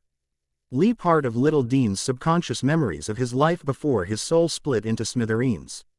Okay, so mommy mixes the juice. She puts this much. 2 big scoops. Little Dean's hands shook as he struggled to open the bottle. And the powder, he cried, and he rubbed his little hands red as he fought containers too tight for him to open to come free. He kept calling the baby's name as the Hild screamed so hard it felt like he would break the windows. Outside, their dad drowned out the baby's cries by target practicing, too distracted to even notice. Okay, I got some. It spilled. It's okay, Sammy. The powder makes the juice. You put water. Dean went to the sink and put water on top of the powder until the bottle was full. With fumbling fingers, he tightened the bottle top, correcting himself that it looked too sideways a few times before he got it right. Then, Mommy puts this in the magic box, the magic hot box, but not too much. Little Dean put the bottle at last in the microwave. And started it up by pressing as many little buttons as he could.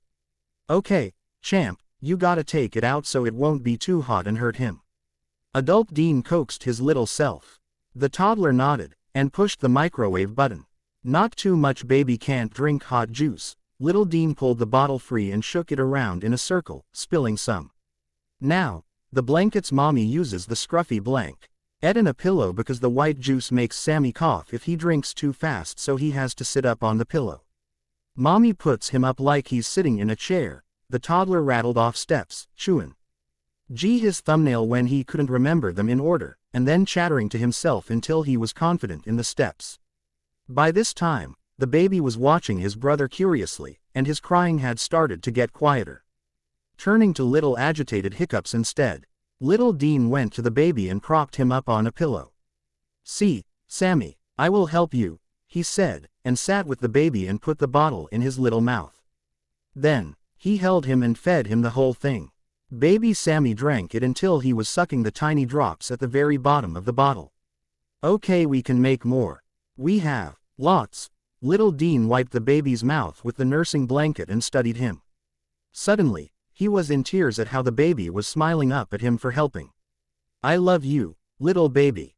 Little Dean read and hugged his baby brother tight like a doll. Baby Sam leaned against Dean and cooed. Adult Sam was sobbing into his hands. No one had ever told him this had happened, not even Dean. Saws reached over and took Sam's arm by the shoulder, holding him up. "I love you, baby brother." Little Dean kissed the baby's head, and now the little one nuzzled him, content to be held.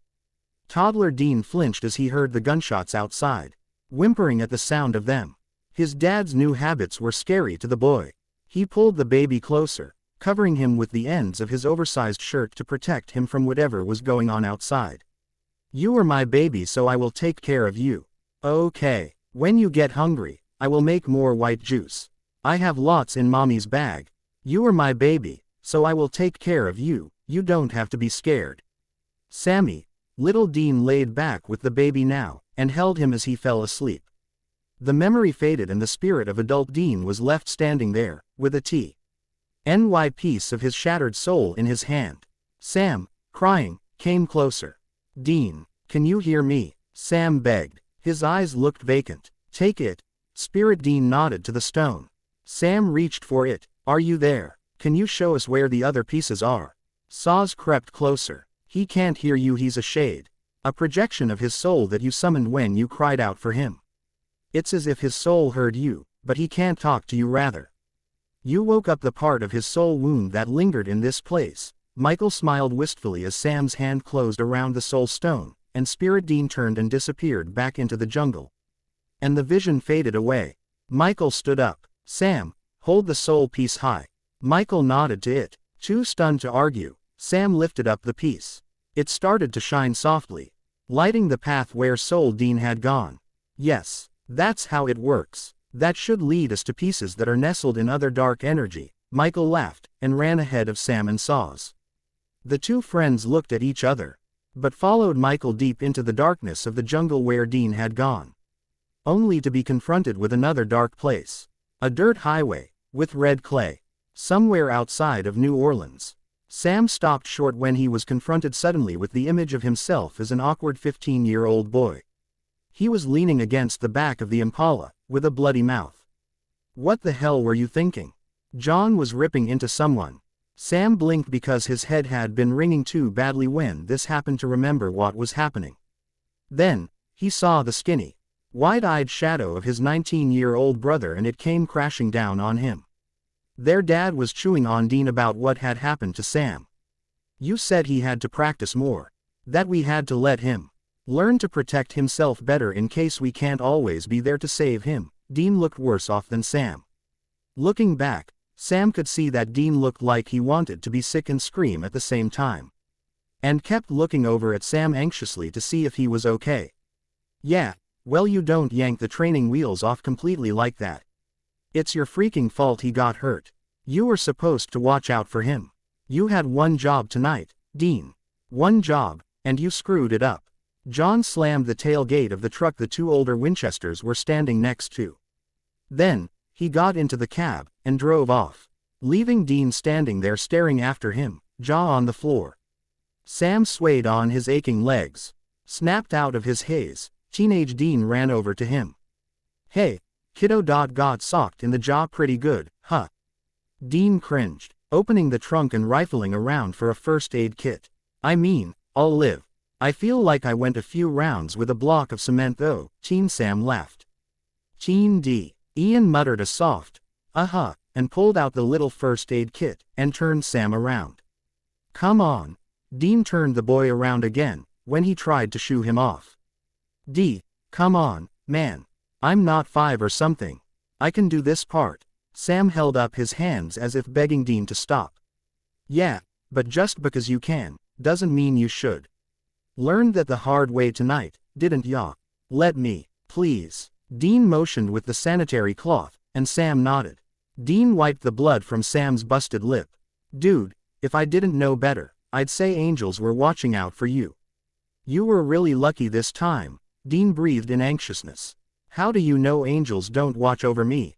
Sam smiled. Dean studied him, and swallowed hard. Then, he threw his arms around him hard. Ow. D. Sam pleaded, tugging at his coat. Masori. Man, you just really scared the hell out of me tonight. Dean leaned back and studied him. He shook his head hard, nearly bursting into tears. Why are you looking at me like I'm going to explode?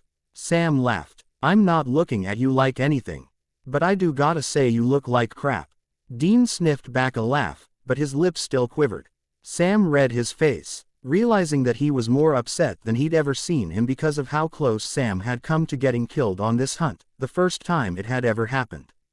Jerk, Sam whispered. Dean bit back tears. Bitch, he ground out with a smile before the first tear fell free. Whoa, dude, chick flick alert, Sam teased. Dean smeared the tear off. God, yeah, stupid. Okay, why don't we? Are you hungry? Here, let's have you take a seat. Dean ushered Sam around to the shotgun seat. Dean, please, I really don't need you to fuss over me so much, Sam begged. Dean's eyes closed hard. Adult Sam, who had been watching this exchange from the shadows, flinched then when toddler Dean came up to him and tugged on his sleeve. Yeah, adult Sam cooed to the child. I'm supposed to give this to you, the boy whispered, holding up a shining purple piece of the soul. It belongs to him. I broke it. Don't be too mad. The boy bit his fingernail. Adult Sam, with big tears in his eyes, knelt down and scooped up the toddler and held him hard to his chest, for a moment not considering the fact that he could hold the spectral version of his brother as a child. He watched as Teen Dean continued to fuss over Teen Sam. Yeah, well, I do have to fuss over you so much you coulda died. Dean paused when his little brother looked up at him. Yeah, but that's not your fault.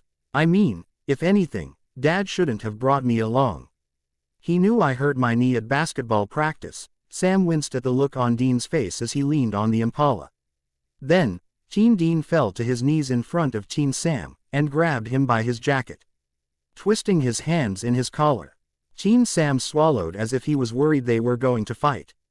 Get something understood quick. You're my kid, so it's my fault, not his. Dean nodded. What? No, dude, he's the parent, we're brothers. What? Sam laughed, almost uncomfortable with what he'd just said, looking around. Dean pulled Sam closer. Yeah, no, I know all that. But you're my kid, Sammy. Yeah, you got me. Dean swallowed hard, and nodded. Sam's eyes said he understood. He wrapped his arms around his brother without another word. As a matter of fact, I'm starving. The Sam leaned back and smiled. I was thinking crab boil. That cool? Dean raised an eyebrow. Sam laughed, and nodded, hurting too much to talk now. Dean tossed the boy's feet in the cab, and closed the door, climbing in the other side and cutting the motor on. Michael's voice interrupted Sam's inner monologue of all the things he wanted to say to that incarnation of his brother that he would eventually hurt more than any angel or demon ever did just by wanting to have a normal life. He bit his lip, laying his face in the toddler Dean's hair that he clung to for dear life. But then, Michael shattered the illusion. I wonder how it's possible you are doing that, comforting the child, and yet allowing yourself to be treated like a child by him at the same time. Michael indicated as the car drove away, and the woods became dark once more. Sam looked down at the toddler in his arms, who had fallen asleep with his thumb in his mouth. He laughed at him, ruffling his hair and tracing his tiny face, not familiar at all with this version of his brother. He'd been too young when they met to remember him. Well, he was my brother. Is he so the child? You saw the baby in the child version. You understand that part. But letting him treat me like a child. I guess I always let him fuss over me, boss me around, treat me like a kid, even though sometimes I kinda hated it, especially when I was struggling with my powers, I guess because, well, he wasn't doing it to be a vindictive jerk like a lot of people do. For Dean, letting him do that, take care of you, fuss over the least little everything. That's his love language, is like acts of service. He feels appreciated when he's helping. So I let him help. Sam smiled. But I think I let him help too much. Because that's how he got all Humpty Dumpty in the first place. Sam was in tears all over again. Don't cry, Sammy. The toddler leaned up, and laid a hand on Sam's cheek. His little eyes squinted and he laughed at the beard. This fuzzy stuff makes you look like Daddy, but you're not Daddy, you're Sammy. I like it better when you look like Sammy. The toddler nodded, and Sam laughed because now he finally understood what Dean's problem with his beard had been. It's all the hurt from our dad, that is why you are in the woods. Huh, Sam said to the child then, fussing over his oversized flannel, rolling up its sleeves so his hands were more free, and smoothing his wild bangs out of his eyes. Toddler Dean bit his thumb again. Dad never helps, but I like helping. He's too busy trying to find out what monsters killed Mommy. So, that's why I do all the helping, but I'm not very good at it. Tears filled his little eyes. You're the very best at it. Did you know? The very best at helping. Sam nodded, running his hands through the child's hair again. The boy wiped his tears. Then why did Mommy leave me? Sam blinked back tears. He gave the little boy a hug. Mommy didn't mean to leave. I think she'll come back soon. Okay. Sam laid his face in the boy's hair. I want her to come back now. Daddy liked me more when she was around. He doesn't like me now because I mess up a lot. I try to help but I don't know a lot. The toddler started crying then. Does baby Sammy know I try really hard? Does the baby know I love him? I try really, really hard. I do. Saint don't know a lot of stuff. The toddler was crying hysterically now. Sam's sad eyes floated to Michael and Saw's. He almost flinched when he found empathy in Michael's gaze. Saw's looked like he would wither away right where he stood. You were the best big brother that baby Sammy could ever ask for. You know, you are the very, very best. He knows you love him. He loves you too. He loves you big. Sam gave the boy a hug again, rocking him back and forth. Saz held his breath, remembering seeing Sam hold Jack this way. Jack, who was at home, with God, in the bunker trying to help scour the worlds for Dean's soul. Sending them here without him after much protest. Michael clutched at Sam's arm suddenly. This is great news. You can interact with the shades because you have the same soul. That will make finding the pieces we need easier, Michael nodded. Sam leaned back from the toddler and looked in his face. He called to the boy who was playing with his shirt collar now. Ooh. The toddler smiled. Can you show me where these other pieces are at? Like the one you brought me? Sam tilted his head. Yeah, I like helping. The toddler patted his hands against Sam's chest. Okay, bud. Here. Sam sat him down. And took his tiny hand. Show me where you found that, huh? Sam looked back at Michael and Saz, who watched with bated breath. You won't like it, it's a scary place, but here I will. I'll show you. Toddler Dean then lead them deep into the most twisted parts of the bad place. Somewhere in the deepest part of the bad place there lives the mother dragon. Her body rises up as high as a mountain. And her wings spread over the forest, covering it in a veil of darkness. Her scales are covered in moss and vines. At the heart of the jungle, where she sits on the eggs of all her little ones, she is surrounded by trees. This is the place. Toddler Dean stopped, and pointed up. Sam felt his blood grow cold. The massive dragon wrapped herself around the forest, around eggs the size of boulders. In her jaws were barred teeth, long like spears of polished ivory, glittering with bits of the darkest, deepest jewel. It was Castiel who understood what had happened first. He wilted to his knees. For Castiel, this had felt like a voyage to the end of everything. He could not stand up under the weight of her wings, or the smoke that was trapped like big storm clouds up above her, gathering and swirling in the shadow, choking out all the light that came from what served this world for a sun. Sam was too mesmerized with that swirling cloud that no light could ever pass through to say or do anything. Normally, it was his job to find all the facts going into a situation, to help form the plan. For someone who was used to knowing everything there was to know on a subject, his mind was a blank white slate of static. So it was that Michael himself went to a little tree and pulled it out of the ground to use it as a spear. What are you doing? Saz asked, exasperated. We won't get the pieces just by standing here gawking at it, Michael huffed. Stop. What the hell? You'll wake it up, you'll. Sam grabbed at Michael's coat.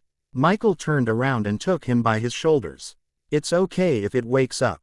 It's okay. Trust me. Michael was being weirdly careful with Sam, in a way that made him uncomfortable. In a way that felt like a parent would console him. Like hell I'm ever going to trust, get off me. Sam fought in his grip, until his eyes glowed. He winced as he used his grace, and suddenly his voice became deep and dark.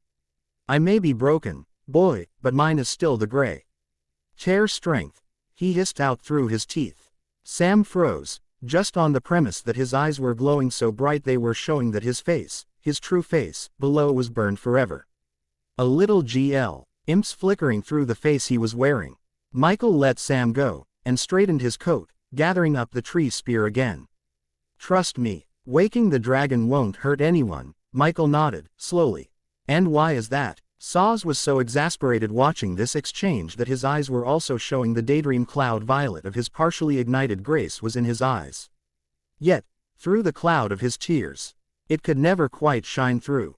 Sam wanted to cry. This place is made of dark energy, of chaos, of evil dreams and the dragon. It can't hurt you, because it isn't what you think. She is a part of you. As much as you are a part of you, she, my dears, is your grief. Michael winced, and nodded then. It's best to be me to face her. After all, I am the one who gave her life. She looks to me as her father.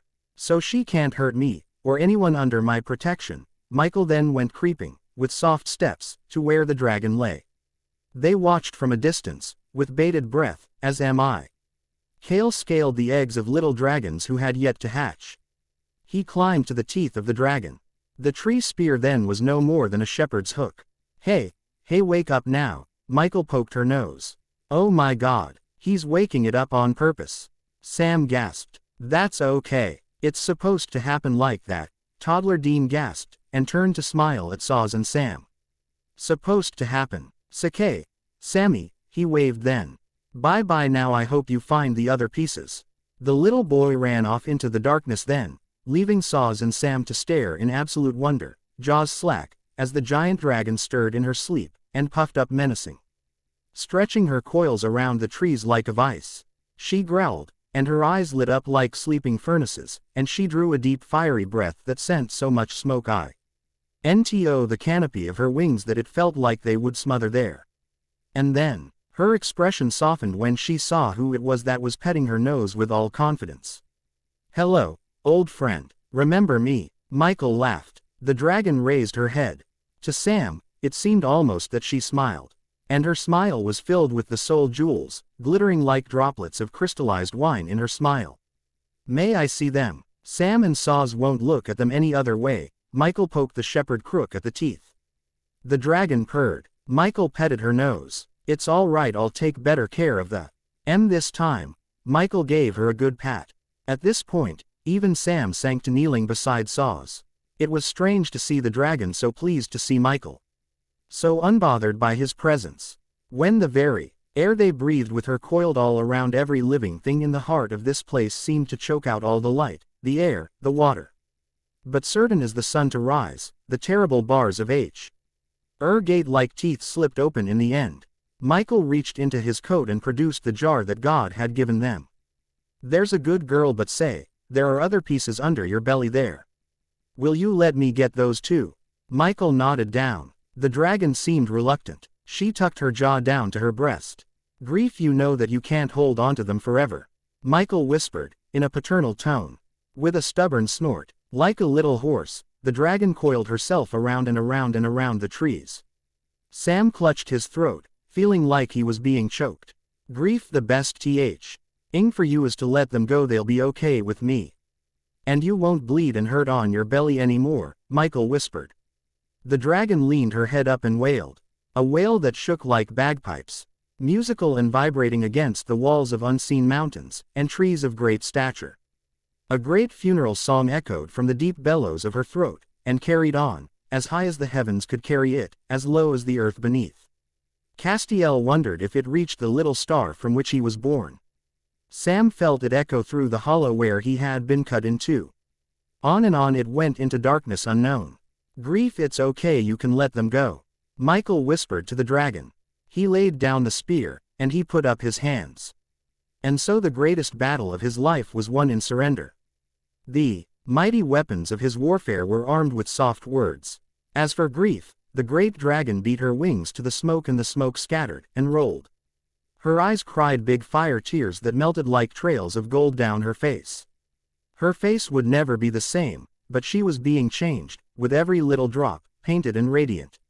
And then, with one last twist of agony, her body uncoiled again.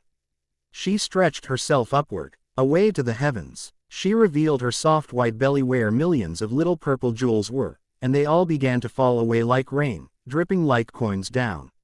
A coin machine and rattling on top of the eggs and away to the ground. As the dragon stood up, her eggs began to hatch. Millions of baby dragons poked free, scattering the little purple jewel bits in the wake of their stamping feet. But then, the mama dragon tucked her wings around them, lifting them up, helping them get free of the confetti of egg shells that ripped and cut away. At last all of the babies rose up and with their little claws put their tiny paws in the places where the jewels had been fastened to her body. Go now, Grief and all her children. I release you. Be free. Michael stood up, raising both of his hands to the white light in the sky high above them. With a mighty shout, all of the dragons rose up on their wings and flapped away into the heavens and were gone. Sam stood up, lifting Saws gently to his feet. Almost as soon as she was gone, he could breathe a little better. The smoke turned to a fog, and floated down to them, with all the dragon eggs like tumbleweeds in the wind. Saws tried to peer into the murky darkness of this dragon's den. Out of the mist, Michael came carrying Pandora's jar. All right, boys, this is where we start to gather him up. Michael smiled. You were telling the truth. How did you know? Sam gasped, stunned to a numb feeling in his mind. Michael grinned ear to ear. Some battles are only in the mind, Sam. You came to fight, to prevail. Some things cannot be prevailed against, only accepted. And in the case of Grief, and all her children, to release her is the only way. Michael looked over his shoulder. She is a monster, true. One that grows bigger the more that you fight her. I knew what you have yet to know. Grief is a monster that is better when made your friend. No, you cannot tame her. She cannot be tame, and her moods and her tempest are not yours to know. But befriend her early, and ride with her, and you can rise above the smoke that she breathes. Grief is a beast bested better when you love her, when you comfort her not chastise her, and you, in your anger, were not ready to do this. So I did what you could not. Michael held up the jar. Now do what only you can, and gather your brother's soul back together. You were one half of him. Make him whole again, Sam, and so be made whole yourself. Michael handed Sam the jar. Sam, eyeing Saws in amazement, took the jar in trembling hands. Then, with a deep breath, he nodded, and stepped into the night. The sky had cleared, but the field left behind was eerily quiet. Still, like after a snowfall. Saws studied Sam's face, which looked older and full of wear, looking out over the landscape. How do we collect them all? They're like glitter, just tiny pieces of dust. Sam gulped, and looked to Michael, begrudgingly acknowledging that God had taught high. Something about this that Sam did not yet know, and that, to get Dean back, he'd have to trust him. Michael didn't answer. He lifted his hand, eyes full of blazing grace. Then, he extended the jar. It made a whistling sound, like a deep bass wind instrument makes. Saws felt a shiver go through him then as the pieces began to swirl in a little tornado of pieces. You have to go to the heart of pain first, to pull all the other pieces to it, Michael's voice said above the friction, the tiny hissing, bat-like voices of glass upon glass as the tiny crystals swirled together in a sandstorm like a desert of the dead yawning from some forgotten place. Sam closed his eyes and reached out to Cass's shoulder for support as the wave of sand rolled over. The next moment they emerged, in a night many years ago, at some nowhere motel. The Impala and a truck parked out front. Saws looked to Sam, noticing immediately how he stiffened. He vaguely knew which memory they had gone to from Michael's conversation with them earlier. But he still was processing that this is where they landed from the look on Sam's face and tensed shoulders. Michael stood in silence, the jar in his hands, reverent with his head bowed. Voices were echoing from inside, shouting at each other so loud that the windows of the motel were shaking. Saws led a desperate, shaky gasp, trying to steady himself. He'd not expected the sight of the crumpled figure beside a soda machine, leaning against it looking absolutely dejected. The man sitting there, slouched over, crying into his forearms was a very young man, and slight of frame. With his head covered, it was hard to tell who it was just from sight, half hidden by the shadow and a Carhartt with a hood that actually belonged to Sam and was far too big for him, hood pulled up over his ears. His voice, the soft sobs, sounded younger than he actually was. He had a beer held loosely between two fingers, only half drunk. Sam covered his mouth with one hand, studying. He lynched when he heard something breaking inside. John was taking a baseball bat to all the computers Sam had used to study for his full ride to Stanford. Stop it, stop, Dean cried, sitting up and shouting. But his voice was so hoarse from crying all night that not one single soul present the night that happened actually heard him cry out. You absolute freak, why would you do something like that? Those computers were useful to hunting research, you moron. Sam shouted. One of them was my computer too, not like he cares, Dean muttered and drew his knees up to his chin. He smashed the beer, still half full, on the sidewalk and watched as the foam seeped through the broken glass that he ground into powder with his fist until his fist was cut and bleeding, and then he sucked the bleeding to stop, muffling his sobs with the back of his bloody knuckles. Hey, son, your hand is bleeding. An old man, maybe 70, came walking in with his wife beside him, who was clutching her pearls. I'm okay thanks. Dean waved him away. You don't look so okay to me, young fella. The man's wife looked him up and down. Dean shook his head. I'm fine, really don't worry about He winced as John screamed obscenities as Sam. After all I do for you, and this is how you repay me. By going behind my back and plotting to abandon your family for months. How is going to school such a crime, Dad? I want an education, not a freaking divorce. Sam screamed right back. Dean clutched at his throat, not even noticing his bleeding hand was quaking now. Look here, your hand is bleeding real bad. Is it okay if I touch you? I have this bandana here, son. Is it okay if I help you? The old man came a little closer. Dean was so weak from crying he didn't fight him. He looked over at him suspiciously and grimaced. I'm okay, you don't have to help, he frowned. The old man smiled at him. I know, but would it be okay if I did?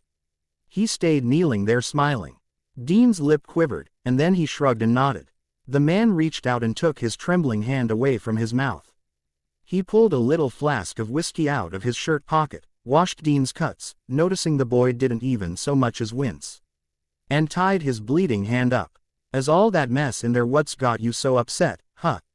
The old fella stayed sitting beside Dean, whose knees were shaking.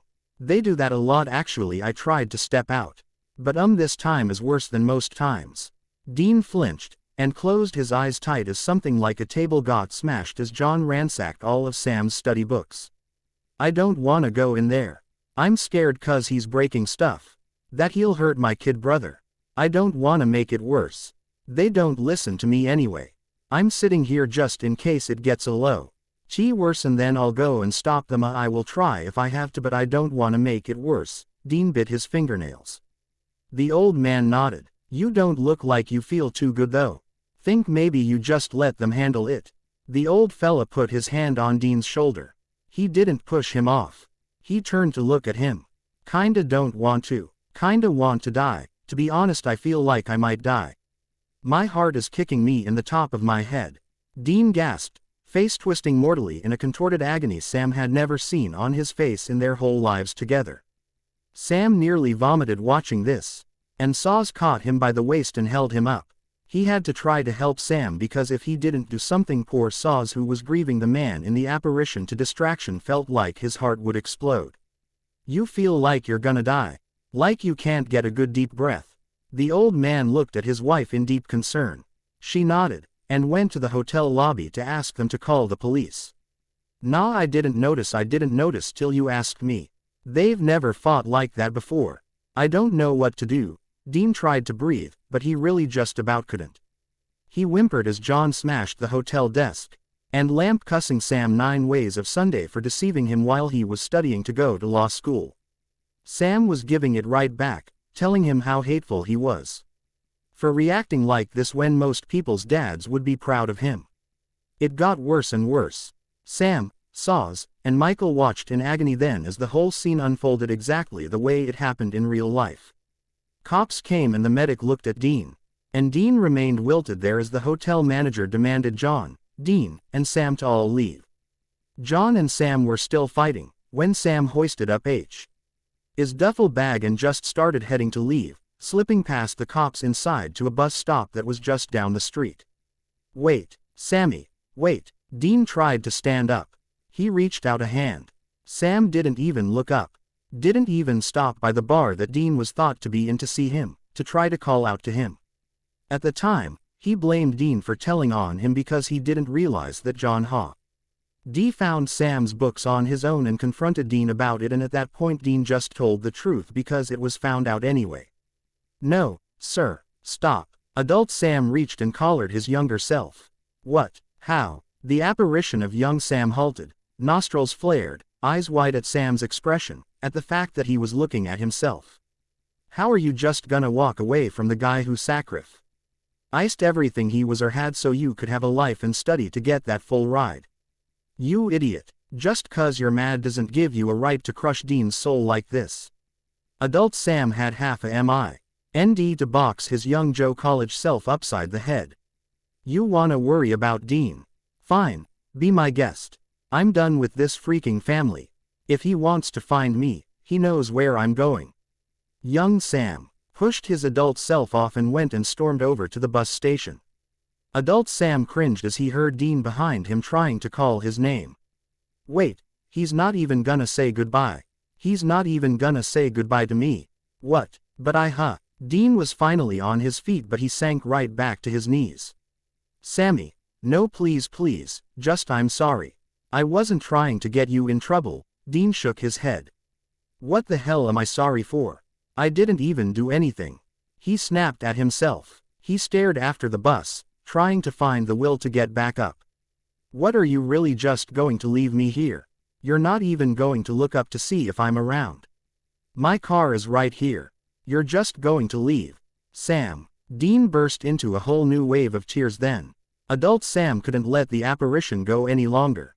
He passed a distraught, slack-jawed Castiel into Michael's hands, and the duty-bound Angel held the other up.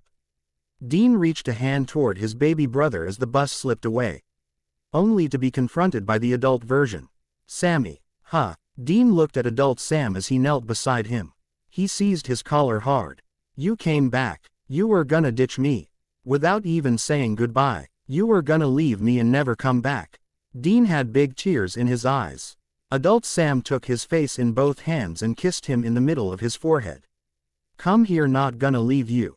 Not gonna leave you ever again. That was so stupid and selfish. I was so mad at Dad, and I didn't think about how much it would hurt your feelings. Dean, buddy, I wasn't even thinking straight that night.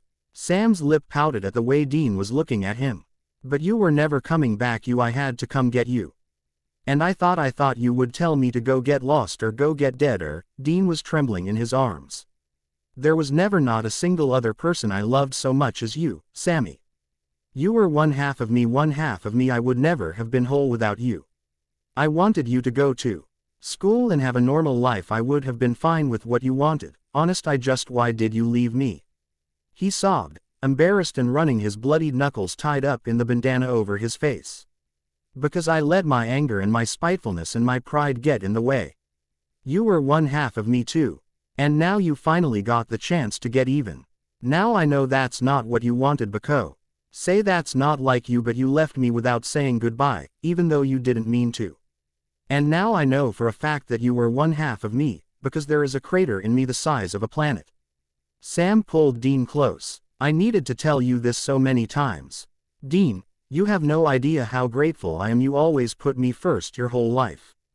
Dean, there is not one single other person I loved as much as I love you. Please believe that. I am so sorry for this night.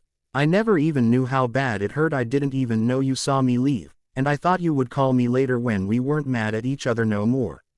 Because we never stayed mad at each other for a long time, did we? Sam cupped his cheek in his palm. Now I know exactly how bad I hurt you, because I am hurting lick. You hurt now. I don't think I can stand to live not a single another minute without you in the world. You were the air I breathe, man. Why, without you I would have starved to death as a baby, and man. Why, other times besides that you gave me the food off your plate, and the shirt off your back, and you did for me what nobody should have ever expected you to do. And I was so awful to you that night. I was so mad. But Dean, I was mad at our dad and I let him come between us. Sam hugged Dean then. You were the air in my lungs, buddy. Dean, you are the freaking air I breathe. Come back to me, and make us both whole again. Please. Sam kissed Dean's cheek, and pulled him tighter to himself. I want to, but I don't know how. I'm scattered like a million little pieces of me like everywhere. I don't know how to do that for you. Sammy, or I'd have done that already, young Dean sobbed, hopeless. He leaned back trying to dry his tears. Okay, but we will figure it out. Huh, like we always do. Sam, said Michael. Sam turned to see that he had collected a huge piece of Dean's soul, and tiny pieces were starting to swirl the jar. Castiel laughed. Can you get them to go in? Sam held the younger Dean's shaking hand to keep him from slipping away as the swirl of sand-like pieces became swarm-like. I don't think I got to. I think you've taken control. Michael nodded over his shoulder. Adult Sam turned to look. As into this apparition, the scene changed in a way it did not happen in the real world, guided this time by Sam's soul. Sam swallowed hard. The bus was about to pull off, when young Sam got off of it and ran across the parking lot. Dean stood up, blinking desperately. Sam dropped his duffel bag. I should never have left you. I should have come back. I can't be whole without you. Young Sam ran and jumped into Dean's arms, and held onto him for dear life. John came outside with the police. What are you still doing here? I want you to leave now. You're not going anywhere with me. John flinched when Saz grabbed him. shining his grace eyes at him. Your days of coming between your sons for your own pain are over. You need to be at peace, and leave them to be at peace. It's over. Saws held on to John until the vision of him dissipated in the wind. Pieces of the soul swirled and finally went into the jar. And then, adult Sam flinched as his skin lit up with the peak of Dean's soul that had been retrieved from Michael's broken body at the epicenter. Well, this is a most unusual thing, Michael laughed. What is? Sam flinched, as he realized that the whirling was starting to turn to a golden look. You were gathering the good memories and parts of his soul that were well along with the parts that were broken. Now, there wasn't that much of him that was healthy and whole. But every part that was all you. Michael smiled, as the scene changed again. This time, the two young brothers were much younger. And it was 1996. And above them, was the fireworks. The fireworks that had shone at the end of Dean's life. Adult Sam stood panting as he felt something change, felt soft footsteps behind him. He turned, and almost leapt out of his skin because he was face to face with Dean as he looked just a few days ago when he'd still been alive. Only now his clothes were blazing with Moloch sigils. Easy, Tiger, Dean laughed. Adult Sam threw his arms hard around this apparition version of his brother, and sobbed into his shoulder. Dean held him hard and laced his fingers in his hair. Working through some messed up stuff, huh, Sammy? It's okay if it makes you feel better. I got old enough to forgive you a long time ago. I realized you were just being a moody teenager. Adult Dean held Sam close, rocking him like he would Jack. He leaned up, chin tilted up, and met Cass's gaze. You can pick your jaw up off the floor. It's not like you've never seen a ghost before, he teased, with a little smirk. Saws let out a soft laugh despite himself. Sam leaned back, wiping his hand over his face. Dean stood there, studying Saws. Dude, get over here, Dean beckoned with his hand. Saws walked softly like he was walking on soap suds, afraid to disturb the ground lest the vision fade. Dean reached out and pulled him to himself hard. Saws melted into his arms, and uttered a sob.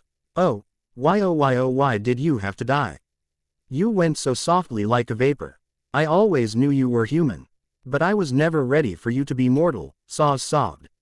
I am grieving more than I have ever grieved in the millennia since my birth. I am completely undone by you. When will you come back and put it right? Saws leaned back. Dean's eyes were glowing orange like the Malik box. It seems like that's pretty close to happening. But there's something you have to do first, isn't there? Dean looked over at Michael. Michael nodded. Collecting you was easy, healing you, restoring your soul, that part God will have to teach me how to do, he winced. Dean nodded, blazing in his sigils now. Better get after it, huh? He nodded, and disappeared into the sand that was then swept into the jar. The swirling wind stopped, leaving Michael holding the jar glowing like a genie lamp. All three present stared at the thing like it was a bomb that could go off at any moment. It's absolutely pertinent that we get this back to my father. Michael swept the jar under his coat. Why do you get to carry it? Maybe I should. Sam held out his fingers. I know it's hard for you, but you have to trust me, the lid, there's so much energy seeping in and out of it, I'm the only one of us. Even broken that has the spiritual strength to hold it on there, and that's probably only because I am wearing Dean's real vessel and I don't have to resist his natural energy as much as either of you would, even you, Sam. Michael grimaced. His pain after shattering was evident on his face. To Cass's amazement, Sam nodded. All right, I get that this is part of your sobriety journey. Hell, they've been given lots of second chances too. Lead the way back to the door. We gotta figure out a way to get Humpty Dumpty back together before I lose my freaking mind. Sam drew a deep breath, vowing on everything he had in him that he was going to make sure Dean knew what he meant to him when he came back to life. Jack was waiting, pacing, patient to see his two dads and Michael appear through the door with a jar full, he hoped, of pieces of Dean's soul. He had news to tell them about something big that had happened when they were gone. Something so huge that would be so hurtful and yet so thrilling for both of them. It's okay, Jack. Everything is happening the way it's supposed to. God laughed, watching the boy pace at the place behind the bunker where they had opened the rift to let the others go.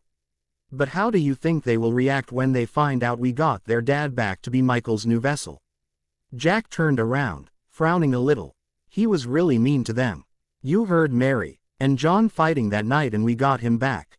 I'm confused. I know she wanted him back and loves him a lot, or that magic pearl she accidentally found in the books wouldn't have worked, but she's really mad at him too. Jack rubbed the back of his head. It had only been a few days since Michael, Sam and Saws had gone into the bad place.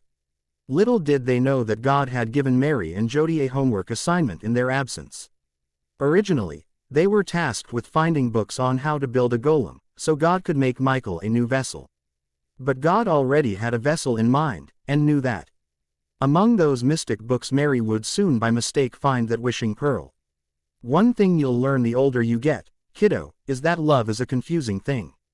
You can hate someone and you can want to hold them all at the same time. You can be mad, but you can never stay mad at someone you really love deeply. Something in the nature of love eventually demands forgiveness. That's a lesson I'm trying to teach everybody here. And so that, my boy, is why this had to happen this way. God leaned close to Jack's face, and cupped it in his palm. But don't tell anybody just yet. It will be our little secret. He winked. Meanwhile, in the bunker, Mary was pacing the floor. John sat at the table, wanting to melt. So, the angel really said that the worst night of Dean's life after all that street. That other stuff you said happened to him. John tilted his head. Sam, I don't know how he's gonna do seeing you. I mean, I don't know. It's all so much I'm kinda not sure how I feel about you right now, if we're being real. I want to punch you and kiss you at the same time. Damn it, John, how did all this stuff happen? Mary sat on the floor, a beer in her hand. John swallowed hard. Bako. Southeast. The way she leaned against the refrigerator looked exactly like what Dean would do when he was upset. I didn't love him, nearly half as much as he deserved me to. And now he's dead. John stood up and put a hand in his hair. And no one felt bad for him. Because no one could. Because today he deserved to feel what they all felt, and understand the consequences of his indifference too. Yeah, and not only is he dead, he died to save like everybody. So you know something, Mr. Father of the Year. Jody came stomping back into the room. She stood at the top of the stairs, folded her arms, and tilted her head. John looked up at her miserably. Mary looked up curiously, never having known this fiery side of Jody before. When they get back, you're gonna put every bit of that to right. You're gonna look that boy you made be a man from the age of 4 up in the eye, and you are going to thank the little boy you sent to do a man's job for saving the freaking world at least a dozen times. Why, he even killed Hitler. And with that Jody stomped off again. He what? John looked at Mary. I don't know. Sorry, it's some kind of inside joke thing, maybe. Mary cringed, and shrugged. Mary, John called. Mary stopped and whipped around. Look, I get it. I'm not exactly winning Mom of the Year medals myself. But when the boys come back, Michael is going to need a new vessel so Dean can have his body back. You are the next best thing. Mary glared at John. You're gonna agree to do this. It looks like both you and Michael are being called on to pay penance for hurting our kids, and you're gonna make it right. It's just not excusable, no matter how bad you were grieving my death, to do those things to my boys, our children. They were children, John. Don't make that face. Fix your face. Make this right. Mary heard Jack laughing, clapping and cheering then and went rushing into the other room. John got up and ran at her heels. We did it, Mom. We did it. We got all of his pieces, in like one fell swoop. Who would have even known that? Wah. What the hell? Sam almost fell out in the floor, and dropped his mother from the hug he was holding her in, when he saw John. Bet you're glad I'm holding the jar now, right? Michael offered lamely, laughing at the newcomer as he recognized him. Dean, what's with the weird clothes you're wearing? John gasped. I'm not Dean as what? My name is Michael. Wearing your son's bones is a loner. Your son? He's dead. Michael shrugged, nodding down at the jar. Wait, how the hell is he doing here? I mean, what the hell? How in the hell? Help me, Jack. Ask the question for me. Kiddo. Real simple words. Sam pointed at his son. The boy smiled. He wants to know how John came back to life. Jack smiled. nodding as he had adequately translated his flabbergasted father. That was all my doing. Michael needs a new vessel if we're to heal up Dean and put him back in his own body. God said, coming around the corner. Which is something you don't yet know how to do, I see. You were crushed badly, you never done anything with patience. Well, the good thing for you is, it won't be hard to do. It will take about 3 days though. God came and stood in front of Michael, holding out his arms for the jar. Michael, delicately, pulled the jar out from under his coat and put it in God's hands. God made a soft laughing sound, like when someone is handed a baby for the first time. Hello, Dean, he whispered. Then, a little tear fell down his eye. Sam stared in amazement. Sorry, this is the first time I've held him since I made him. I love him so much. Okay, well, here's what we have to do. We're going to need you to give his body up, Michael, but not right away. You'll lay down in a semi-waking coma while I put all the little pieces of Dean's own soul back in there. Sam, you'll have to lay down next to Dean.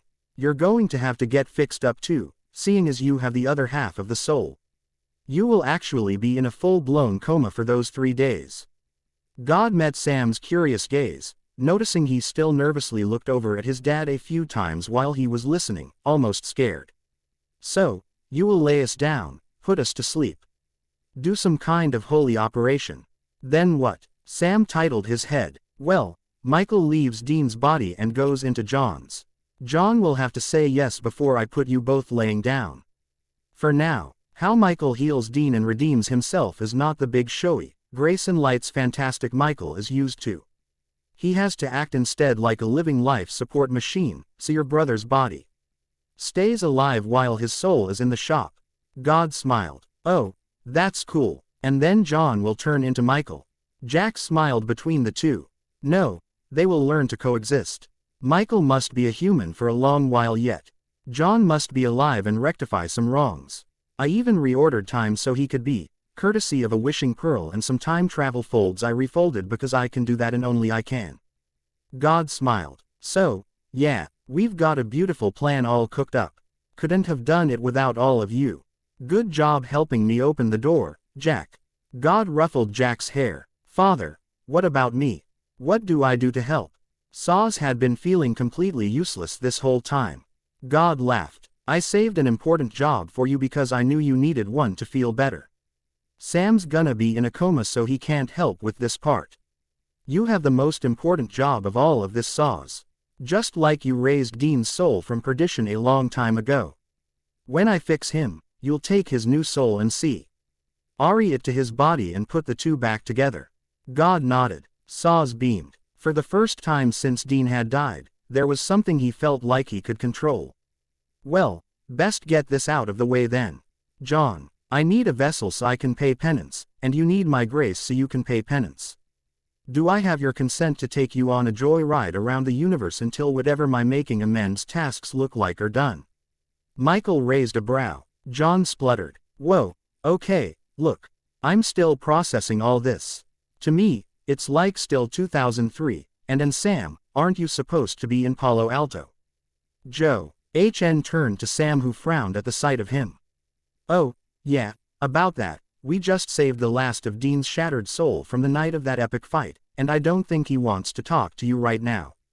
Do you want to talk to him right now? Michael looked over his shoulder.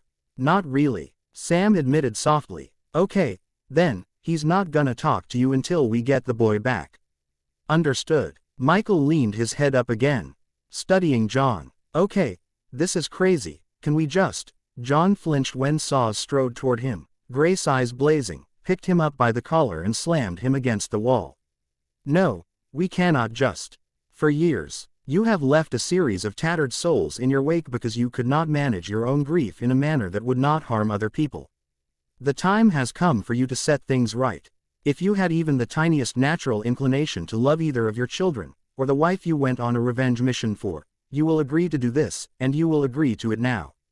Cass's hands were shaking. He was so angry. God watched with a raised brow, but said nothing, letting Saws have this for a moment.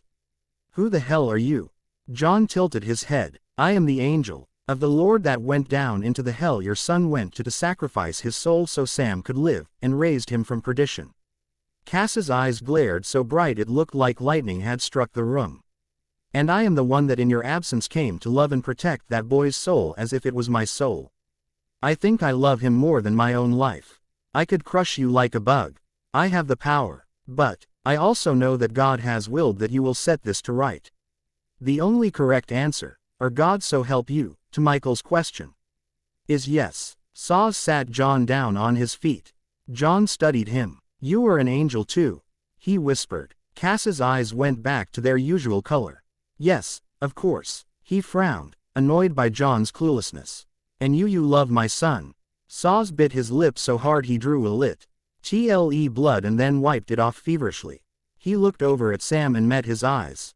Sam calls Dean the very air he breathes. To me Dean is the very light behind my eyes.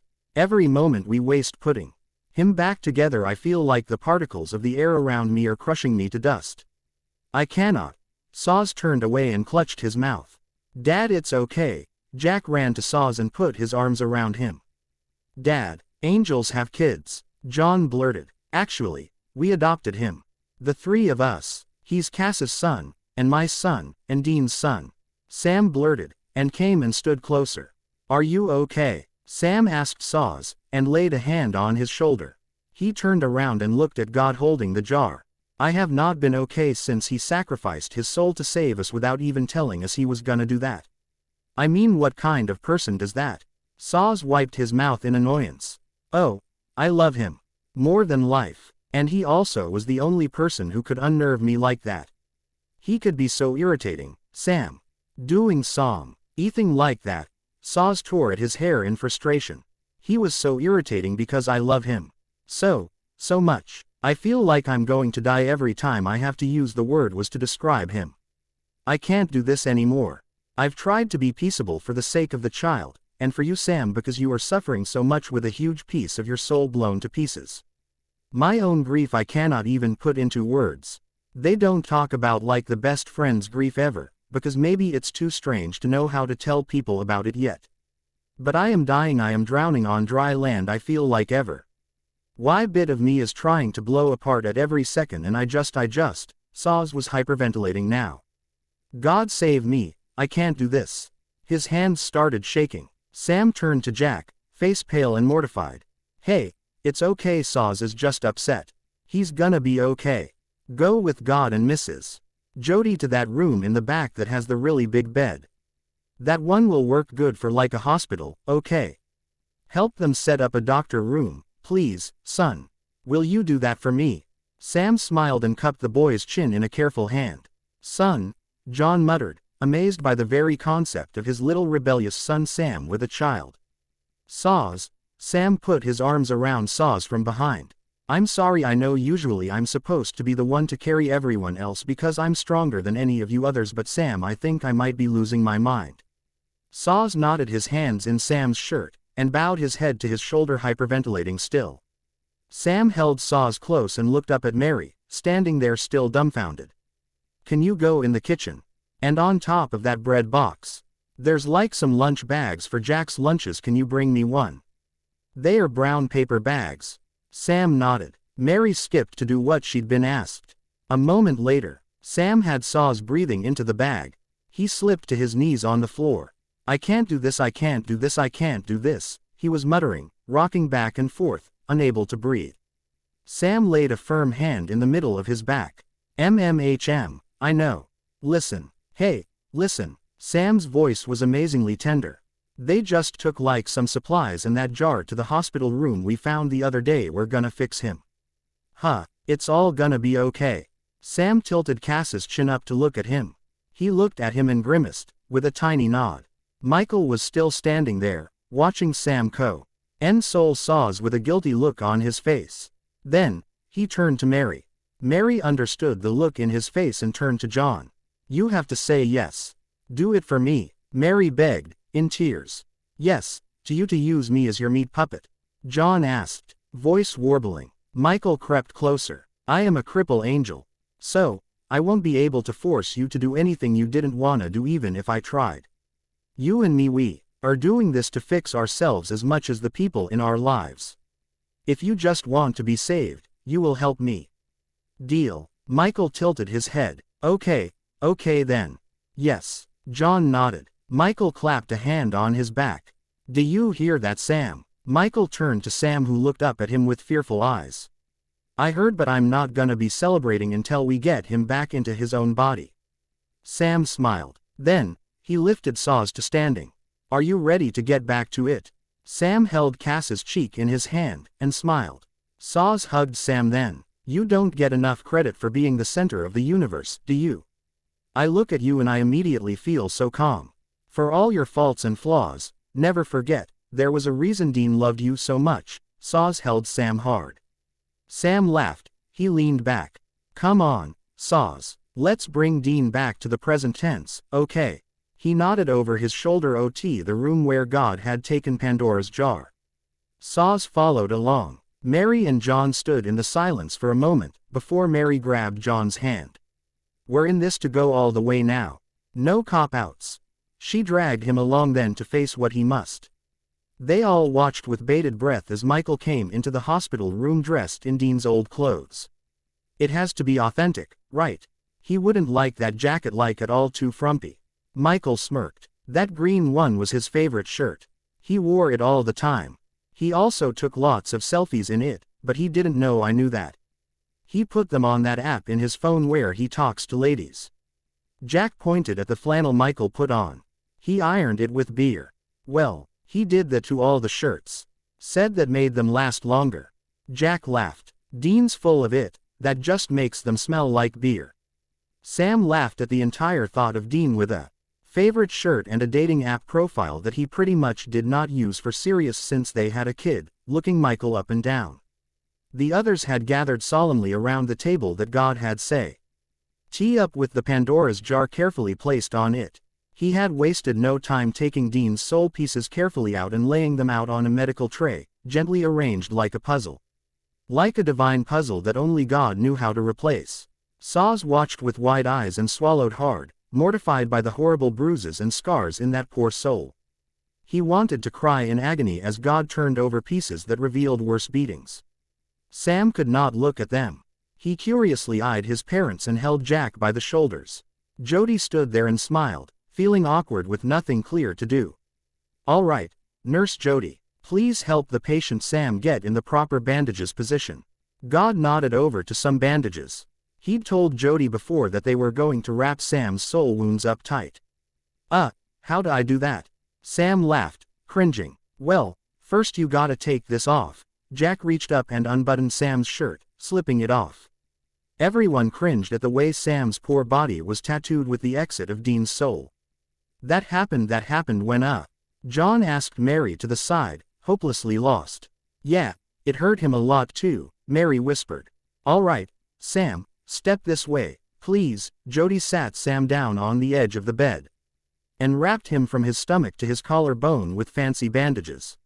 She smiled. You can put this back on now if you are cold. Jack came and put the shirt back on Sam. Then, Jody pulled Sam's boots off for him and laid him down. All right, don't move, Sam. You gotta start trying to get really comfortable. Gonna be laying there for quite a while. God smiled and nodded to Jody again. Now please help Michael, soon to be Dean, do the same thing. God nodded over to Michael. Jack came up to him then. Same story. I'll put this back on when she bandages you up. He will want to wake up in his favorite shirt. That will probably make him pretty happy. Jack laughed. Michael smiled as the boy plucked the shirt off, because it was entirely unnecessary for him to help do that. But he was overly eager to help. All right, Mr. Michael, this way. Jody marched Michael to sitting beside Sam. She started bandaging him and paused, looking down into his face, suddenly deeply upset. What's wrong? Jack asked, noticing the way that Michael's expression changed at the look on Jody's face. I know we're trying to help him, but it's been really hard to look into his eyes and not see him looking back. That's all, Jody croaked. Sam reached up and squeezed her hand. Don't anybody be too mad if I kick him in the seat of his pants for all this later. Jody laughed, finishing with the bandages. Jack then slipped the shirt back on, making sure it was buttoned well. Well, first we gotta fix him. Lay him down. Now, Michael, you need to stay perfectly still until after I put you both in a coma. God waved Jody to arranging Michael like Sam was laying, like a patient in a hospital bed. Sam looked up at Jack curious. You okay? This isn't too scary. He smiled. No, it's not scary. This is actually really cool. Jack laughed. God came around the jar then, and put one hand on Sam's heart, and then the other on Michael's. All right, close your eyes, and try to think of something nice, God nodded. Watching Sam's face, knowing exactly what he was starting to think about. Michael drifted off too then, but not all the way. Before you go into deep subconscious, remember. When you feel Dean's presence in your mind again, you have to go into John as the vessel at that time, okay? God said to Michael, who nodded and went into a deep coma. Okay, so now what? John asked, looking on. Now Jack learns how to do master surgery on a soul. See Jack, God beckoned the boy closer. These awful bruised pieces, the dark purple ones. This is where Dean's soul is hurt, and these lovely blue ones. This is the part of Dean's soul that is actually one half of Sam's, so, as I heal Dean's soul, it will start to look more like green, which is his aura color. Human souls put off a light sort of well. The green and the blue, when they pool back together, and start moving like a lava lamp, that's when their two souls have been put perfectly back together like I made them in the first place. But much better, God nodded to Saws. And that's when what you'll do is take the single aura light in your hands like a ball, and lay it on Dean's chest.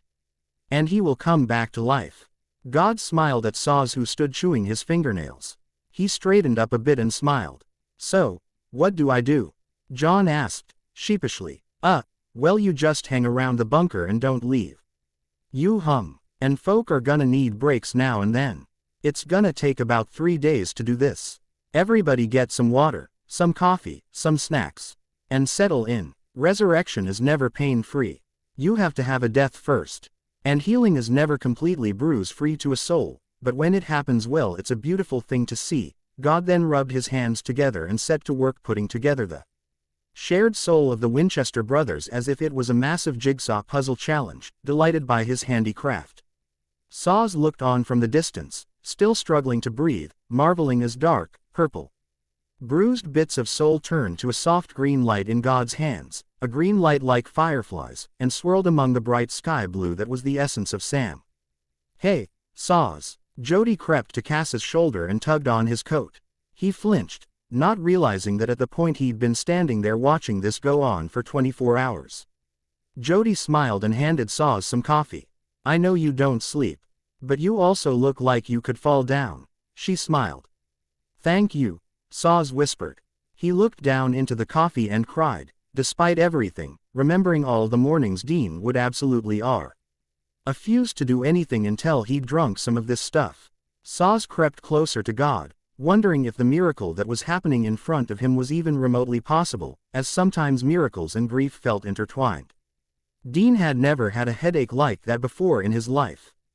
At first, it felt like elephants had danced on top of his head, and he wondered what the heck kind of bar he had been to.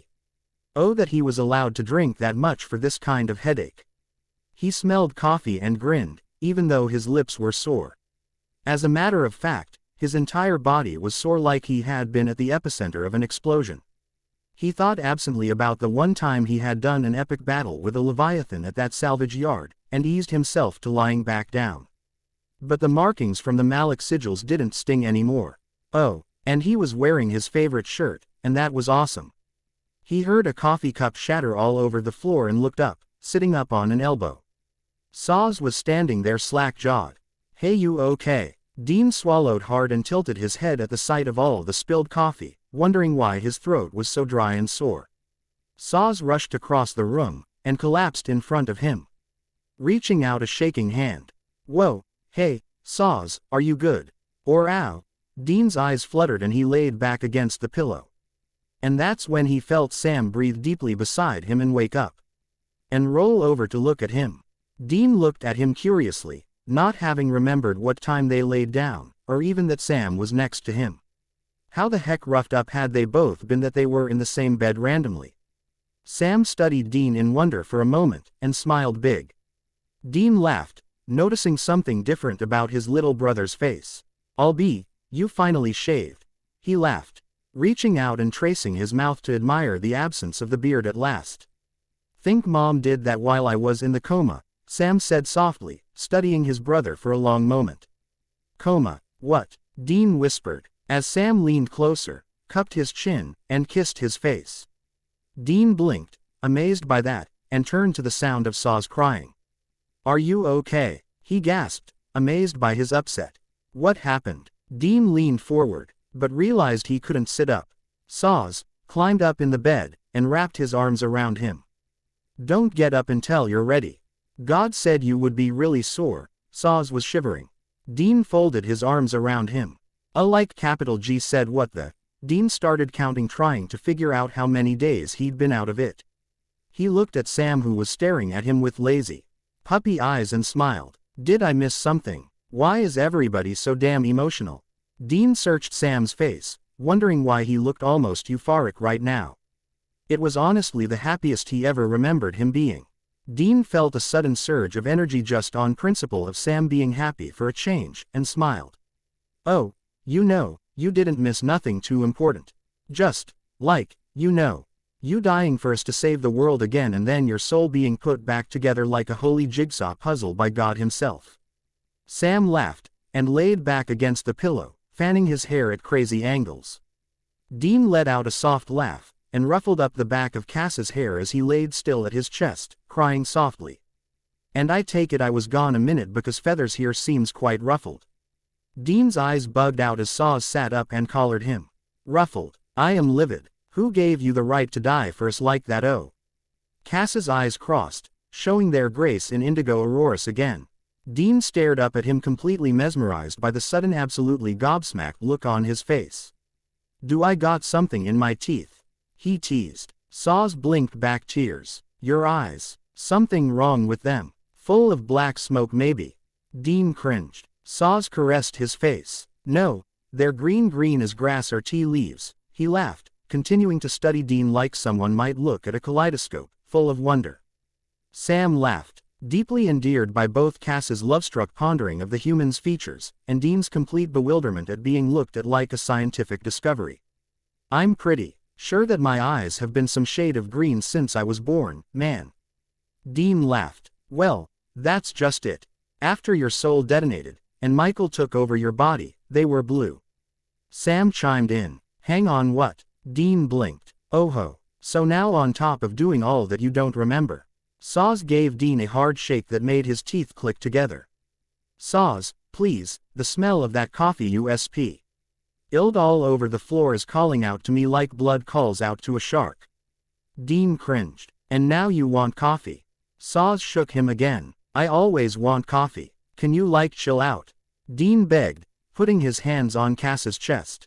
Saws hugged him hard instead, and lifted him out of the bed, holding him like a child. "I'll do something better. I'll make you some coffee. And pancakes. And the greasy, terrible for you kind bacon.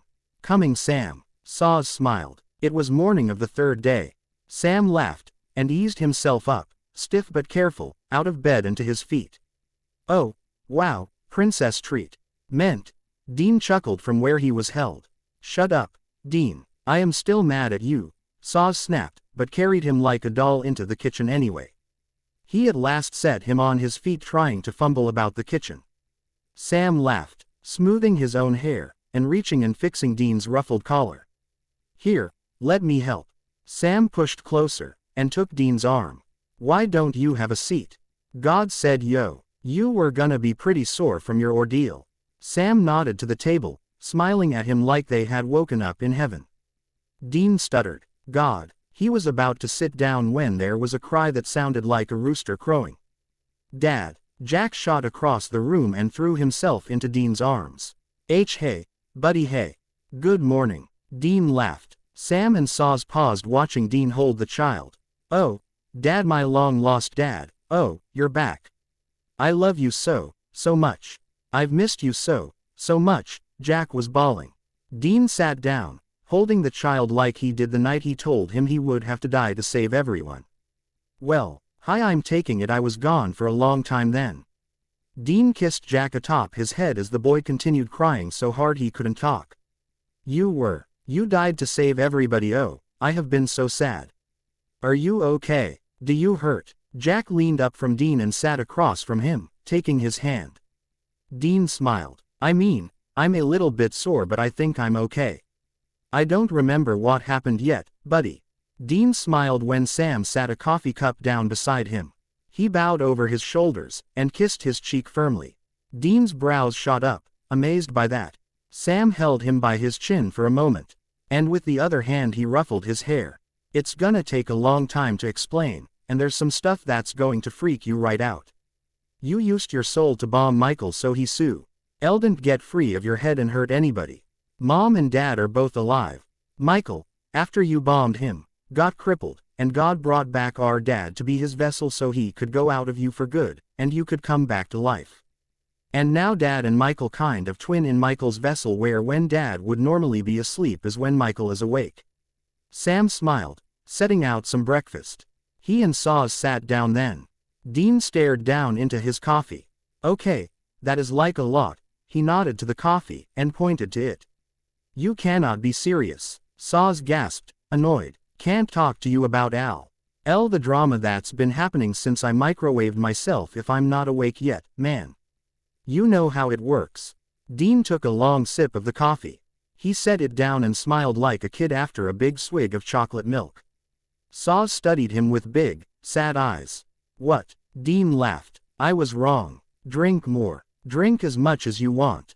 Eat your breakfast too. Have whatever you want. Saws was crying now, and brought the whole coffee pot and poured more.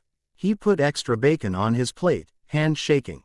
Saws. Hey, bud. Dean reached up. Saws took his hand and pressed it to his cheek. Shush no, my mistake. My fault. Don't say anything, don't say anything. Drink your coffee. Wake up to a brand new day. The point is that you woke up at all. You're alive, Dean. I can't believe it just yet, and I'm still a little mad at you for sacrificing yourself like you did without consulting anybody, but you are alive. Saws laughed, smiling like someone would when they've been told they won the lottery. Jack giggled at Cass's happiness and looked at Sam. Sam, who sat just staring at his family with wildly ruffled hair despite his attempts to set it in place, and puppy dog eyes, deeply content to just be here. Dean smiled, looking from each of his family members curiously, and nodded. Come to think of it, I am pretty hungry. Thanks, guys. Dean tucked into his breakfast then, shyly looking up at them as they did much the same. But all of them were staring at him, watching his every little mannerism as they processed the fact that it was actually him in there. All right, fellas, you can stop looking at me like I'm gonna explode. Dean laughed. Sam titled his head, frowning. What, too soon for that joke? Dean grinned. Saws reached over and gave him another shake. That joke will never be acceptable. He scolded him, and then proceeded into a tirade of all the reasons why he was never allowed to die again. When Mary and Jody came back from a run to the grocery shop, and dropped their bags on the floor to see who was alive and sitting at the breakfast table. The end.